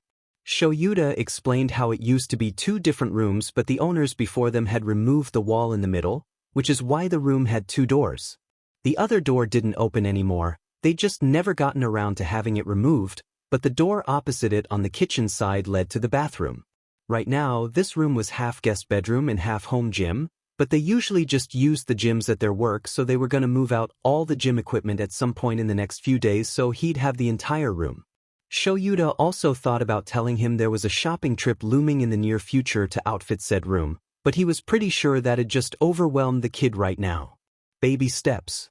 His and Hisashi's bedroom was upstairs, along with their offices, but Hisashi was already heading back downstairs, so they'd save that tour for later. Hitoshi was absolutely entranced with Dumb, the silly little male ginger cat he'd found on patrol a few months ago. Shoyuta was 90% convinced the little cat was the only thing that could have convinced the kid to actually let go of his hand, but when Hisashi asked if Hitoshi wanted to hold him, the little boy was an instant goner. A cat lover in the making if Shuta'd ever seen one, that was for sure. Hisashi got a few sneaky photos in of the two meeting each other, before meeting Shuta''s eyes. Following Hisashi's lead, Shuta''s parents had been awful, but he'd never had any experience with foster care the way she had. Shoyuta nodded. Hitoshi? Hisashi asked, drawing the kid's attention. I know this is probably a lot to take in, so why don't we give you some time to explore it all? We'll just be out in the living room, so feel free to explore as you want. You can go anywhere on the first floor and we'll show you the second floor later, but you can go up there too. Just knock on any closed doors if you're looking for us, and if the door is locked, it's probably our offices. Those have a lot of stuff for our jobs that we're not supposed to let others see, so we have to be with you if you're in there, but otherwise everything's free game. That sound good to you? Hitoshi, as was quickly becoming apparent was his wont, stared at Hisashi for a moment before nodding. Rockin'. Hisashi grinned at him. Well, we'll be out in the living room, and I'll go ahead and leave your door cracked so you can have some privacy, but feel free to open or close it and come or go however you want. And kiddo. Hitoshi held out a hand, letting Hitoshi decide whether or not he wanted to reach out the last little bit to take it himself, which he did. After a second, it seemed like it was expected. He'd never been in a foster situation like this before and he didn't know what to do. We're really happy to have you here, don't forget that. There are some toys in the closet over there, go have fun. With that, the blonde rose to her feet, took Shuta's hand, and pulled him out of Hitoshi's new bedroom, leaving the door a little cracked as they went. Hitoshi didn't move from his spot at first, even when the TV in the living room turned on. Then a familiar voice called out from the bed behind him. I can't believe they named their cat Dummy, whether it's spelled weird or not. Izuku. Hitoshi whirled around and signed. The greenette just grinned at him from the bed, legs hanging over the edge and kicking lightly. You found me. I'm always gonna find you, I already promised. Izuku reminded him. Hitoshi's only answer was racing forward and tackling him even further onto the bed, not noticing the noise the springs made. Out in the living room, neither adult realized the noisy springs heralded an emotional family reunion. They just thought Hitoshi's first move was to jump on the bed. That was a lot more than what Hisashi had been willing to test out at a lot of her foster homes as a kid. Maybe there was hope for the boy yet. Who did you say his previous foster parents were? Hisashi signed in what the rest of the world would have thought was a perfectly innocent manner once they got to the living room. Shoyuta knew better, though, and just raised an eyebrow at his wife as she went to turn on the TV, making sure everything was as normal as possible for Hitoshi, and hoping that the sound of the TV would help reassure him they weren't listening to his every move. What are you planning? Shoyuta signed back. You know me so well. Hisashi grinned, only slightly tinged with sadness and violence in equal measure. Don't worry, love. I just want to have a little chat. Would they or their hearing survive this little chat? Shoyuta was very unimpressed with Hisashi's answer. Would you turn me in if they didn't? Hisashi impishly returned, knowing full well Shoyuta would never. True to form, Shoyuta just rolled his eyes and changed the subject, opting to speak out loud now that they weren't essentially talking about Hitoshi behind his back. It'll be lunchtime soon, did you have anything in mind? Don't have much in-house, we were going to go grocery shopping today. Hisashi frowned, heading to the kitchen. We'll have to go shopping sooner rather than later, for that if nothing else. I was thinking we should go shopping tomorrow, Shoyuta replied as he followed, while the rat has us excused. I don't think it'd be a good idea to drag the kid through shopping for literally everything he needs and normal groceries, though. Hisashi opened first one of the pantries then the fridge while her husband spoke, revealing the truly sad state they'd accidentally let their grocery situation get to. In their defense, they were only 23 and worked 5 jobs between the two of them. They were busy, and when it was just the adults it was fine to order DLVI when the cabinets ran low. That would all have to change now that they had a kid in the house. The two pros stared first at the empty spaces where food should have been, then at each other. We could dash, Shoyuta tried, deeply afraid he knew where this was going. You know I hate using grocery services. Hisashi scowled, not wanting to have this conversation for the umpteenth time. Honestly, what was it with Shoyuta and his hatred of shopping even for food? They never pick fresh fruit and veggies and they almost always get the substitutions wrong. There's the dash. Do not bring up the hero's only service. Hisashi cut him off. You know what happened last time. She switched to sign. Do you really want to risk that again with Hitoshi around? Shoyuta matched his wife's scowl, knowing she was right but not wanting to admit it. The last time they'd ordered from the hero-only grocery app, they'd ended up with a shopper who refused to get off their high horse about Limelight Pros when Shoyuta went to collect the groceries, even to the point of almost refusing to believe the man was an underground pro and refusing to give him his DMN groceries. They both wanted as little drama as possible that night, but that meant there was only one other option. Fine. The underground pro sighed, deflating as he finally capitulated. I'll text Nem. But you're the one who has to keep her out of the apartment. You say that like it's difficult. Hisashi snorted as Shoyuta placed his hands on the counter behind him and hauled himself up to sit on it while he texted one of the couple's best friends since high school. All we have to do is ask about her and Tensei, she'll run away like there's no tomorrow. I can't believe they still think we don't know about them. Shoyuta absently concurred, mostly focused on his wording. He wanted to be as vague as possible because Namuri wouldn't stop bothering them once she sensed blood in the water and it wasn't time to share the full story yet, and needing her to know it was urgent. I'm a whole but underground pro. Shoyuta. Hisashi hissed, scandalized. Language. He's in the other room. Shoyuta glanced up at the blonde, giving her a what does it matter look. You should probably order actual lunch from your phone though. I don't know when Nem'll get here with groceries. It matters.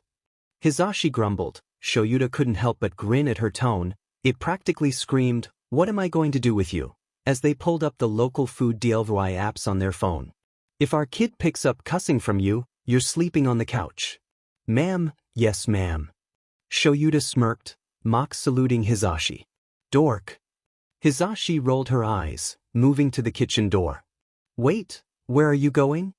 Shoyuta glanced up, eyebrows slightly pursed. To ask Hitoshi what he wants. Hisashi raised an eyebrow, because it really should have been obvious. Hitoshi clutched at his heart, racing for multiple reasons after Yamada left.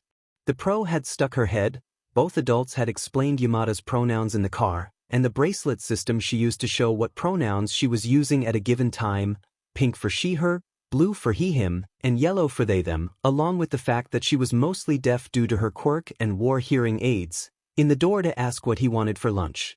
She'd knocked first, which gave Hitoshi time not to be signing at Izuku, but still. It was a really close call. And then he'd been asked what he wanted for lunch, which was a terrifying question to be asked when he wasn't used to his foster parents actually feeding him. Without Izuku, he would have been in way deeper trouble than he already had been. What if it was a test? What if he chose wrong? They hadn't talked about how they'd punish him yet, and for a terrifying second Hitoshi's mind was stuck on the kind of damage a trained pro-hero could do. Hisashi saw the flash of panic in Hitoshi's eyes and abruptly remembered her own years in the foster system, heartbreaking for the purple boy all over again. She changed tactics, offering Hitoshi one of two choices, assuring him that she and Shoyuta liked both of them and would be fine with either. Katsudon was one of the options, and Hitoshi didn't miss the way Izuku perked up at the mention of the food that had always been his favorite to snag. Rockin' choice, listener. Yamada grinned. I'll be in the kitchen or living room, feel free to join us or we'll let you know when it's here. Then she disappeared back into the hallway, leaving Hitoshi his privacy. Like hell was he leaving this room to what, hang out with the two adults? Absolutely not, the prospect was terrifying, no matter how nice they'd been so far. You've been watching them. Hitoshi turned to Izuku, who was staring at the door Hisashi had left cracked again. They'd been great, better than great even so far, but Hitoshi knew better than to take that at face value. That was one of the perks of Izuku's quirk, he saw all of who someone was, who they were when they thought no one was looking. They're good, right? I'm not sure yet. Izuku muttered slowly.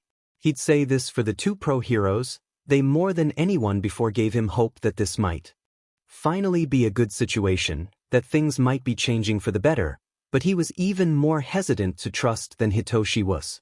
The greenette also didn't want to spook his brother, but he still couldn't get the memory of the cold rage in Hisashi's eyes out of his mind.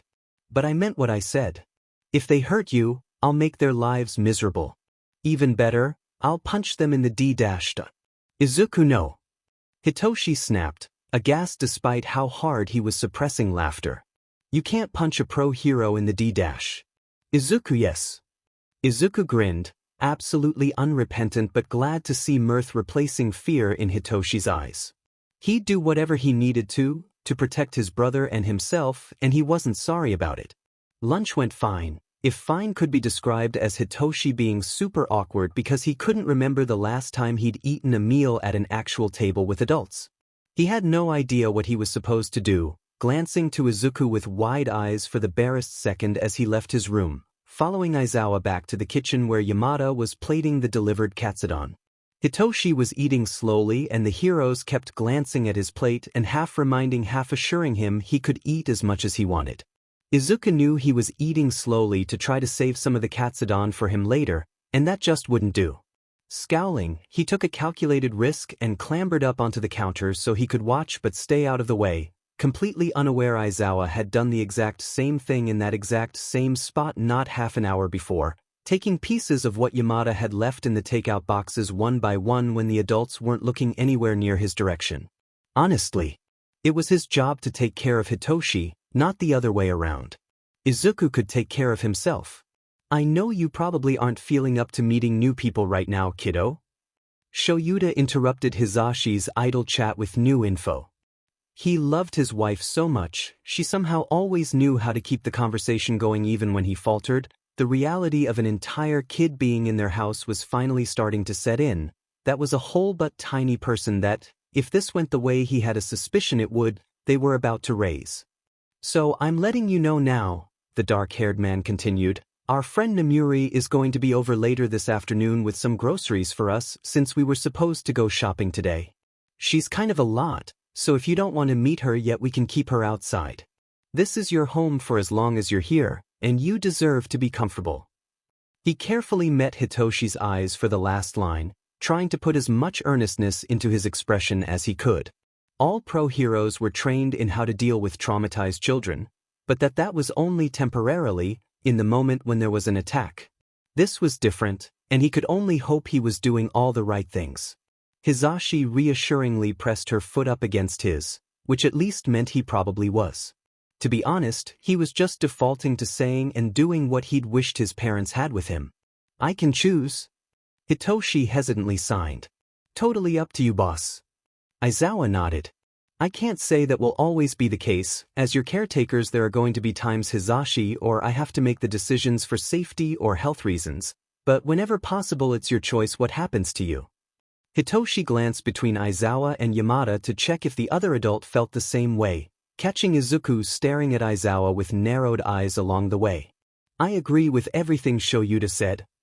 Yamada confirmed, setting down her glass. I wasn't anticipating having this conversation yet, but I grew up in foster care because of my quirk too and none of my placements ever treated me very nicely. We're not gonna be like them, Hitoshi. You're safe here. All Hitoshi could do was nod at that, trying to process the voice that both he and Izuku had taken comfort from for 2 years saying something like that to him specifically. But that was part of the problem, Hitoshi thought as he stared down at his plate. He'd fought so hard to go home with Eraserhead because he knew Izuku had seen the pro flying, scarfing, away with him, so the pro's house was going to be the first place Izuku went looking for him. And he'd been right, hadn't he? The greenette was already waiting for him at the hero's house when they got back from the hospital. Hitoshi hadn't really thought this through. They were reunited now, but they were reunited under the roof of 2 highly trained individuals who didn't know Izuku was there. The adults could say they wouldn't hurt Hitoshi all they wanted, but would that change if Izuku got caught? They were being super nice for now, but Hitoshi was lying to them. Tell them no. Izuku interrupted his brother's spiraling thoughts. He'd always been the braver, more feral if you asked Hitoshi, of the two, and had judged this the best time to start pushing boundaries. If they reacted badly to a no, it was better to know sooner rather than later so he and Hitoshi could make a run for it. I don't want to meet anyone right now. Hitoshi signed, only ignoring the instinct to glance at Izuku from 2 years of practicing interacting with each other in front of other people. They were going to need every bit of that practice now. You got it, boss. Aizawa typed out something, probably to this Namuri, then glanced up at Yamada before turning back to Hitoshi, who, for a wild moment, wondered if the pro was as nervous about this as he was. While we're on the subject, there are some things we're going to need to do over the next few days. We need to take you to get checked over by a proper pediatrician, and you'll need to talk to our detective friend about your foster care situation so we can investigate. We'll be with you every step of the way. Yamada broke in, tone reassuring. No one's going to hurt you, and Detective Tsukachi isn't going to take you back to them. He just needs to get some background information so he knows where to take the investigation. Investigation? Hitoshi asked with shaking hands. That wasn't good. There couldn't be a conversation. Yamada would just place him somewhere else, somewhere worse. Right now, I only have emergency custody. Shoyuta explained carefully when the poor kid went pale. For that to continue, or for us to get a more permanent form of custody, we need to do an investigation into your previous living situation. It's not a bad thing, Hitoshi. With how I found you, there was going to be an investigation either way. We're not going to let anyone hurt you while that happens, I promise. Do you have any other concerns about that? What happens if he doesn't believe me? Hitoshi hunched in on himself as he made himself ask the question. He was scared to hear the answer, but his anxiety could not know. He will. Shuta's tone was absolutely certain, no room for arguments. He'll believe you because he's a good, smart man, we believe you, and he has a truth quirk. He desperately wanted to explain how now already had issues with the kid's social worker, that between Hitoshi's testimony and Shuta's own this was just going to be final nail in the coffin for the a-hole. But this was one of those don't discuss the case moments that he absolutely hated. We're gonna take care of the people who hurt you, sweetheart. Hisashi picked up the slack, telegraphing her moves as she reached out to take the kid's hand. This is just how we do that. I know you don't trust or believe us right now, but give us the chance to prove it to you. Hitoshi didn't know what to say to that, so he just nodded. Thank you. Yamada grinned brightly. Before either of those things happen though, we get to do something a lot more fun. Shopping. I thought your friend was bringing stuff. Hitoshi signed. She's bringing groceries. Yamada explained. We gotta get you some clothes, bud, and all sorts of things for your room, and toiletries. The world's the limit. Don't worry, I'm going with you too. Aizawa said to Hitoshi but looked at Yamada with a raised eyebrow. I promise to not let her go super overboard on you. There's nothing wrong with shopping, Shoyuta. Yamada crossed her arms, put out with her husband. You're gonna make him biased. Whatever you say, dear. Aizawa took a sip of his coffee, grinning at Hitoshi from behind the mug as Yamada huffed. Hitoshi just stared between the two of them. These adults were so weird. After lunch was done, both adults refused to let Hitoshi help clean. They wanted him to just focus on settling in. Shoyuta didn't want Hitoshi to feel like he wasn't allowed in the rest of the house, and they needed to move the rest of the exercise equipment out of the spare room. What was left was too heavy for Hisashi to move on her own. Anyways, the obvious solution to this was to put on something in the living room for Hitoshi to watch for a while. Also, this gave him the perfect opportunity to share his favorite series and dumbest name sake, which may or may not count as an ulterior motive. Shoyuta didn't care. They could turn it into a bonding moment or something once the equipment was out of the room. Hisashi could hush. He checked in with warned the kid about the cave scenes. It was fine. Hitoshi was alarmed when he was asked about the game plan for the afternoon, but he just let the adults think it was concern for the movie. In reality, he and Izuku were both equally alarmed at the mention of the pros moving things around in the guest room because his backpack was still in there. It was tucked away out of sight, but there nonetheless, and if they were going to be moving things they might accidentally find it. The greenette was able to dash around the pros into the guest room to grab it while Hitoshi had them distracted though, so no harm no foul. He'd just wear it until he could hide it again. Luckily his quirk extended to whatever he was holding so it wouldn't be a problem. Hitoshi wasn't the most impressed with the movie, thought it was nice to finally be able to try to relax and watch something somewhere that wasn't school or the library. He was mostly just confused about all the guns and weapons. It was kinda weird to watch pre-Quirk media. Izuku, however.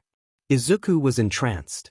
Aizawa had described the series a little, so both boys knew there were characters here with magic powers who were superheroes, the fictional precursor to the modern hero career.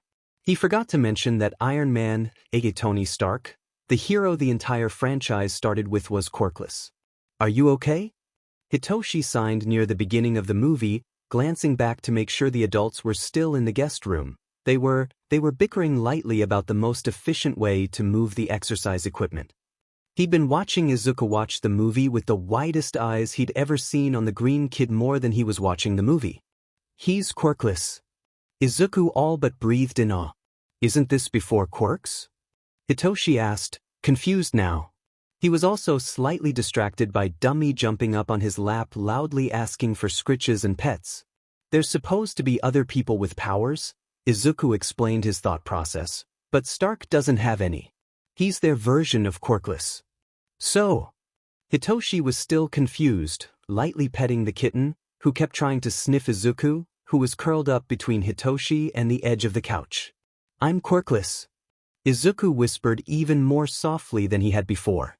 He rarely talked about his life before he ran away, even with Hitoshi. You're invisible to everyone but me? The purple boy wasn't even watching the movie at all by this point. Not invisible. Izuku corrected. Imperceptible, I think it's called? I still show up on cameras, at least. I don't know how it happened, but it wasn't. Supposed to.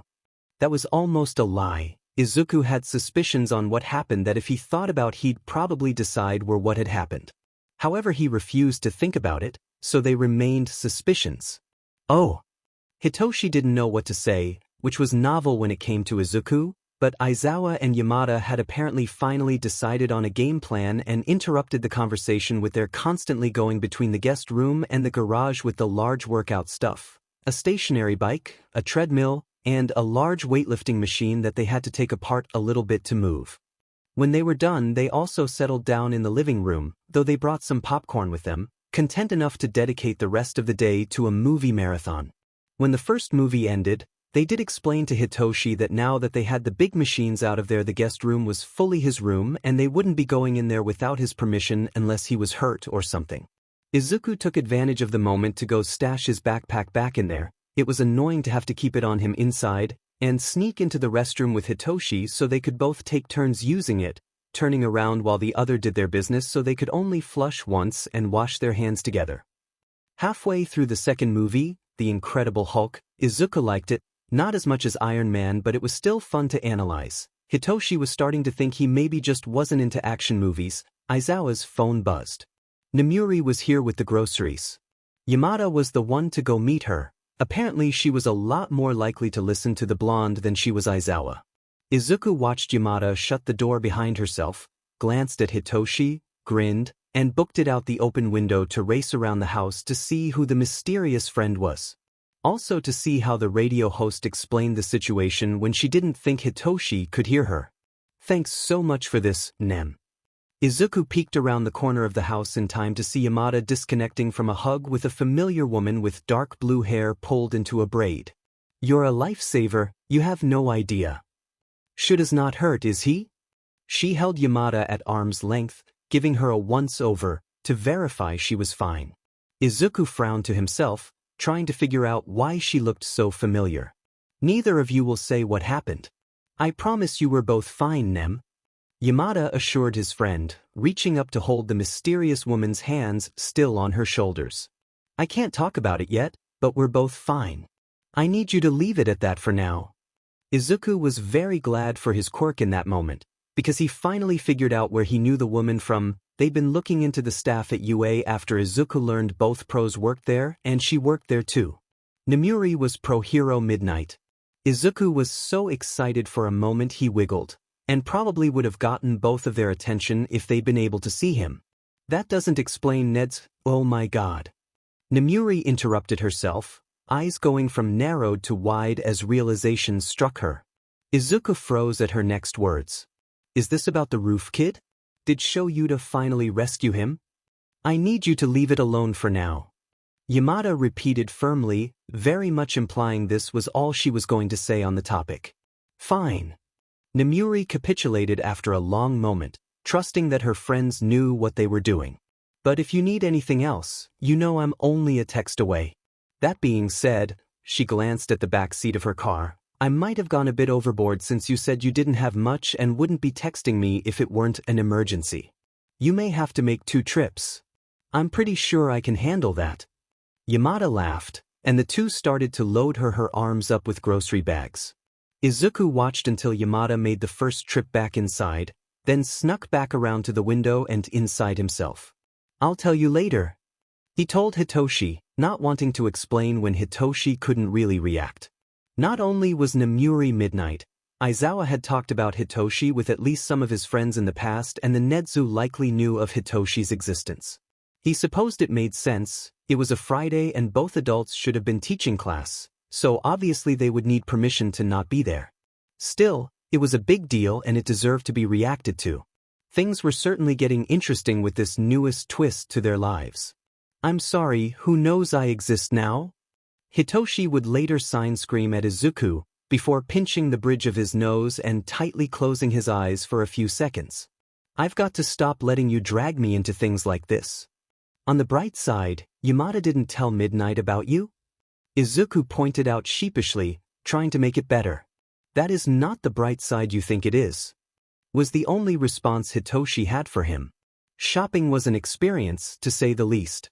Hisashi may love shopping, but Shoyuta hated the mall, and unfortunately that was going to be the most efficient way to get everything, or at the very least most of the things, that they needed for Hitoshi. The warring enthusiasm and reluctance was a dynamic the duo was used to, but Hitoshi didn't really have much experience with adults, much less adults currently in charge of him, showing in a purely friendly way. The kid had even less experience with malls, and was not expecting the amount of people that were there.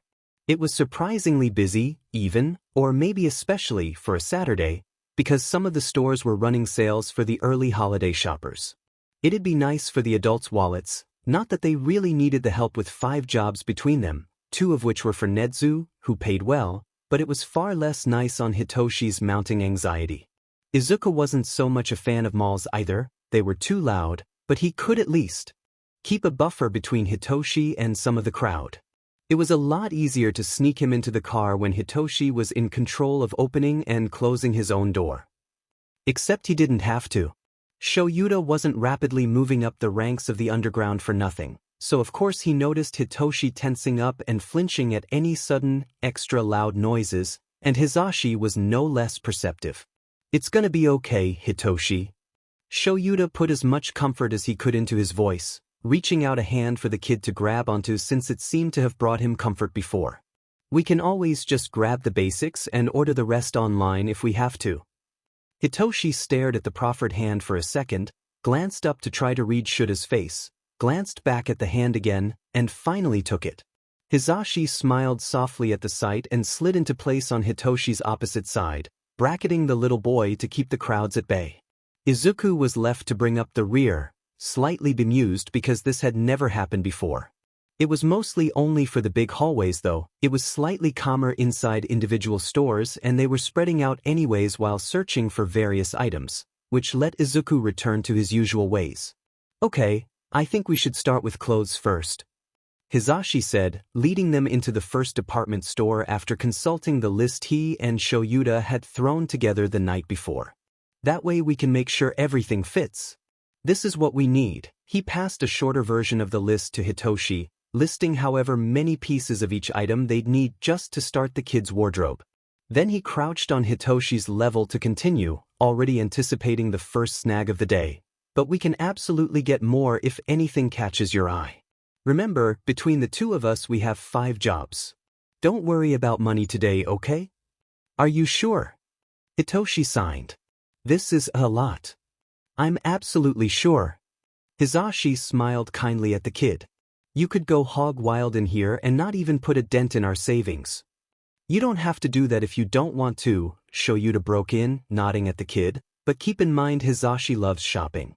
He has no problem throwing any and everything he sees in the basket if he thinks you're not picking out enough stuff.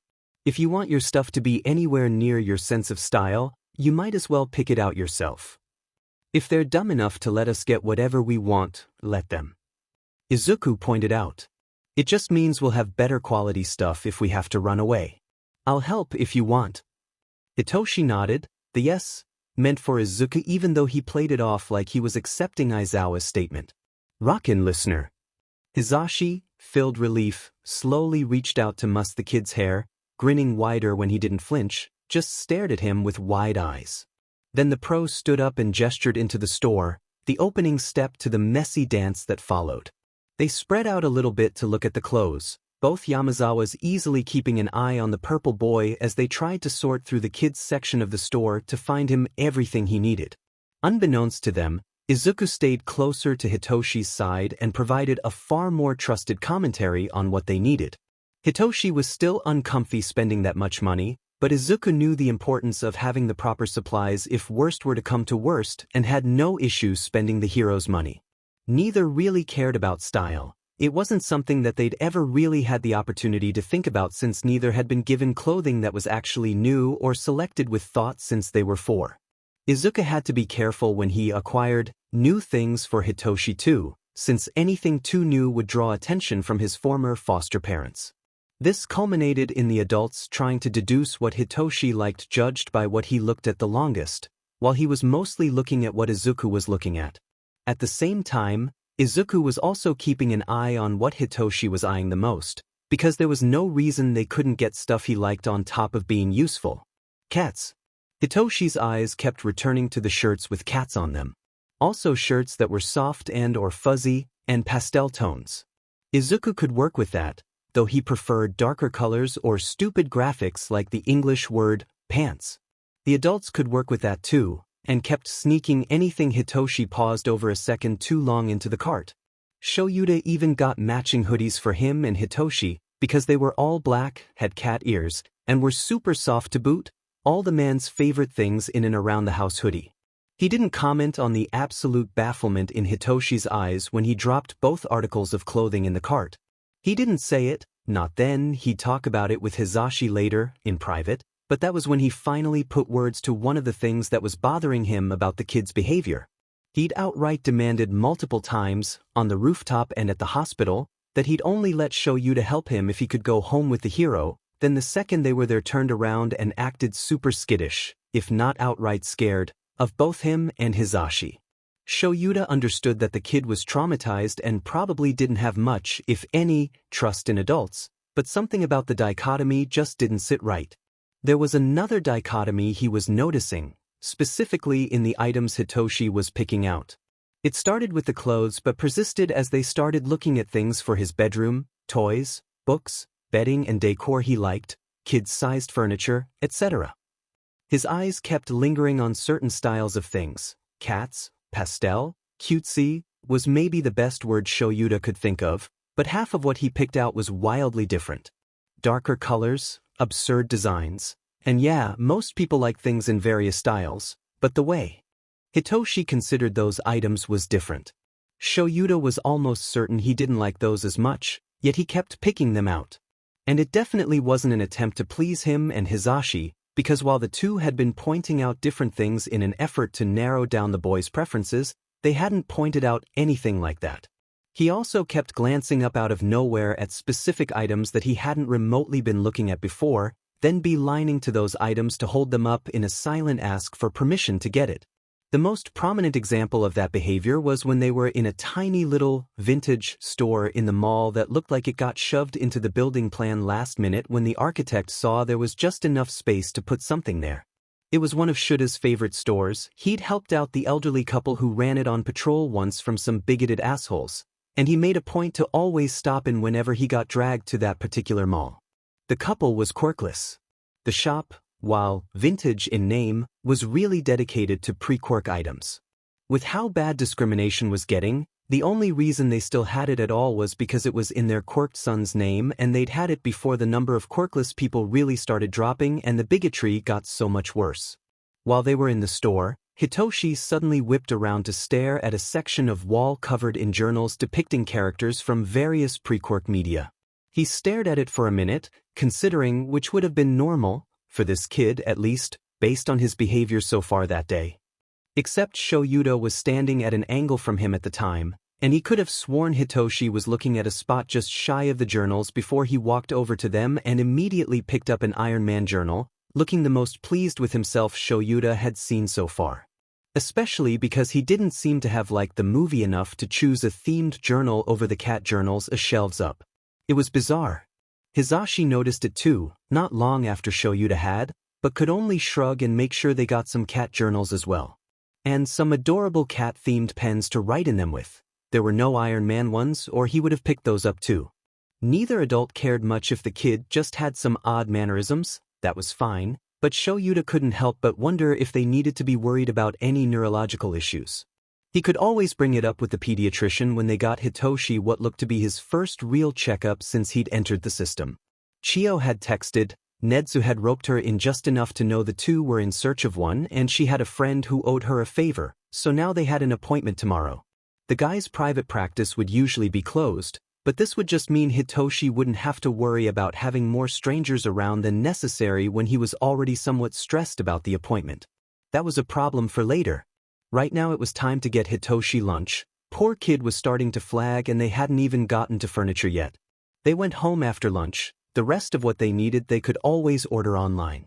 Hitoshi was getting a little too antsy. He kept fidgeting in his seat, glancing around the food court anxiously, and barely touched his food. Shoyuta and Hisashi glanced at each other and in a silent conversation decided to just go ahead and call it.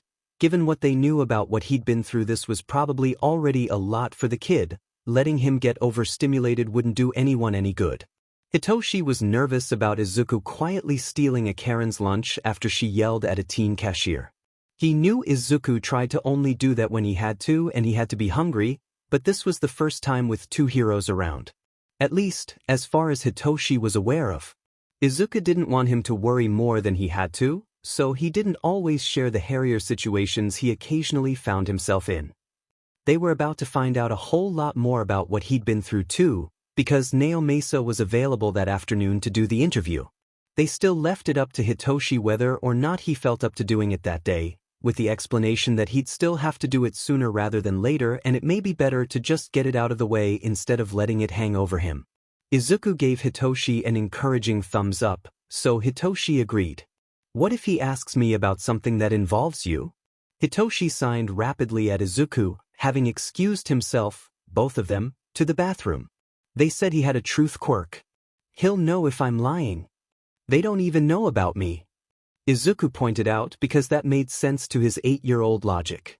If he does ask something weird, I'll lead you through it. We'll be fine. Promise? Hitoshi asked, still uncertain. Promise. Izuku nodded, sticking his finger out for a pinky promise. Tsukachi arrived less than an hour later. Shoyuta stepped out the front door to greet him. I know we need to talk about this, but can we get the interview out of the way first? The underground pro asked. Poor kid's an anxious mess about it. Of course. Now had no problem with that. If anything, it might give him answers to some questions he had before he had to discuss the case with Shoyuta. With any luck, once this was over the boy would be calm enough that he could borrow the underground pro to go talk to his former foster parents.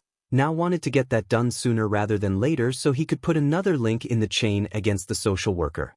Thanks. With no further point in delaying things, Shoyuta led the two of them inside so now could introduce himself. Hitoshi was sitting on the couch, trying to remember how to breathe as Aizawa stepped back inside with a tall man on his heels. He watched silently as the man pulled off his trench coat and hat and hung them in the genkan, then approached the living room coffee table with Shoyuta. Hitoshi, this is Detective Tsukachi. The hero introduced. Tsukachi, this is Hitoshi. Good afternoon, Hitoshi. Naomasa sat on the floor across the coffee table from the kid, who was seated on the couch nestled between Hisashi and Shoyuta. The detective was hoping the height difference would make him less threatening. This wasn't going to be a very fun conversation for any of them. It's nice to finally meet you. Hello. Hitoshi signed. Do you know JSL? A part of him hoped the cop wouldn't, and that maybe his quirk wouldn't work if someone translated for him. I do. Would you be more comfortable if I signed and spoke? Tsukachi accidentally dashed those hopes. You can do whatever. Hitoshi answered. I'm not deaf, I just don't speak. I understand. Tsukachi nodded, then set a recording device on the coffee table between them.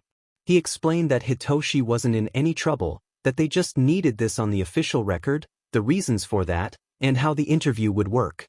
He also explained his quirk and how it worked, namely that it didn't matter what language Hitoshi answered in, the detective would know if he was telling the truth or not. Are you ready? He finally asked. Or do you have any other questions? I'm ready. Hitoshi answered, after a second's hesitation. Okay then. Just remember, if you need a break at any time let us know. All of this is for you, you don't have to force yourself through it. When Hitoshi nodded, now reached forward to press the start button on device and monologue all the normal things he needed to at the beginning of an interview. Then they got to it. The interview was a lot simpler than Hitoshi had anticipated. Tsukachi mostly stuck to questions about Imada and what he'd been through with each of his foster families, which was easy enough to answer, not really how he dealt with it. And when questions of that nature were asked, the man seemed happy enough with an "I tried to stay out of their way." He did seem to get angrier the longer the interview went on. Aizawa and Yamada, at Hitoshi's sides, did too, stiffening more and more with each awful answer. For one especially terrifying moment when Hitoshi was describing the first time he'd been beaten, he thought Aizawa's quirk was about to activate. If it had, and it revealed Izuku, everything was going to crash and burn. Before that happened, Shoyuta realized he was scaring Hitoshi and made a conscious effort to dial it back in. The kid had enough to deal with without having to worry about the adults' reactions too. For the same reason he reached behind the kid's shoulders to lay a hand on Hisashi's when the muzzle came up the first time. Hitoshi glanced back between the two, but they just assured him he didn't need to worry about them and to continue if he wanted to. Hitoshi decided it might be time for a break anyways, and asked for a glass of water instead. He knew it, probably, wasn't directed at him, but that didn't make it any less scary to be squished between two angry pro-heroes. More importantly, Izuku was starting to get that look in his eyes he got before he picked the poltergeist act back up, and Hitoshi didn't need him doing something drastic in the middle of everything else. "I'm fine." Izuku gave Hitoshi a knowing look when he met his eyes just a second too long. "I'm not the one talking about all the bad things that have happened to me." Maybe he should be, Hitoshi thought. He was terrified the adults would find out about Izuku and separate them, or even throw Izuku in jail for all the stealing. But they kept saying they were going to get him justice. If that were true, if Hitoshi could somehow get justice, why couldn't Izuku? It wasn't fair. Alright. But Izuku just didn't seem to care about that. If he wouldn't, maybe Hitoshi would have to care about it for him. He was sure he could find a way. The interview resumed a few minutes later with Hitoshi filled with a new kind of resolve. Eventually they got through everything, all the way up to the night Eraserhead finally found him on the rooftop. And just like that, Hitoshi was done. "That's it?" he asked, blinking in surprise. "That's it, kiddo." Yamada chuckled, pulling him in gently for a side hug while Aizawa and Tsukachi escaped upstairs to Aizawa's office.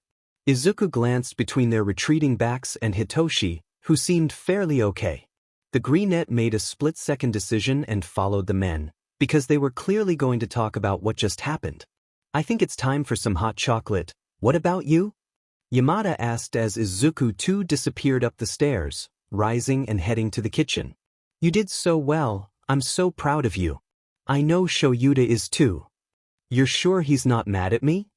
Hitoshi, still feeling brave from his resolve to find a way to find justice for Izuku too, found himself asking as he glanced back to the door. "Why would we be mad at you, sweet pea?" Hisashi frowned, pulling glasses down from one of the cabinets. They were going to have to rearrange the kitchen and get a step stool so he could reach everything. "Is this about the interview?"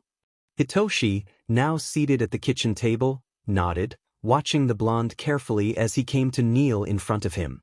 "Sho and I, our childhoods weren't too different from yours. Can I see your hand?" Hisashi picked his words carefully. When Hitoshi slowly put one of his tiny hands in the adult's, Hisashi carefully held it to his face so little fingers could trace the lingering scars on his cheeks. "We're not mad at you, we're upset people are still hurting little kids like that. I promise you're safe here, Hitoshi, and I'll keep promising that as many times as I need to for you to believe me." Hitoshi nodded again, and Hisashi went back to preparing hot chocolate. Meanwhile upstairs, Izuku was shamelessly listening at the office door as Aizawa and Tsukachi talked about the case. The temporary guardianship is fully processed. Naomasa informed Shoyuta as soon as the door was firmly shut behind them. "We're good there until the kid is assigned a new social worker, at which point need for protective guardianship and the safety of this household for him will be reconsidered.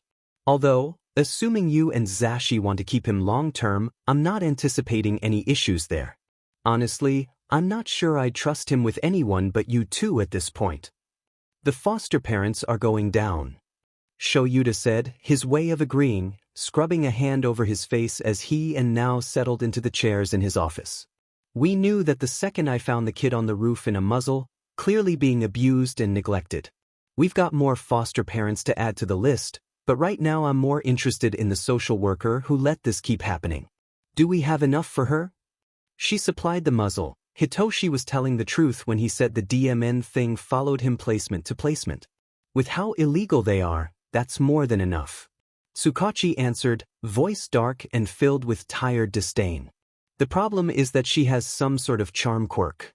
That's why it's so hard to get charges on her to stick. She uses it on anyone who tries to question her. I was hoping you'd go with me when I arrest and later interview her. Of course. Shoyuta agreed without hesitation, wondering if he could convince his friend to look in the opposite direction for a few minutes. I was hoping you'd go with me to talk to the foster parents too. Naomasa continued.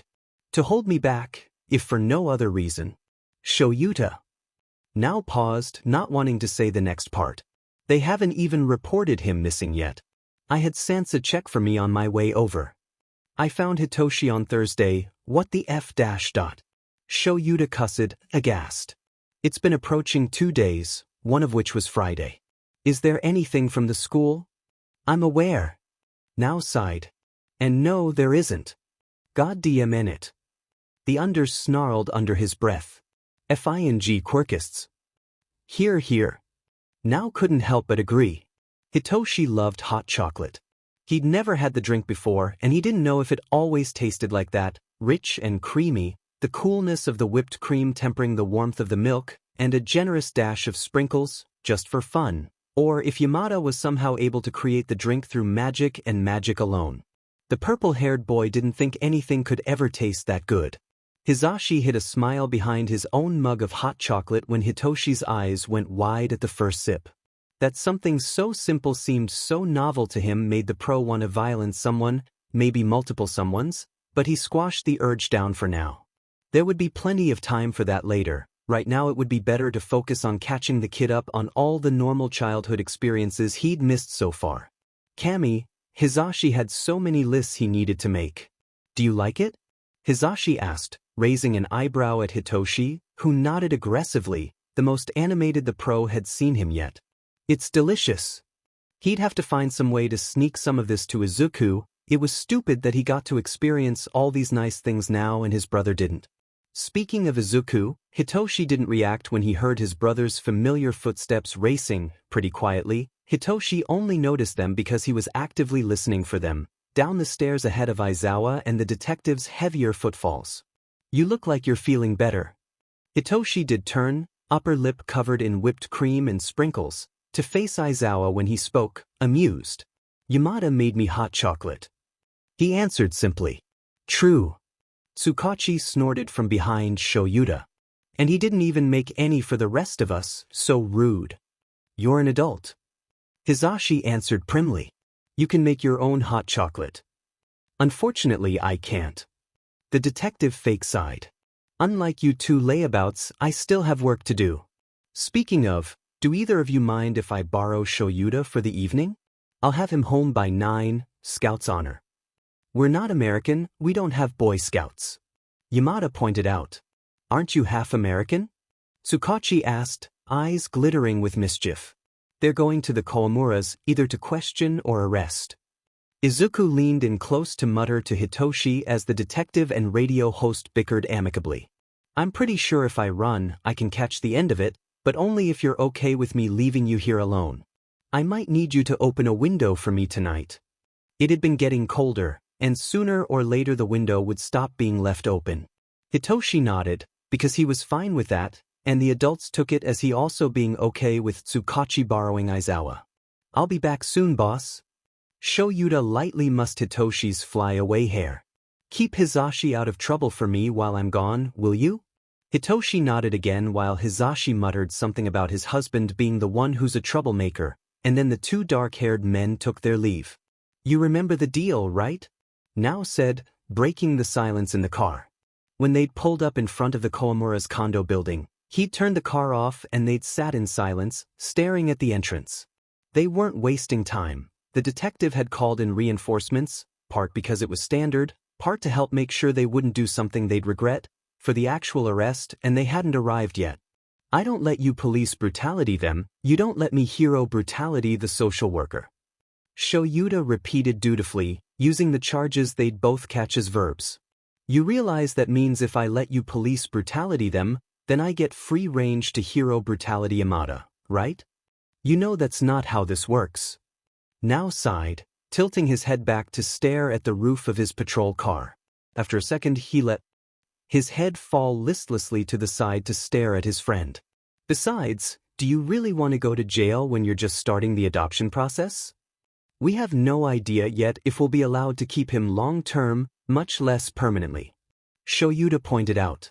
It was a conversation he'd had with Hisashi last night, because his partner was just as attached to the kid as he was now. It was something they needed to keep an eye on, especially since they didn't know who his new social worker would be, much less how the entire process would play out. Let's not get ahead of ourselves just yet. Aha! Now faced forward again, wholly unimpressed. Do you want to adopt the kid? At this point, I don't think I'd trust anyone who wasn't us to take care of him properly. Shoyuta admitted. Then there you go, oh Nedzu's favored one. The detective gestured grandly at nothing with one arm, narrowly missing smacking Shoyuta on the chest just to needle him, grinning when the underground pro lightly shoved his arm away. You know his feelings on kids. As his favorite adult human, I have no doubt he'll throw his weight around on this for you. It's only a matter of time until Hitoshi is officially yours. Shoyuta didn't respond. Earth to Eraser, what's going on in that head of yours? Now shifted to face Shoyuta more fully. I had that thought too. The hero admitted softly. It's starting to hit me that we might have ended up with a kid overnight, and while I'm not giving him back without a fight, or at least multiple background checks into whoever he wants to go to, my parents were now, you know that.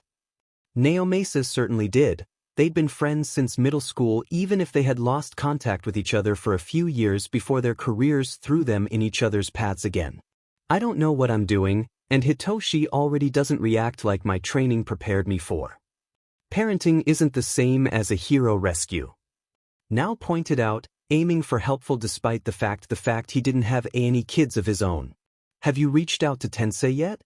He'll probably have better advice.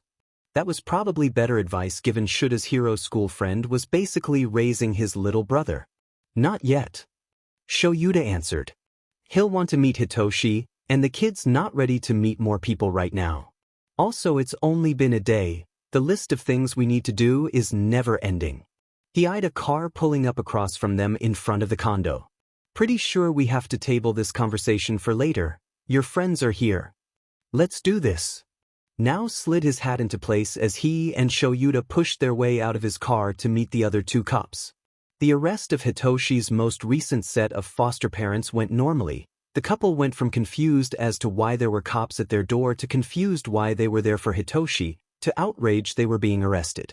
They calmed down real quick though once the detective pointed out Eraserhead's hero status and Shoyuta flipped open his hero license with that one smile that freaked out Hisashi because he'd learned it from Nedzu. Then the complaints and accusations of Hitoshi being a budding little villain started, the couple trying to claim that they were just trying their best to keep him on the straight and narrow. Now's Quirk nipped that in the bud though, and the couple promptly shut up once they realized how in over their heads they were. Shoyuta hung back for the most part during their arrest. He was there as support, and even then the official reason Eraserhead's support was needed that night was for the second arrest anyways. They were saving the best for last. But what was he supposed to do, wait in the car? Absolutely not. Izuku could make it to the condo in just under half an hour from the Eraser Mike house if he really booked it. He reached the street corner around from the building with just a few minutes to spare. He was still trying to catch his breath when the Koamuras were escorted to the cop cars in new pairs of shiny, quirk-erasing cuffs. Even from a distance Risa was deathly pale and the greenette was pretty sure Shinichi was crying. It was beautiful. You and good riddance. Izuku double-flipped off the cop car they were pushed into as it drove by. and then set out to do the second thing he needed to leave the Eraser Mike house for. They were already well into November. At some point they were going to stop leaving their window open, and the heroes were too hands-on to make sneaking in and out as easy as it had been with all the shitty foster parents. Izuku needed to stock up on food he could keep in his backpack while he could. Sneaking the heroes' food had the potential to go bad in far too many ways to be worth the risk unless necessary. "You ready?" now asked as he and Shoyuta met the cops outside Imada Haru's house. Their backup this time had more of a head start, and had arrived just before the cop-hero duo did. "As I'll ever be." Shoyuta swung his door open, game face on. They didn't waste any time moving in and knocking on Imada's door, not wanting to give her a chance to destroy evidence or do something stupid. They didn't have to worry about that though. The social worker's ability to charm her way out of any trouble she'd ever been in made her overconfident, and she easily opened the door for the police and all bright smiles, perfectly curled dark hair, and short, pleasantly round figure under a flour-dusted apron. "Officers, what brings you here?" The smile faded to a concerned frown. "This isn't about one of the kids I work with, is it? Do you have reason to expect us to be here for one of them?" now asked, after introducing himself and the other three. "I hate to say yes." Imada dusted her hands off on the skirt of her apron, "but my specialty is villainous kids, and you're clearly a pro-hero." She nodded at Eraserhead. "What happened?"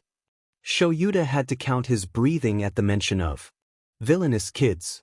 Kids weren't inherently villainous based on their quirks. Adults weren't either, for that matter. What made someone a villain was the choices they made. And as far as he was concerned, he was looking at the only villain in this situation. "How many of your charges would you classify as villains?" now asked placidly. Maybe just under half?" she questioned, a more suspicious confusion flashing in her eyes before she wiped it off her face. Shoyuta felt something change in the air around her, and his instincts started telling him to believe her words, that she couldn't possibly hurt a fly. "Although it's not my classification, sometimes that's just how the system is." "Truth," now announced as casually as if he were discussing the weather. The second part, at least. The first part was a lie. Eraserhead? He'd felt the change as well, and didn't want to let her quirk use get too far. At the cue, Shoyuta activated his quirk, eyes trained on the smallish woman. The fake instinct bidding him to trust her disappeared instantly. It's not a lie," she denied, trying to keep up the act despite continued glances at Shuta's terrifying, red eyes and floating hair with trepidation. "Lie," the detective repeated. "I should inform you that my quirk is called Lie Detector, and it lets me know whether someone is telling the truth or not. We'll be adding use of a quirk to influence police and a pro-hero to your list of charges. You're also being arrested for child endangerment, child neglect, contributing to the abuse of a minor dash." "I haven't done any of that," Imada interrupted, stomping one of her feet in anger. Shoyuta had to wonder if she really thought that would somehow add to her charm, or if her quirk just carried her through moments like that, because acting like a child throwing a tantrum was a choice. "I found one of your charges on a rooftop with a muzzle locked around his head." Shoyuta spoke over Naomesa's muttered, "Ugh.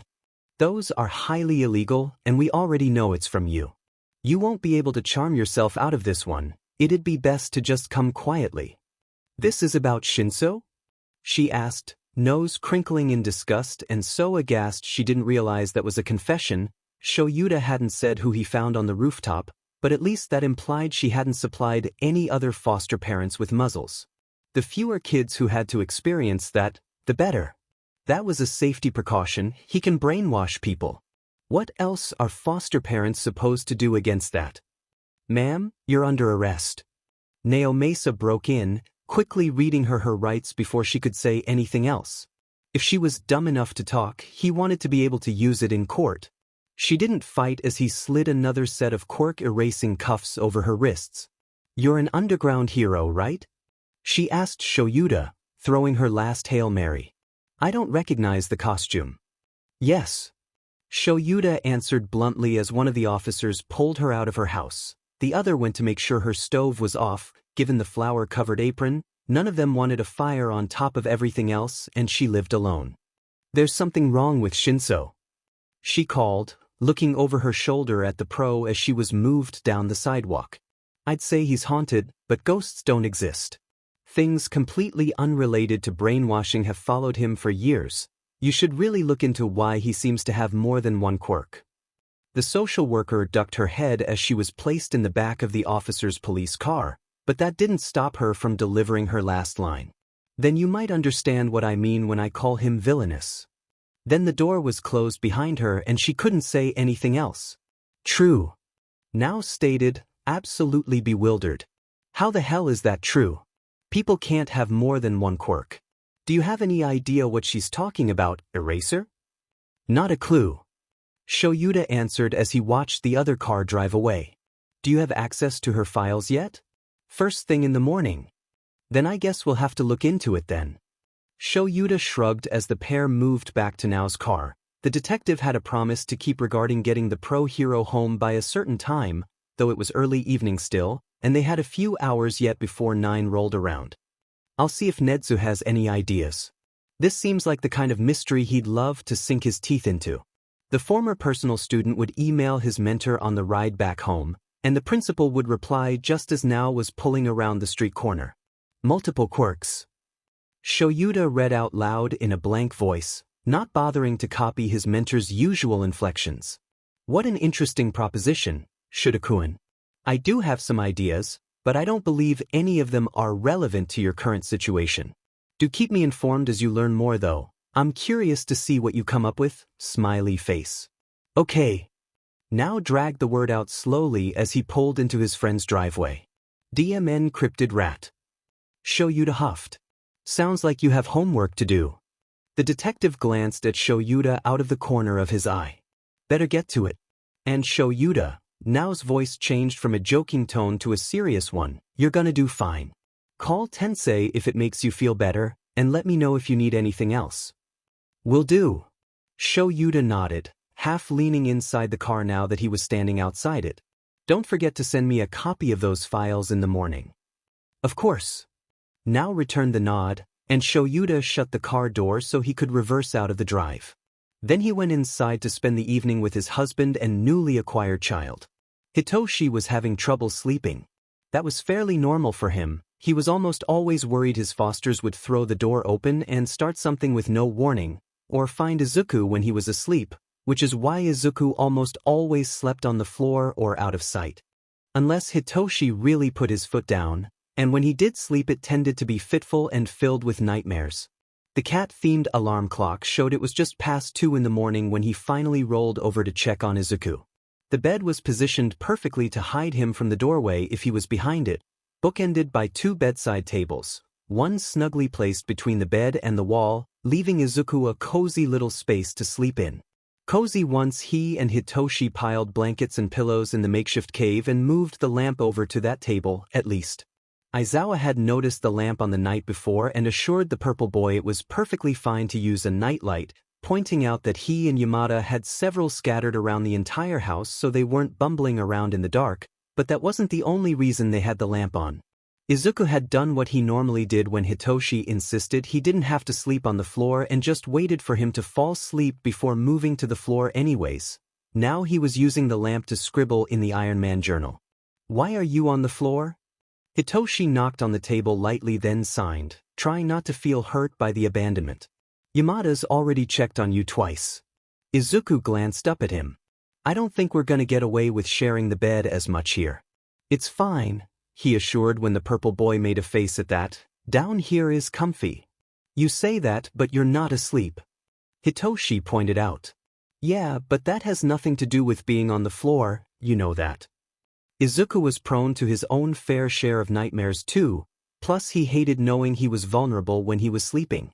Hitoshi still frowned, knowing the other was right but unhappy with the situation nonetheless. Kinda wanted to make Izuku some hot chocolate like Yamada had made him earlier, that had been great, but he knew better than to push his luck with something that complicated. But he had seen apple juice in the fridge, and Izuku loved that. Maybe that'd be close enough to make him feel better? Come with me, Hitoshi demanded, making a snap decision and crawling out of bed accordingly. Toshi, wait, what are you doing? Izuku hissed, sliding one of the cat pens into the journal and setting it aside. Hitoshi! The purple boy wasn't listening though. He'd stuck his head through the door and was listening to see if either of the adults were downstairs. The lights were off and he didn't hear anything, so he deemed it safe enough. Trust me? The now brazen child turned back to sign at Izuku, eyes imploring. Was it a risk? Yes, but Izuku took so many risks for him, it was honestly the least he could do. Besides, Yamada had told him over hot chocolate, after Aizawa and Tsukachi left, that if was thirsty in the night it was fine to go get something, that he didn't need to wake either of the pros up. He even moved a couple of glasses down to the counter so they'd be easier for the kid to grab, and hunted down the step stool they kept on hand for Tenya and moved it to the kitchen so Hitoshi could reach the sink. Hitoshi wanted to test that before he got too attached to the pros. He still didn't quite trust them, but Yamada had been muzzled by foster parents too, as a kid. That had to count for something, didn't it? He didn't know, but he did know that they treated him way nicer than any of his fosters ever had. If there were going to be any adults that didn't hurt him because of his quirk, it'd be these. Though. Izuku was far less willing to trust adults, any adults. Both boys' parents had pulled the rug out from underneath them when their quirks either did or didn't come in, but Hitoshi's had only abandoned him to the foster system, and most of the foster parents were content to ignore him unless something had happened. Izuku's had hurt him, for years, and then he got to witness all the awful things that happened on the streets firsthand, something Hitoshi had largely been sheltered from. So no, he didn't trust adults. Full stop. But he did trust Hitoshi. Okay. The greenette sighed. But let me check first. The boy quickly and quietly darted up the stairs to see if he could see or hear either pro-hero moving around. He didn't step into the hallway outright, just stopped at the top of the stairs, and couldn't sense any movement on the second story of the house no matter how hard he strained his ears. Deeming it safe enough, he returned downstairs and let his brother lead him into the kitchen. He never realized Shoyuta was still awake reading a book by the light of his own bedside lamp, too used to the patrols he was on vacation from to go to sleep. Hisashi was snoring away beside him and was none the wiser anything was about to happen, but Dummy was a cat and all animals could very much sense Izuku, quirk or no quirk. The kitten very much wanted to play, and would yell at Shoyuta until he finally took on the poor creature, assumed he was hungry, and decided to take him downstairs to sneak a little midnight snack. What are you doing? Izuku asked before that could happen, tilting his head at Hitoshi as he grabbed one of the cups. Hitoshi carried it over to the fridge before he set it down so he could sign, low-key glad the adults left the light above the stove on, so his signing could be seen without turning on the big light and drawing attention. I can't make you hot chocolate, but I can do the next best thing. With that, Hitoshi turned his focus back to the fridge, steadfastly ignoring Izuku's grumbling behind him. What is it with you and the hot chocolate? I already told you I don't care. Wait, is that apple juice? The greenette interrupted himself, having moved to Hitoshi's side and next to the cabinets to get a better look at what he was doing. Why aren't you getting your own glass? Hitoshi didn't answer, too focused on trying to pour the almost full bottle of juice without spilling it in the low light. Izuku may be able to see, but that didn't mean Hitoshi could, with his bad eyesight and all. Neither noticed Shoyuta appearing in the doorway behind them. Do you want some help? The underground pro asked, not quite realizing his habitually silent footsteps hadn't been registered. In his defense, Dummy had continued his yelling at least halfway down the stairs before settling into happy little purrs, and he could be plenty noisy when he wanted to be. Izuku whipped around, heart pounding despite knowing his quirk was active and Aizawa shouldn't have been able to register his presence since the man's own quirk wasn't activated. Hitoshi though. Hitoshi was so startled he squeaked, losing his grip on both the jug and cup as his body jerked at the sudden appearance of the man. The glass shattered on the ground and most of the juice glugged its way out of the bottle against the hem of his soft, gray pajama bottoms. But most of that went unheeded by the boy, who was staring up at Aizawa with wide, terrified eyes. Why had he thought this was a good idea?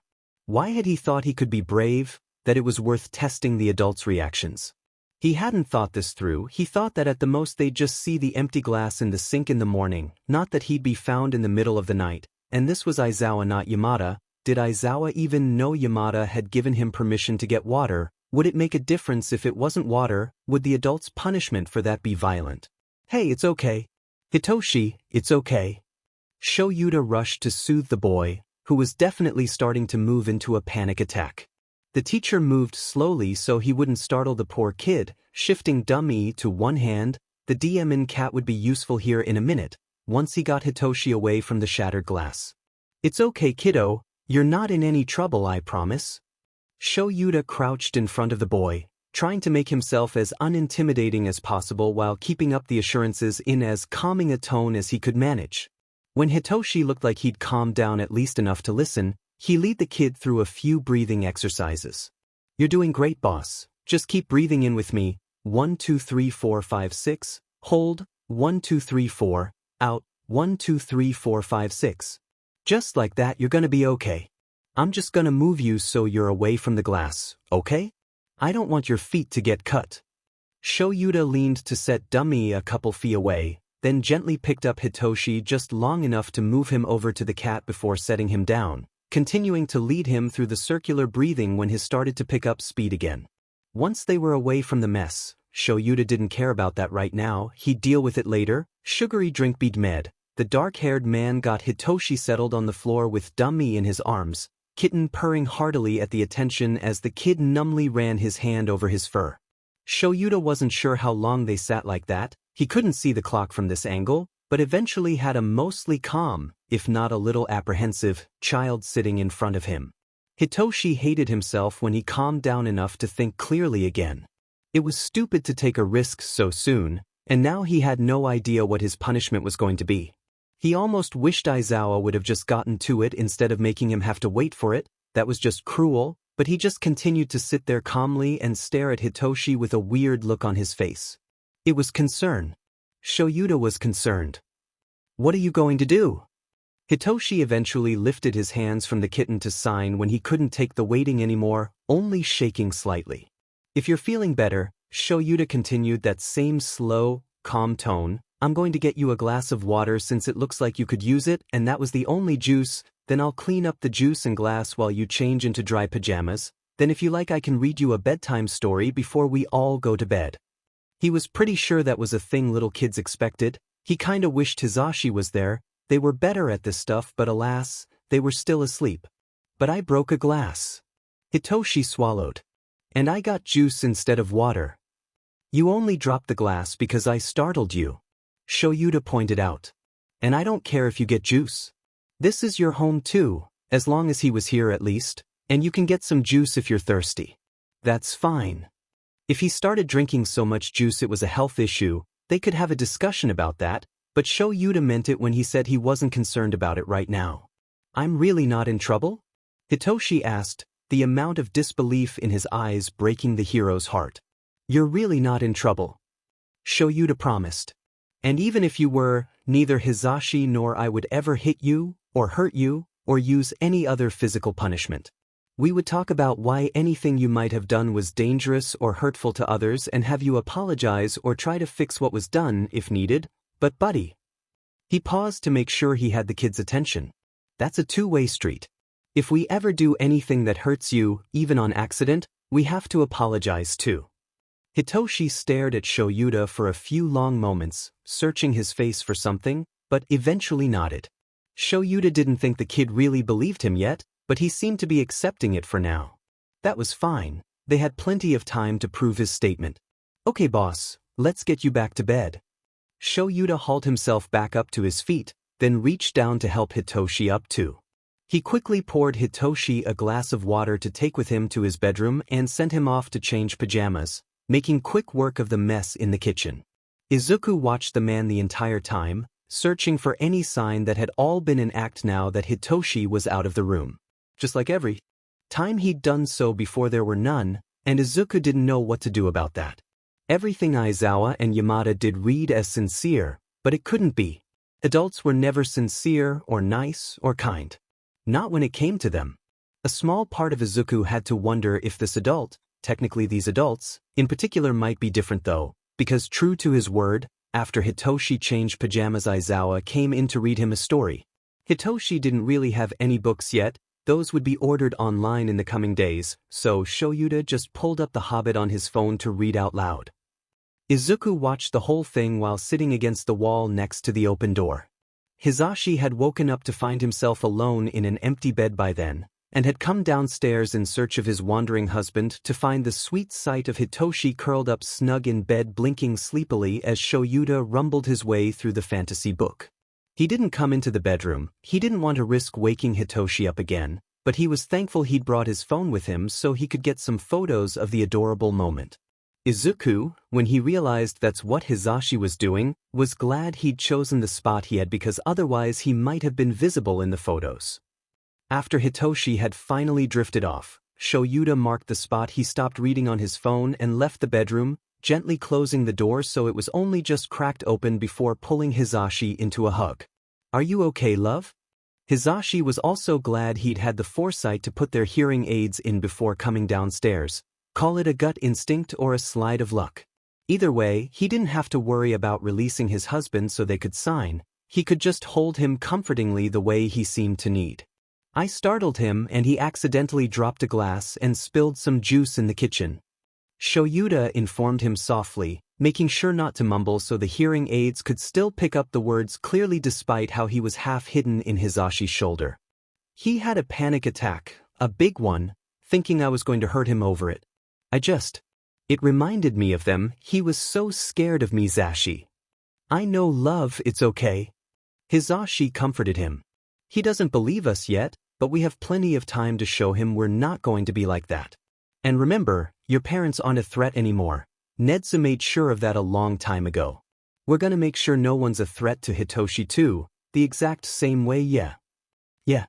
Shoyuta agreed, taking a deep breath and finally pulling himself away from his partner. Have I ever told you how much I loved you? Each and every day. Hisashi's smile gleamed in the dim hallway. I love you too, you sweet, silly man. With that, he took Shuta's hand and pulled him back upstairs so they could all get some much-deserved rest. Izuku was left standing next to the door, processing everything he'd just overheard. When they were finally up and moving around late-ish the next morning, the boys talked about it and decided to put a small, temporary measure of trust in the heroes currently taking care of them. It was more Hitoshi putting an actual small measure of trust and Izuku humoring the adults for now, but the functional result was the same. They were both going to give this placement a chance, even if the talk of temporary guardianship made them nervous, that was a problem for future them. Hisashi made a nice breakfast for everyone ahead of what they were sure was going to be a stressful appointment for Hitoshi given that he didn't have any checkups on his medical record since just after he entered foster care 4 years prior. The appointment was very last minute. The private practice wasn't even open on the weekends, but the pediatrician was a friend of Chiyo's, owed her a favor, and she'd cashed in when Nedzu informed her of the situation. The principal had actually asked if she could give the boy his checkup. His tendency was to keep things like this in-house, but she wasn't a pediatrician and it'd be better in the long term for the boy to start forming a rapport with his primary care physician from the start. So, favor. Nakasone Ninsei was a kind, good-natured and generally jovial man who practically exuded grandpa energy from his very pores. She had no doubt he'd properly be able to take care of the poor kid. To be fair, she was at least somewhat right. The portly, balding man in his mid-60s took one look at Hitoshi, half hiding behind Shoyuta and only signing with shaking hands when asked a direct question because that meant letting go of the hero's hand that he was clutching like a lifeline, and immediately pulled out all the stops to be as calm and not intimidating as physically possible. It would have worked better if Hitoshi had more experience with that kind of energy from adults. The most that could be said was he didn't make Hitoshi more anxious than he already was. If the doctor had been any less warm, he probably would have just made the kid terrified instead of just anxious, just added confused to the emotions already swirling in the pit of his stomach. Although to be fair, part of Hitoshi's anxiety was centered around trying to keep a subtle eye on Izuku, who looked about 3 seconds from going fully feral at any given moment. Izuku was having a very bad time, and this appointment wasn't even for him. No matter how much he reminded himself this wasn't like then, that Aizawa and Yamada already knew what Hitoshi's quirk was and didn't seem to care, all he could think about was that disastrous appointment when he was 4 that turned his entire life on its head. He couldn't even stay by Hitoshi's side despite the fact that there was plenty of room beside him on the weird bedchair all doctors' offices had because of his quirk. He tended to give people cognitive dissonance headaches. The research to put a name to the phenomenon had been a pain when he was trying to figure it out, when they had to stare at him too long. Even though they didn't know they were staring at him, their brains still knew someone was there. His quirk just refused to let them actually process his existence. That would just cause more issues than they needed when the pros still didn't know Izuku was there, so he was forced to settle with keeping an eye on the procedure from his spot against the wall. Forced to watch Aizawa sit in his spot next to Hitoshi on the weird paper-covered bed, because just like in the hospital Hitoshi refused to let go of the man's hand. Aizawa had been the one to talk Hitoshi through the panic attack the night before as well, though Izuku was trying very hard not to think about that. Or the fear starting to worm its way into the back of his mind that the new inability to comfort Hitoshi inspired. If he let himself think about it too long he'd have a breakdown, and they couldn't afford that when trying to navigate around two skilled heroes.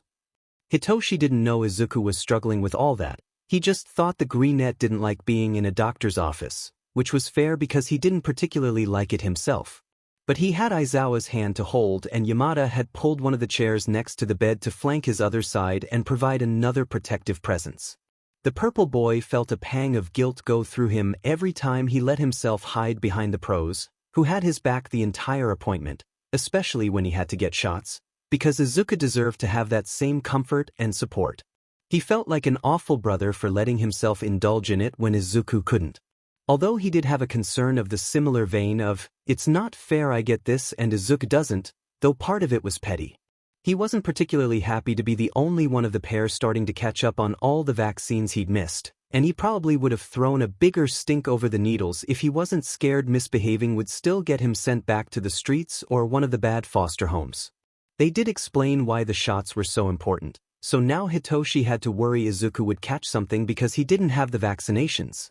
Saying something about it was a bad idea though, both because it would reveal Izuku's existence and because he looked like he was about to stab anyone not Hitoshi who came within 5 feet of his person. Hitoshi knew for a fact the greenette kept a pocket knife that he'd suspiciously acquired at some point in his pocket at all times, and his hand was deeply buried in that pocket. Getting his eyes tested wasn't exactly fun per se, but it did give him the satisfaction of having adults know what he and Izuku had known for years: he needed glasses. Nakasone wasn't an optometrist and he didn't have the equipment to give Hitoshi a proper prescription, but he did have some recommendations for qualified professionals they could see who wouldn't be fazed by Hitoshi's quirk or trauma. They'd try to set up the appointment in the next week to get him glasses as soon as possible, which he was kind of really looking forward to. It'd be nice to see properly again. He was tired of the headaches and had kind of always felt like he was burdening Izuku by having the other be his eyes for him. All in all, little Hitoshi's in pretty good health. Nakasone addressed the trio before him after he'd wrapped the actual checking part of the checkup up and given Hitoshi a nice little lollipop to boot.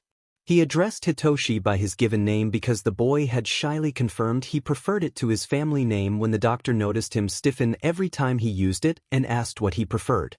"I'm not seeing any lingering issues aside from the slight malnutrition," he continued, "but that should be fixed with making sure he's eating a properly balanced diet, and I'm going to recommend some vitamins to focus on for now. We'll check back in on it during our next appointment. I'll add the list of vitamins and some resources to the optometrist recommendations. You've been very brave today and you've done well for yourself in general, Hitoshi. You should be proud." He directed to the kid, keeping him included in the conversation so he wouldn't feel talked over before redirecting his attention to the adults. "I do feel it would be in his best interest to talk to a therapist, as I'm sure you agree. Would you like some recommendations for that as well, or do you already have someone in mind?" "We already have someone in mind," Hisashi said after they and Shoyuta shared a glance. This time they were going to let Nedza keep this in-house. They'd already emailed Inui about seeing Hitoshi. Quirk discrimination was rampant and they didn't want to risk taking the child to someone who'd do more harm than good, something that was unfortunately likely without a background check, and they wanted to get him seeing someone as soon as possible. "Therapy isn't a bad thing," Shoyuta assured Hitoshi, feeling him tense up when the unfamiliar word was mentioned. "What you've been through is traumatic. Therapy is just talking to someone trained to help you work through it so it doesn't cause issues down the road. Both Hisashi and I have therapists. Any hero worth their salt sees one. Our colleague Inui, you'd know him as Hound Dog, has already let us know he's happy to see you when you're ready. Does he know JSL? Hitoshi questioned after a moment. He wasn't very keen on the idea, but he was pretty sure he wasn't going to be able to get out of it. At least Hound Dog was a decent hero. Izuku liked to ramble about heroes and had a decent opinion of that one, per Hitoshi's memory. He does. Hisashi confirmed, then hesitated, wondering if now was a good time to bring up the fact that continuing to sign was just fine, but Hitoshi was allowed to speak if he wanted. Ultimately, they decided to save it for later that evening. In the moment when this was such a tense experience for him already would probably be too much. He's happy to communicate with you however you need. You could probably write out messages in his Zen garden if you wanted. Hitoshi didn't know what a Zen garden was, but he was too overwhelmed to ask, so he just nodded. The appointment wrapped up quickly after that, and the adults were finally able to get Hitoshi home to relax a little bit. At least, that had been the plan, but you know what they say. The best laid plans often go awry, especially when men had to contend with one mouse, in particular. Nedzu was patiently waiting for everyone, tapping away at his tablet on the front porch of his favorite student's house. They'd be back soon with Shurakuin's so-called rooftop boy, Shinso. Hitoshi, and Nedzu was incredibly curious. The Chimera had a soft spot for the underground pro, he could admit that. Even from the entrance exam he'd been chock full of determination. He was going to make it into the hero course, non-offensive Quirk bead med, and he absolutely would have if he hadn't been hamstrung by the Quirkist biases Nedzu's colleagues held back then. As it was, they took one look at the mental quirk and quick and dirty fighting style the team used and immediately decided he'd never have a place in their course. They failed to see his potential.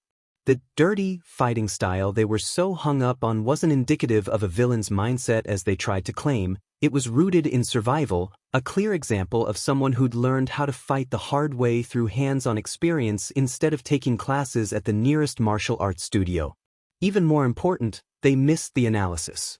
He may not have formal training, but Shurakuin observed, used his head to find the best route forward but stayed flexible, changing his tactics as the situation evolved and not letting anyone hold him back. Nedzu still suspected a good deal of it was cowardice, pure and simple. Shurakuin's quirk erased the only thing that made them feel special in a world that wanted the newest, shiniest, most powerful quirk possible. Someone who could do that would of course need to be squashed, because how could the adults bear to have their shortcomings, reliance on their quirks, shoved in their faces? They were never going to let Shoyuta into the course, not even when he won his first-year sports festival with exhaustion drooping his frame, blood dripping from his broken nose, but determination and pride shining bright in his eyes. So Nedzu took him on as a personal student and apprentice, refined his fighting style and nurtured his mind until he was a truly unstoppable force, and more importantly, a good man. The teen's home life at the time had been, well, lackluster, would be putting it lightly. Nedzu still had to hold back a snarl when he remembered the night Shoyuta had finally admitted the extent of the abuse. The Chimera had mixed feelings when it came to humanity, until it came to children. It had taken longer than he was happy with. He'd had to contend with the other staff at the school who weren't particularly happy with him going above their heads to make the teen his apprentice, but he eventually got him out of that situation and set up as a ward of the school. Then, years later, he slid into the principal's office to discuss a boy he kept seeing on his patrols, always on or disappearing from his condo's high rooftop, a boy who reminded him of himself.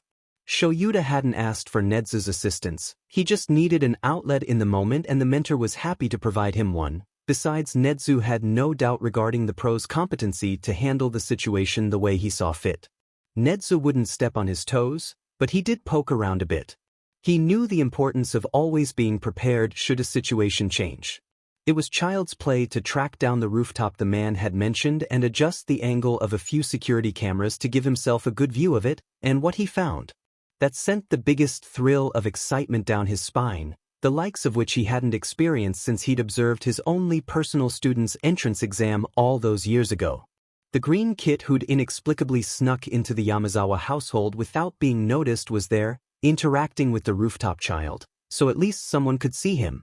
Not just interacting, Nezu noted as he watched them, there was a bond there. A little more digging, rewinding the security camera footage as far as he could showed that the green net was protective of the rooftop child, even going so far as to track Eraserhead's patrols and patrol route back to his home when the hero took an interest in the purple one. How very fascinating. The boy's quirk was certainly powerful if subtle, and to all appearances he had a good understanding of its limitations, drawbacks, and the best ways to use it. He hid when he slept, kept up situational awareness to avoid adverse interactions like accidentally bumping into someone, overall seemed to have a good head on his shoulders for one so young. He also had good survival skills, which wasn't surprising since it seemed the rooftop child was the only one he let see him. Those skills had clearly been honed because, other than the attachment to Hitoshi, as he seemed to prefer being called, he was clearly on his own. What was frustrating Nezu was that he couldn't figure out why he was on his own. The Chimera wasn't an idiot, he could extrapolate the clear effects of abuse further in the past than he could track, he just couldn't find who the kid was for the life of him. The most he could find were allegations of Shinso having a poltergeist haunting him, clearly the green child who'd appeared roughly 2 years prior, and any attempts at running still shots of the boy through de-aging programs to try to find identification that way were coming up with nothing. At this point Nezu's strongest hypothesis was that his parents were involved in some sort of off-the-grid community and had never reported his birth full stop, because he was finding literally nothing. It was a weaker hypothesis than he was happy having, so when he saw that Shoyuta had finally convinced his rooftop boy to let him help, the Chimera had been pleased and made sure a lot of the legwork regarding the temporary emergency guardianship the hero applied for got approved. This was the perfect opportunity to get more clues to the mystery he'd been focusing on for weeks. He wasn't going to let it slip through his fingers now. Besides, given the clear quirk discrimination one, if not both, of the boys had gone through, his former students were going to be the safest place for them. The heroes weren't going to let anyone get away with that anymore. So Nezu gave them a few days to settle into the Yamazawa household before his curiosity got the better of him, and he found himself making his way over to their place for a surprise visit. Would the humans find it rude? Probably, but they were very used to his eccentricities by that point, and this was going to be the best way to observe the green one's reactions in real time. As far as he could tell, they still weren't aware of his presence at all, which was almost, if not just as impressive as successfully tracking Eraserhead back to his house. Given that the cats seemed able to see him just fine and the Chimera could see him on cameras, Nezu was pretty sure he'd be able to see him in real life and was very curious as to what the boy would do when faced with someone who could see through his quirk. The Chimera's security system beeped, indicating Hisashi's car was just a few blocks away, and Nezu made a snap decision to hide. If he was going to surprise the boy anyway, he might as well not hold back and really surprise him. Nestled in the bushes, beady black eyes watched as 2 pros and 2 children exited the car, Hitoshi keeping the door open long enough for the greenette to follow him out. When everyone hit the front porch and Nezu heard keys jingling, he half jumped, half pulled himself up onto the railing.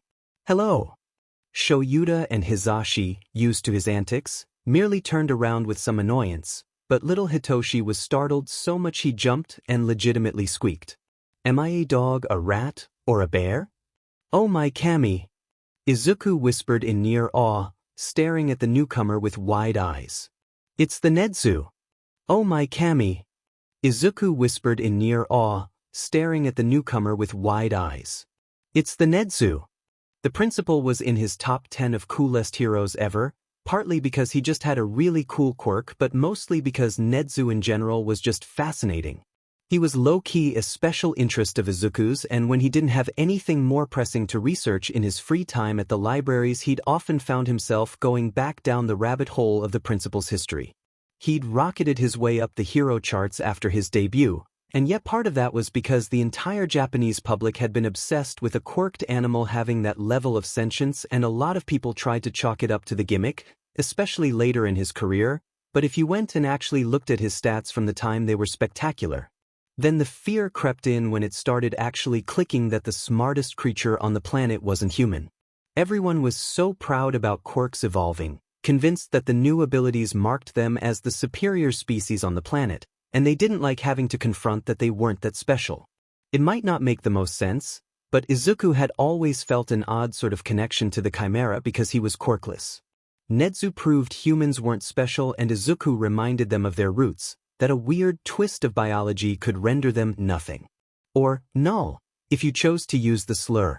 Izuku never thought he'd get the chance to actually see Nedzu up close, and Izuku was almost beside himself with questions about the different features he could see in real-life detail and whether or not Nedzu's white fur was as soft as it looked. Or if he'd have an issue with Aizawa calling Hitoshi boss all the time. The greenette had no idea he was muttering most of that out loud at full ramble speed. Hitoshi didn't react to it, too used to not reacting to Izuku's rambles and caught up in being startled and half hiding behind the nearest hero, Yamada, because he wasn't prepared to meet another adult. He had also, in the moment, totally forgotten that Izuku's quirk didn't work on animals. For that matter, so had Izuku. The greenette remembered real fucking quick, though, when Nedzu's eyes flicked over to meet his for the scantest fraction of a second, amusement glinting in them and the flick of his tail, before he reverted his attention back to Aizawa, who was somewhat resignedly greeting and half lecturing the principal for scaring Hitoshi like that. Nedzu was the smartest creature alive. Izuku had some personal reservations about him being any one animal in specific, but he was still an animal. An animal that could see Izuku. The last time Izuku had felt a spike of terror as intense as the one that shot through him the second their eyes met was only rivaled by the terror he'd felt when Hisashi's hands were wrapped around his neck. But Nedzu didn't say anything about him, just accepted the chiding Aizawa was giving him with an odd, chittering laugh and apologized to Hitoshi with sincerity in his voice. Nedzu instinctively met the greenette's eyes when he muttered something about him being upset with Aizawa about calling Hitoshi boss. This kit was honestly adorable now that the Chimera was in his actual presence. He was also more clever than even the Chimera had anticipated. The Chimera was very hush-hush about the whole science experiment part of his backstory. He just let people assume he was a normal quirked animal of some sort. Only a small handful of humans, Chiyo, Shoyuta, and Hisashi, some other members of his staff and a few contacts he had outside the school knew even part of the whole story, yet this kid had figured out at least that much. Fascinating. The mutter storm could be an issue if it was a habit, which given the fact he was seemingly used to only one person being able to see or hear him, it very likely was, but that could easily be fixed with enough time. Time Nedzu wouldn't have with him if he continued to spook the boy, so the second the boy's eyes went wide at being noticed, he redirected his attention back to Shoyuta, to all appearances ignoring his presence.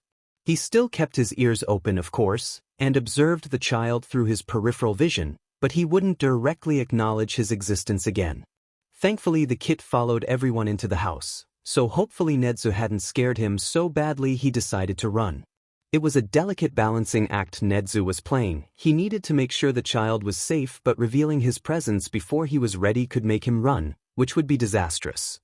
Either way, he had things he wanted to discuss with his staff, and Shoyuta had just given him the perfect opening. Are you going to tell us why you're here, or are you going to continue being cryptic? Shoyuta sighed as he kicked off his shoes in the Genken. He'd made eye contact with Hisashi as they moved through the door. All the two needed to come up with a game plan. Shuta's role right now was distracting the rat, and step one of that was physically moving him into a different room. Bonus points. He also got coffee if he moved them in the direction of the coffee maker.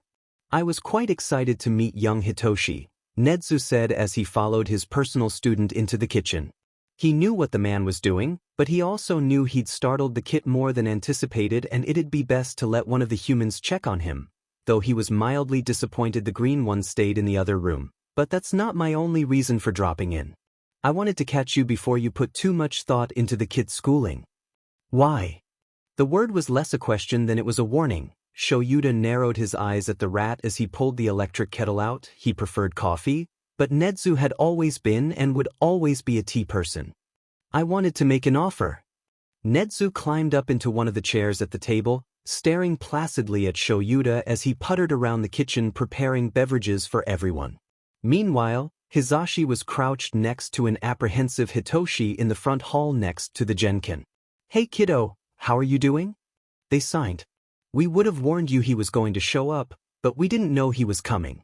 We probably should have told you that we work at UA though. He's our boss and he likes to randomly pop out and startle his staff. I'm so sorry about that. I'm okay. Hitoshi signed.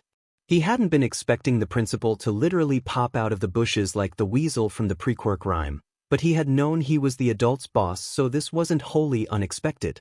It was common knowledge Nezu could be unpredictable like that. Didn't mean Hitoshi wanted to socialize with him. The purple boy was still intimidated by the principal's reputation and was perfectly fine to keep the principal at a distance. That doesn't mean you're comfy with him being here. Hisashi correctly read the reason behind Hitoshi's sudden tenseness. This is your home too, you deserve to be comfortable here. He wasn't invited, would you like us to make him leave? They waited patiently while Hitoshi stared at them the way the kid had a habit of doing, working through whatever thought process was happening behind those lavender eyes. You would kick him out? Hitoshi eventually brought his hands up to sign, thoroughly confused by these two adults. They'd had a similar conversation about midnight, but she was just their friend. Nezu was a lot more than that. He's your boss. You're our ward. Yamada pointed out calmly, like this entire conversation was turning Hitoshi's lived experience for the last few years on its head. You live here, he doesn't. If he makes you uncomfy, he's the one who has to leave. I don't want you to feel like your room is the only place you can be. That had never happened. Being outside his room had either been unsafe or just against the rules, full stop. For so long Hitoshi almost couldn't compute that. Hitoshi froze, but Yamada was still waiting for an answer and he didn't know what to say. That was a lie. He knew what he wanted to say, he just couldn't quite bring himself to say it after the last 4 years. Do it. Izuku moved behind Yamada to sign over his head, trying to give his brother the permission he needed. We decided to trust them for now, I think. He faltered for a second. I think it'll be okay. He hated the fact that Hitoshi was the one who had to actually relay that to the heroes, but at the same time the sooner Nezu was gone, the better. I don't want to talk to him. Hitoshi hedged, still not quite willing to say he wanted the principal gone outright. It's been a long day. I don't want to talk to anyone. If that's okay? That's perfectly fine. Hisashi smiled reassuringly. They wanted to go for a hair ruffle, but thought the kid was probably a bit too keyed up for that. I'll take care of it. You can stay out here if you want, or go to your room if that makes you more comfortable. Whatever you need, okay? Hitoshi nodded, hesitated for a moment, then scampered off to his room, leaving Izuku to follow. Hisashi finished taking off their shoes, sliding them into their spot in the gen-can, then made their way to the kitchen to join the other adults. Nezu's ears twitched as the blonde headed toward the kitchen. He turned to look at Hisashi in time to see them shaking their head no at Shoyuta. I take it I shouldn't overstay my welcome? The chimera chirped. Knowingly. It's been a long day, Nezu. The radio host sighed. I think that would be for the best. That's perfectly understandable. The principal hopped down from his chair. I've already discussed the reason for my visit with Shuda-kun. Discuss it amongst yourselves and let me know. Nezu paused in the doorway on his way out. I really am sorry for scaring young Hitoshi. Please share my apologies again if you don't mind. We will, sensei. Shoyuta sighed, seeing his mentor out. What was all that about? Hisashi frowned when their spouse reappeared in the kitchen. Nezu wants us to bring Hitoshi to UA. Shoyuta answered.